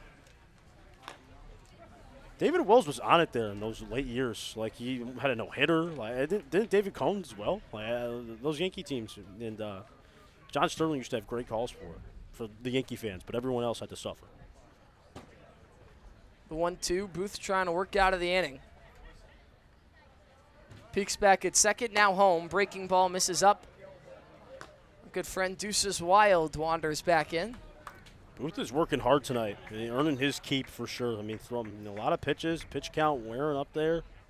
So had some innings here too. He's eaten innings relatively well, but the run here, that could be paramount. Yeah, obviously a bitter ending if this is the final inning of work for number 20, but trying to end on a high note.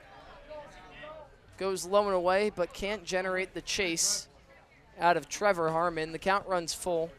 No movement from Dilley. He's not forced over there at second. And, a walk, not the worst thing that could happen to Booth, but obviously you don't want that walk. You don't want to give up more potential runners, and you certainly don't want to possibly deal with Carson. 3 balls, 2 strikes. Payoff pitch home from Booth. Got him on the inside. Ooh.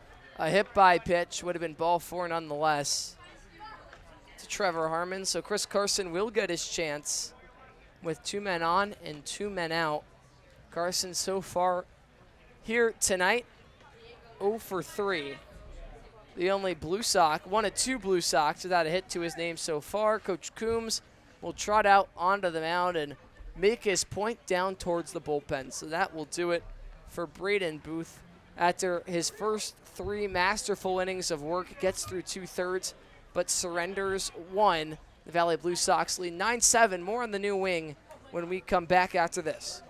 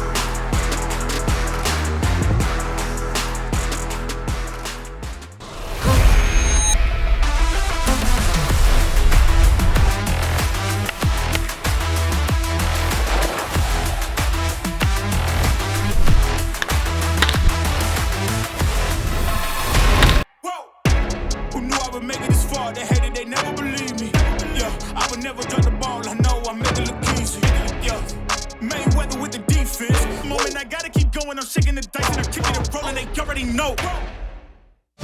We are the heartbeat of innovation. The ones who care for your heart as if it were our own. We are challengers who never settle. We are healers who turn fear into hope and the impossible into done. We are at the heart of this community, providing advanced, nationally recognized medicine. We are South Coast Health, Heart and Vascular.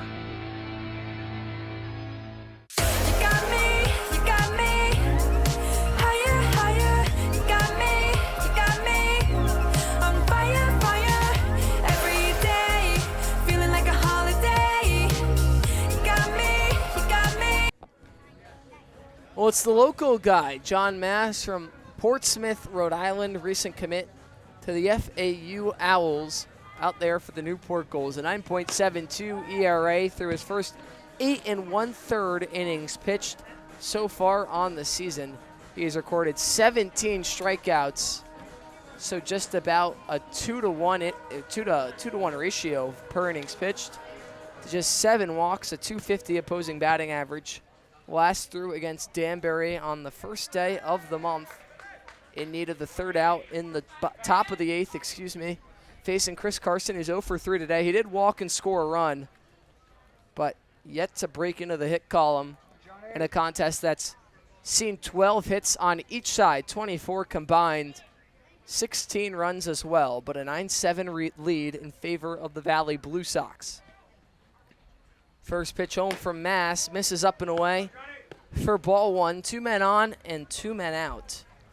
And, you know, that lack of production from Carson today, combined with the fact that they only have 2 lefties and Mass wouldn't really have to face either one of them if he does well, might be why Mike Coombs went with him as the relief pitcher for Braden Booth.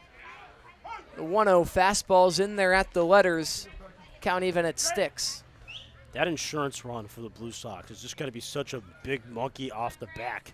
Now you're just playing with house money here. If you can score anything else here, bring anything else to the plate. But the fact that you have that run in, just such a huge confidence boost for this team. 1-1, inside and low. 2 balls, 1 strike from John Mass.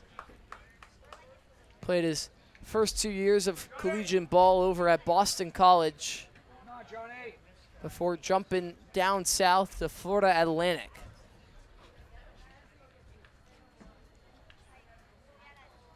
Two balls, 1 strike.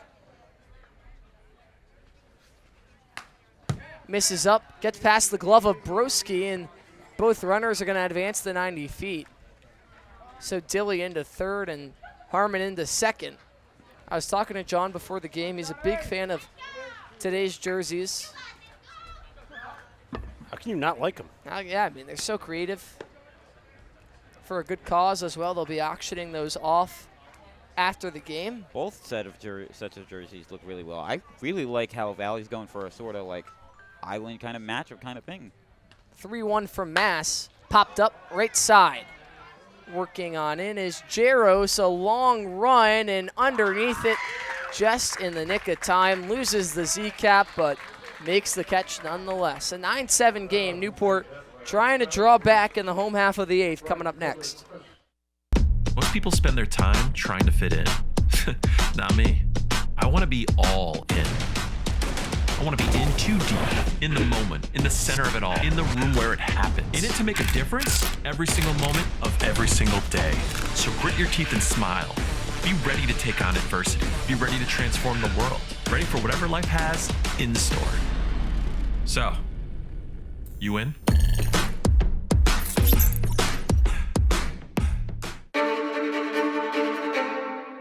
The motoring event of the year returns, the Audrain Newport Concours and Motor Week, October 1st through 4th.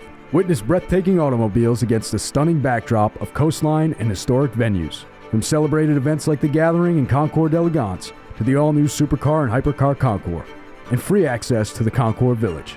There's something for all to enjoy. Join us in our chair Jay Leno in celebrating automotive excellence, luxury, and community. Tickets on sale now.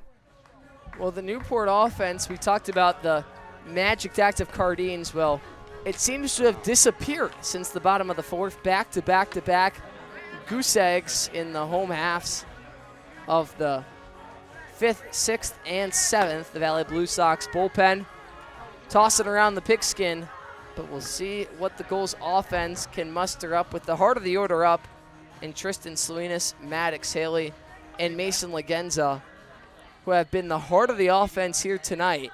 Salinas 3 for 3, Haley 3 for 4, Legenza 1 for 2.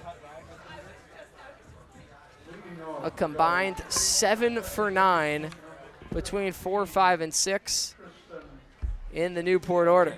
5 RBIs between them as well. Actually, 7 RBIs. I apologize. First pitch to Salinas is a breaking ball that catches the outside.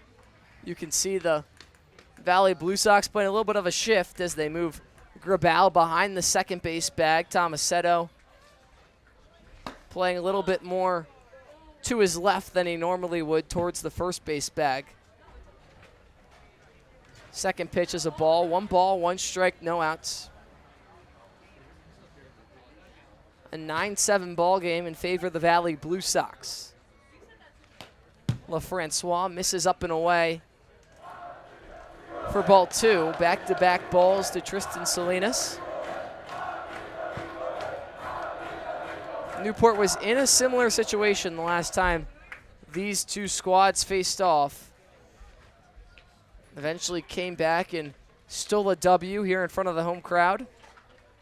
We'll see if they can create similar magic here tonight. Pitch misses outside of Salinas. Newport scored 4 runs in the bottom of the 9th. They were trailing 11-8. They were out hit in that ball game 19-10. And now they're doing the out hitting 13-12 as it is. And a 5-pitch walk to Tristan Salinas. So the leadoff man aboard brings the tying run in. Maddox Haley back up to the dish, who tied things up when it was just a 2-0 ball game with a 2-run shot over the right center field wall. He gets another chance to add on to his 3 for 4 day. You go back even further into last contest, and it was 9-5 in favor of the Valley Blue Sox at the end of 7.5 innings of play. Well, he's got the best shot of the night with that 2-run homer he had. Haley crushing deep left field. You can forget about this one. We're tied from Newport. Deja vu yet again. We got a moonshot, and it ties things up. Maddox Haley, we talked about Saturday possibly hearing his name called. Well, that's big league power if I've ever seen it. A no-doubter over the left field wall. Knots him up at 9s in the bottom of the 8th. First pitch of the at-bat to go along with it. Clears it easily right over the Smith Painting Company sign, I think. I don't know what Maddox Haley ate for breakfast, but whatever it is, he might want to share the secret recipe. First pitch crushing. First pitch swinging, first pitch crushing. I know what my colleague Brady Denniston was going through in that last game. Now. Yeah, we were joking around before the game about that last thriller, and AJ left in stunned silence to my left. I think this crowd, which is starting to empty out because, kids still got to get some sleep. It is a Wednesday, but they came alive with that one. More so than I think the first time they had that home run from Haley. Entering tonight, Haley had no home runs on the summer, just 3 total extra base hits, all of them doubles. But tonight, a different story. I think this might be the best hitting performance. No homers entering tonight. This might be the best hitting performance we've seen out of anybody so far in the NECBL season. A 4 for 5 night that includes 2 long balls and 8 ribbies. Inside to Legenza. Did it catch him? I thought it did. It sounded like it. Sounded like it, and it did. So back-to-back-to-back men work their way aboard to begin the bottom of the 8th, and just when the Valley Blue Sox thought they had control, the momentum now fully on the Newport side of things. It'll be another pinch hitter, and Colby Wallace subbing in for Cade Brown. He'll defensively swap in at the third base bag as well. Talk about home run power. Colby Wallace sent a ball, crushed a ball of his own over the left center field wall when Newport traveled up to the Upper Valley. A .238 batting average on the year. That 1 home run to his name, 1 RBI, 4 runs. And I'll tell you what was extraordinary is on Friday when we hosted Ocean State, I'm watching batting practice. They're doing a little home run derby, team style, and obviously it's more favorable to hit out of right field here at Cardines with the short porch compared to the left field wall. I mean, the wall's tall all the way around, but a little bit shorter and right. Wallace decides to switch into the left-handed batter's box, grooves 2 home runs out of the place. He's not a switch hitter. I don't know, but I think Maddox should be in the home run derby. When they do it this year, like, call up Maddox Haley. Just that raw power. That would be great. Also, a thing to note also is that the left field fence has one advantage that the right field fence doesn't, in that it is slightly shorter. If you'll notice, there is a little bit of a netting on the right side. But if it goes into the netting, it's a home run. And Wallace goes down swinging, offers on the breaking ball that finished away. Brandon Larson now getting his second chance after subbing in for Peter Mershon the last time through the order. The go-ahead run over at first at Mason Legenza. You're right, Joe. Grounded out up the middle. It was a sliding stop by Tomasetto. An incredible play by the second baseman. One that should be a top 10 play on ESPN tomorrow. Feel free to use my call, by the way, ESPN. That would be great. No hard feelings. 1 ball, no strikes to Brandon Larson. Trying to be the hero again. A half-hearted attempt for strike 1 as he goes around on a ball that finished below the knees. You know, I'm a movie guy. I always talk about how a good first movie and just a bad sequel to go along with it. This one had a great first movie and an unbelievable sequel to go along with it here at Gardens. Now comes the question of the trilogy. 4-game set between these two teams has just been tremendous. I mean, obviously, the second game was domination, but there was also the factor of the no-hitter, which was very fun to follow along with. And then just that outlier at McKenzie. Like, I keep talking about it, but Newport just came in and just crushed them. Yeah, but these last 2 games have been nothing short of remarkable. 1 ball, 2 strikes. LaFrancois looking for back-to-back Ks just outside. Ball 2. Games of the year? Games of the year. No wonder the NECBL decided to pop out tonight. 2 balls, 2 strikes, 1 out, the pitch home.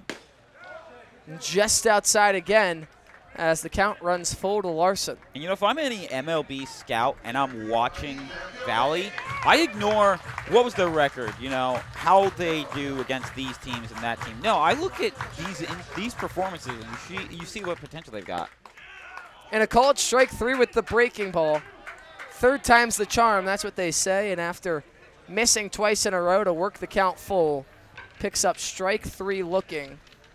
Sends down Larson via the K for the first time today. Adam Broski now will get his first at-bat of the game after Ryan Novak pinch hit for Ernie Echeverria the last time around.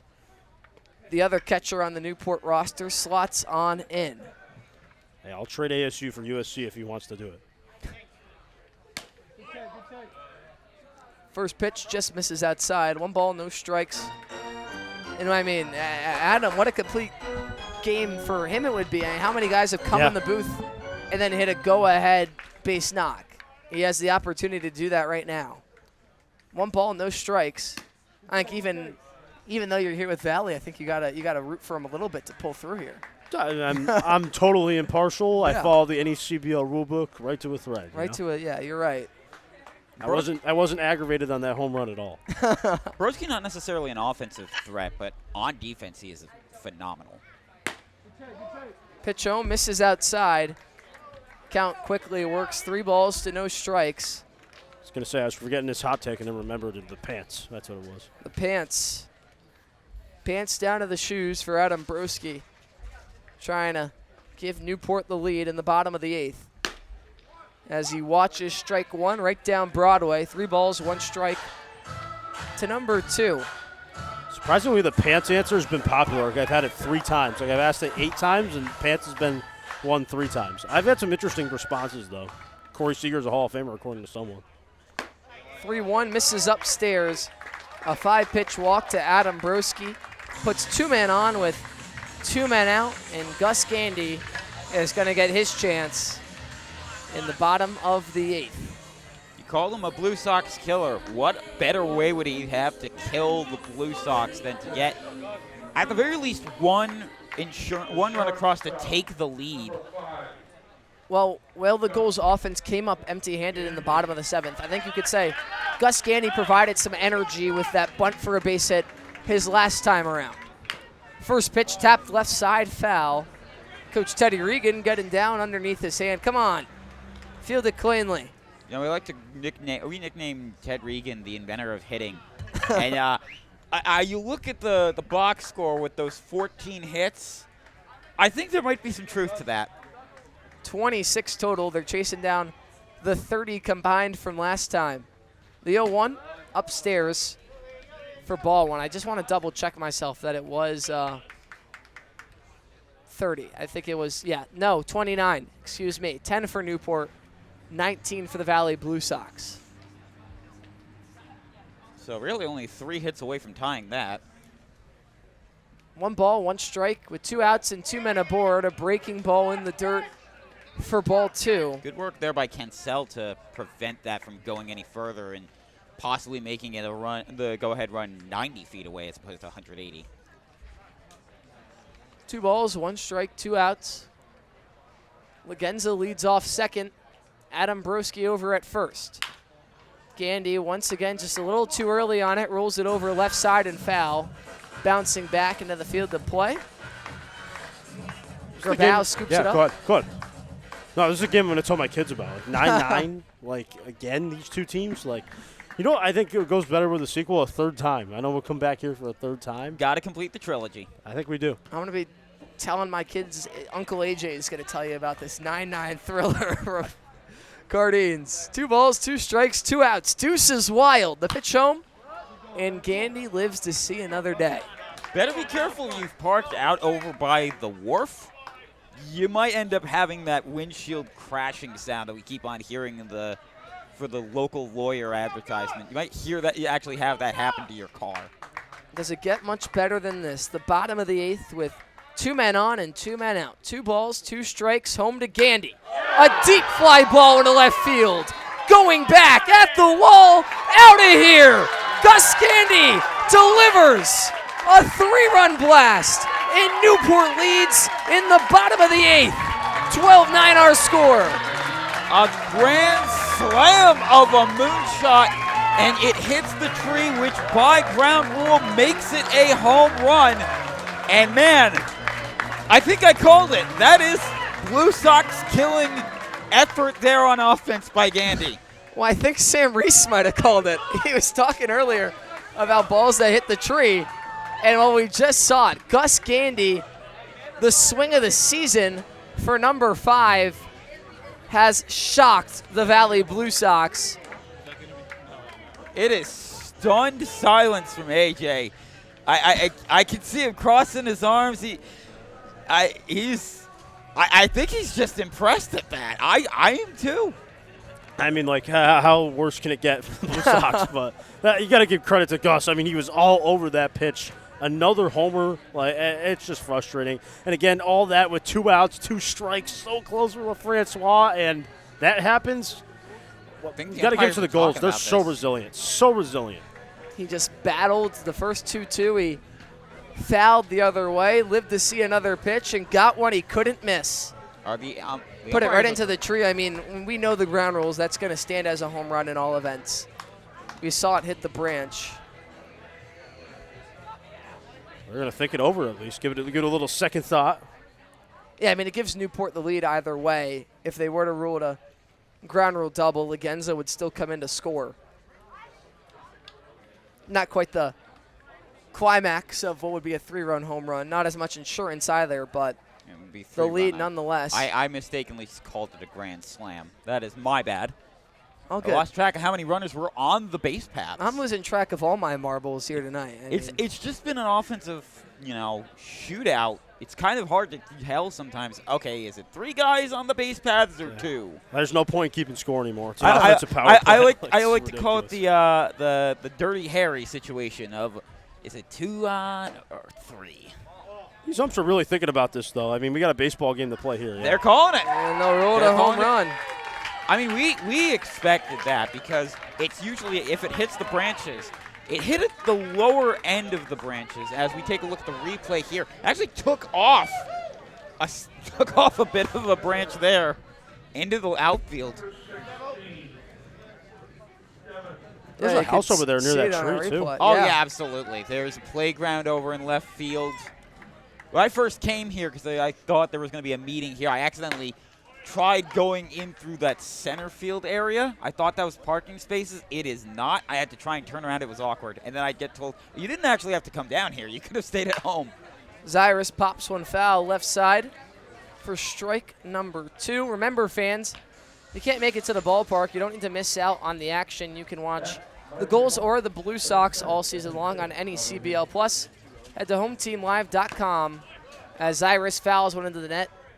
For strike number 3, out number 3. Tune into NECBL Plus. Purchase your single game, weekly, or all season pass and follow the NECBL on social media, of course. The top of the 9th coming up next. Can the Gulls close out what has been a thriller from Cardines? Find out up next on NECBL Plus and Unbeaten Sports. Every pitch, every hit, every moment that matters. From youth baseball to the professional leagues, this is where the next generation of players takes the field. The passion, the intensity, the pursuit of greatness. From future stars to unforgettable moments, every game tells a story, live and on demand all season long. Watch the future of the game unfold. Watch on hometeamlive.com.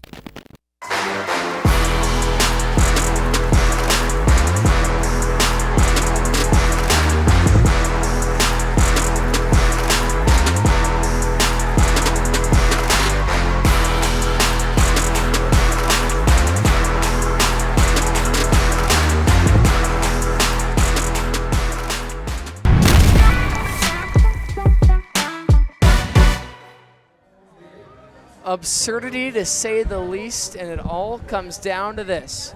The Newport Gulls follow up 3 scoreless frames with a 5-run bottom of the 8th.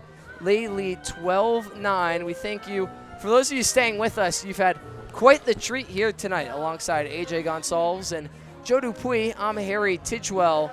It'll be Anthony Tirado, Chris Cancel, and Gabriel Cavazzani due up for the Valley Blue Sox. 7-8-9 before the lineup turns over. Definitely not out of things just yet.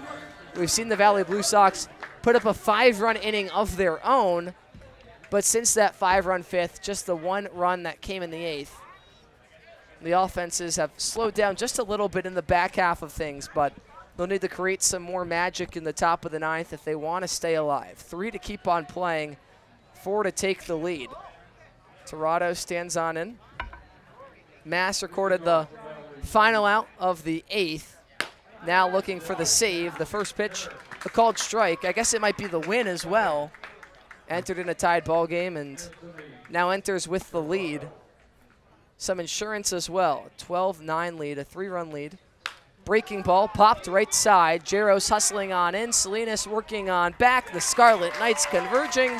And Ryan Jaros makes the catch for out number 1. Yeah, that felt like a gut punch, like that the knockout blow of the night. I mean, for a game that's had all sorts of fireworks, that's had 27 hits combined between the two teams, for a game that's had, 21 runs between the two teams? 21. That somehow felt like a gut punch, and especially with 1 down, how improbable would it be somehow, some way, that this game were to, come back and come be close once again? To be fair, we were saying the same thing last half. Yeah. We saw one miracle. Can we see another? A breaking ball from Mass, dropped in the middle for strike 1 against Cancel. We also said that last time Valley came here when the Gulls were down. It was like, can they pull off a miracle? They ended up doing that. Anything can happen in the NECBL.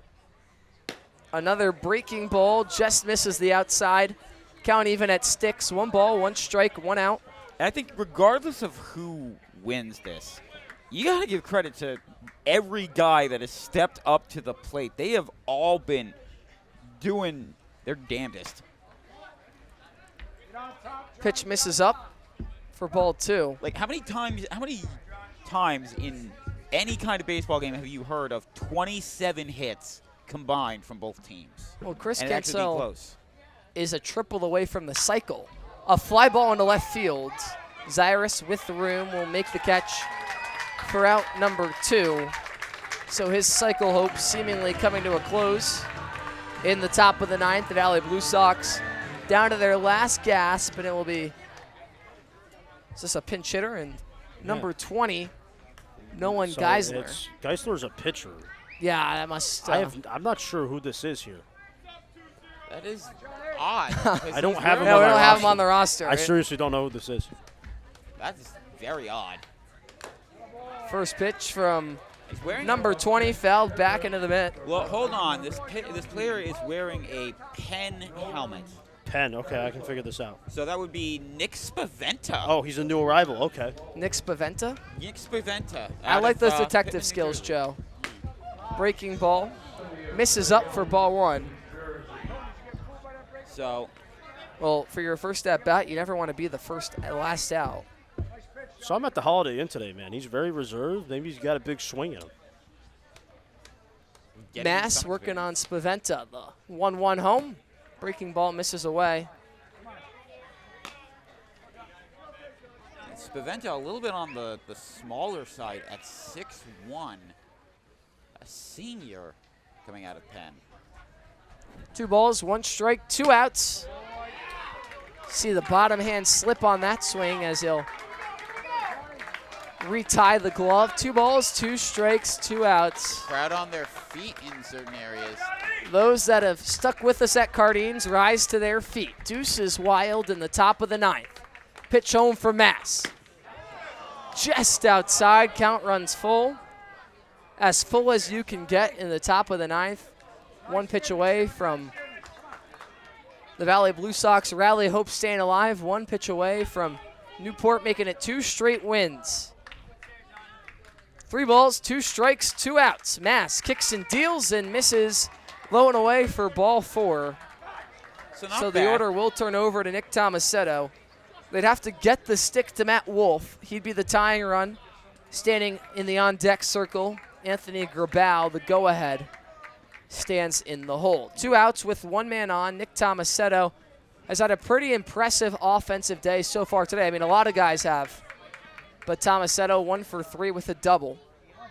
You know, good work on Spaventa for his first at-bat in the league of just getting a walk, being patient. First pitch, a called strike at the letters with the fastball. Tomasetto shaking his head no.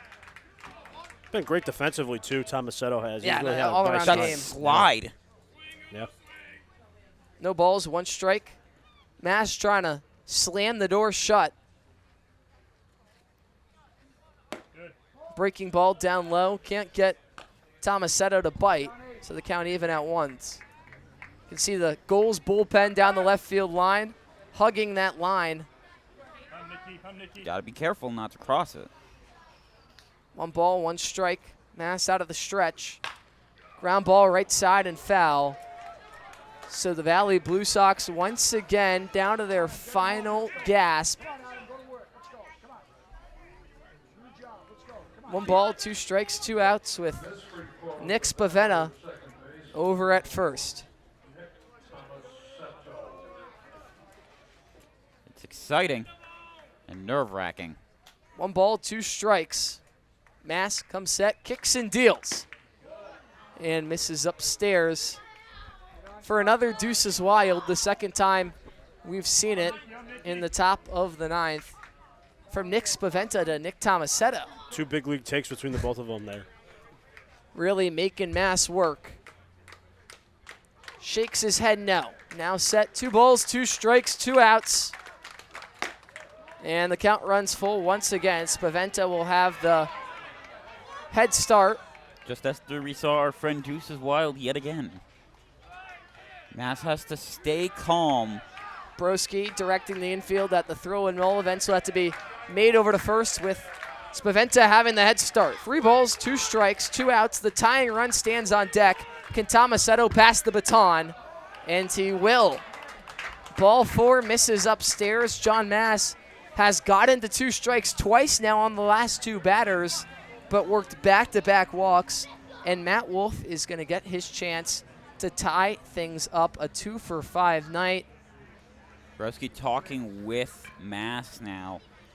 And, you know, one thing that you can absolutely give to Adam Broski is this is a man who knows how to speak to the guy throwing to him, how to keep him calm, work with him, and tell him, hey, you know, relax, it's going to be fine. And out coming Kevin Smith, my guess to give some further words of encouragement of letting him know, listen, this guy is going to be the tying run that's coming up here. Don't worry about that. Just worry about staying calm, staying focused, and pitching where you need to. Kevin Long out there on the mound. So an extended break for John Mass out to the, excuse me, his battery partner and Adam Broski. No balls, no strikes, 2 outs. It'll be Matt Wolf standing on end, who's 2-for-5 with a double to his name here tonight. 2 Ks as well. He represents the tying run. We saw a 3-run blast from the Newport side of things. Can the Valley Blue Sox draw even with a 3-run blast of their own? Just when you think this game's over, 2 outs, top of the ninth, everyone's going to go home happy. This game just adds another wrinkle to it. And 2 runners get on via way of the free pass. And Matt Wolf has an opportunity like we've been talking about. Unbelievable. Mass put down Torado and canceled to begin the beginning of the half inning, but the last 2 men have both reached aboard safely. First pitch in at the letters for strike 1. Mass has been able to work ahead to every batter so far this half inning, but it's a matter of finishing out the at-bats where he's run into some recent trouble. No balls, 1 strike.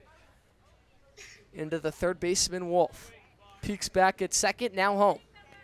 Skips in the dirt for ball 1.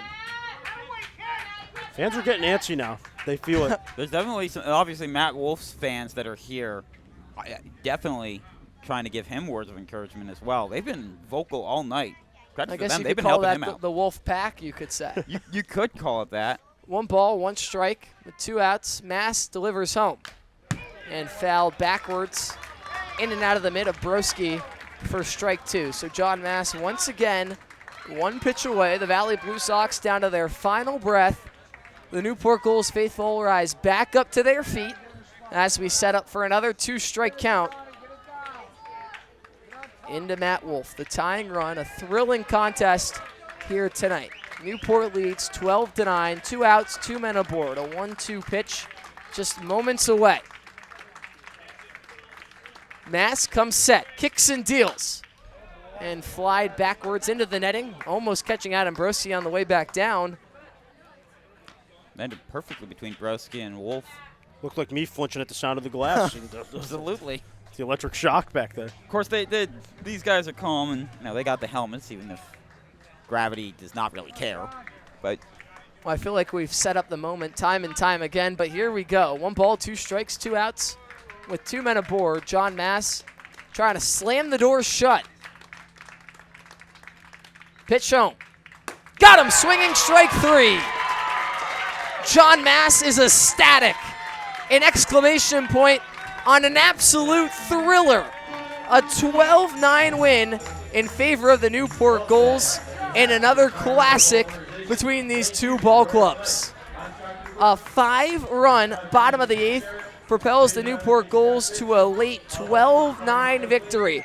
27 combined total hits. We have a whole lot to break down. We're going to take a quick break, but we'll be right back on NECBL Plus and Unbeaten right after this.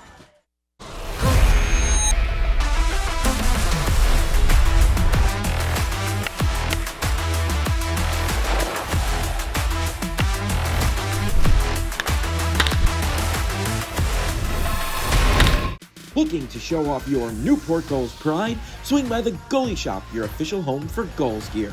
From t-shirts and hoodies to hats and limited edition merch, we've got everything you need to rep Newport in style. Located right inside historic Cardines Field, or shop online anytime at newportgulls.com and click on the Goalie Shop. Don't miss out, grab your gear today and join the best fans in summer baseball. The Goalie Shop, where Gulls fans gear up.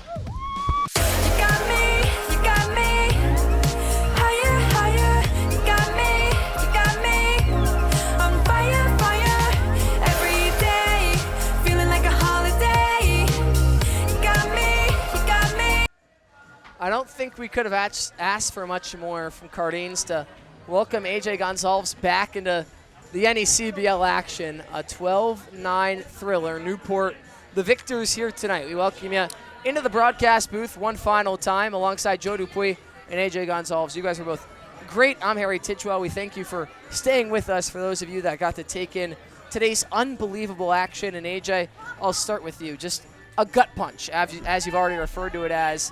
The Valley Blue Sox, not only did they drop another game altogether, but another game that they feel like they really should have won here at Cardines. How do you go about recovering? Yeah, I mean, that's 2 straight games. And for a team that's on that bubble, you guys have mentioned, a team in the playoff contention, to lose 2 games like that, like to have your heart ripped out of your chest twice, it just again felt like deja vu. Just felt like obviously that the Gulls were going to come back in this one, and of course they did. Why not? Because that game was absolute cinema, and you missed a great one if you didn't watch it or you were just watching now. The Blue Sox, though, it's just, again, like the game they play in here is just so different, and it's a contrast from what we see at every other park. They hit in here, and then the pitching's not where it needs to be. But when they go to these other parks, it's the total opposite. The pitching's where it needs to be, and the hitters really don't show up. So this team, if they want to make the playoffs, they're going to have to take the hitting and the pitching. They're going to have to come together to form one big giant bowl of soup that could try to get them into the playoffs at this point. One big happy Blue Sox family. That's what's going to take a complete effort from the Valley Blue Sox Bowl. The Newport Gulls really stole one here tonight after that 5-run bottom of the 8th, Joe Dupuis. But they played great nonetheless. I mean, the pitching was below the standard we've seen out of them this season, but the bats came to play. They backed up their guys.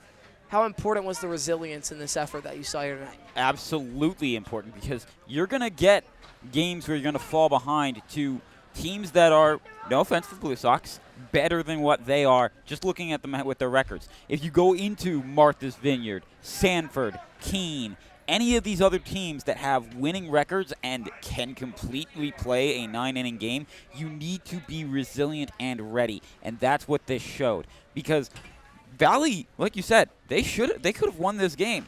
The Gulls effectively stole it.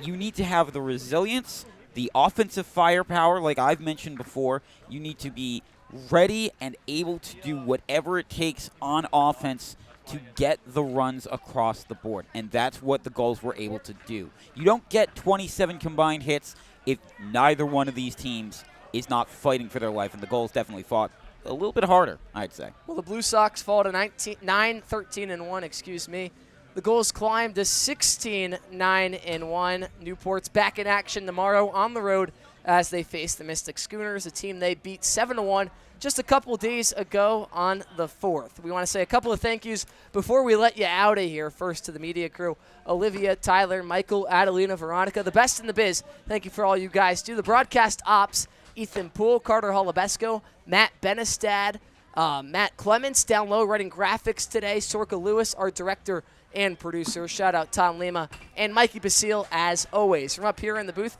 Joe Dupuis, AJ Gonzalez. Wonderful as always. We thank you for joining us. A 12-9 classic between the Newport Gulls and Valley Blue Sox, this time in favor of those Newport Gulls. Gus Candy, the hero, his 3-run blast, the deciding factor here tonight. We thank you for joining us one final time. Enjoy the rest of your evening. I'm Harry Tidgewell saying so long and good night, Newport.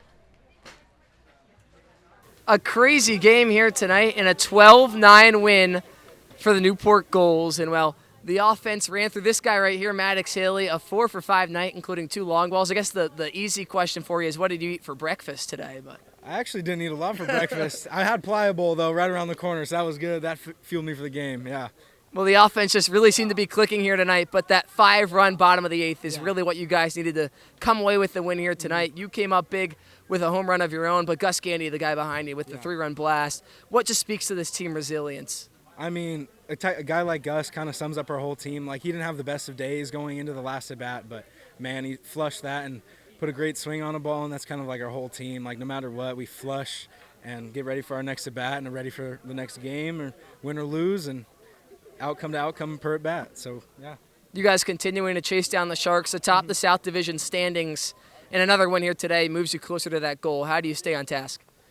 You just got to keep showing up ready to play every day. That's it. Well, thank you so much for joining me, Maddox. A 2-home run, 4-hit performance for the designated hitter here tonight. We thank you so much for sticking with us. From Newport, Rhode Island, I'm Harry Tidgewell saying good night.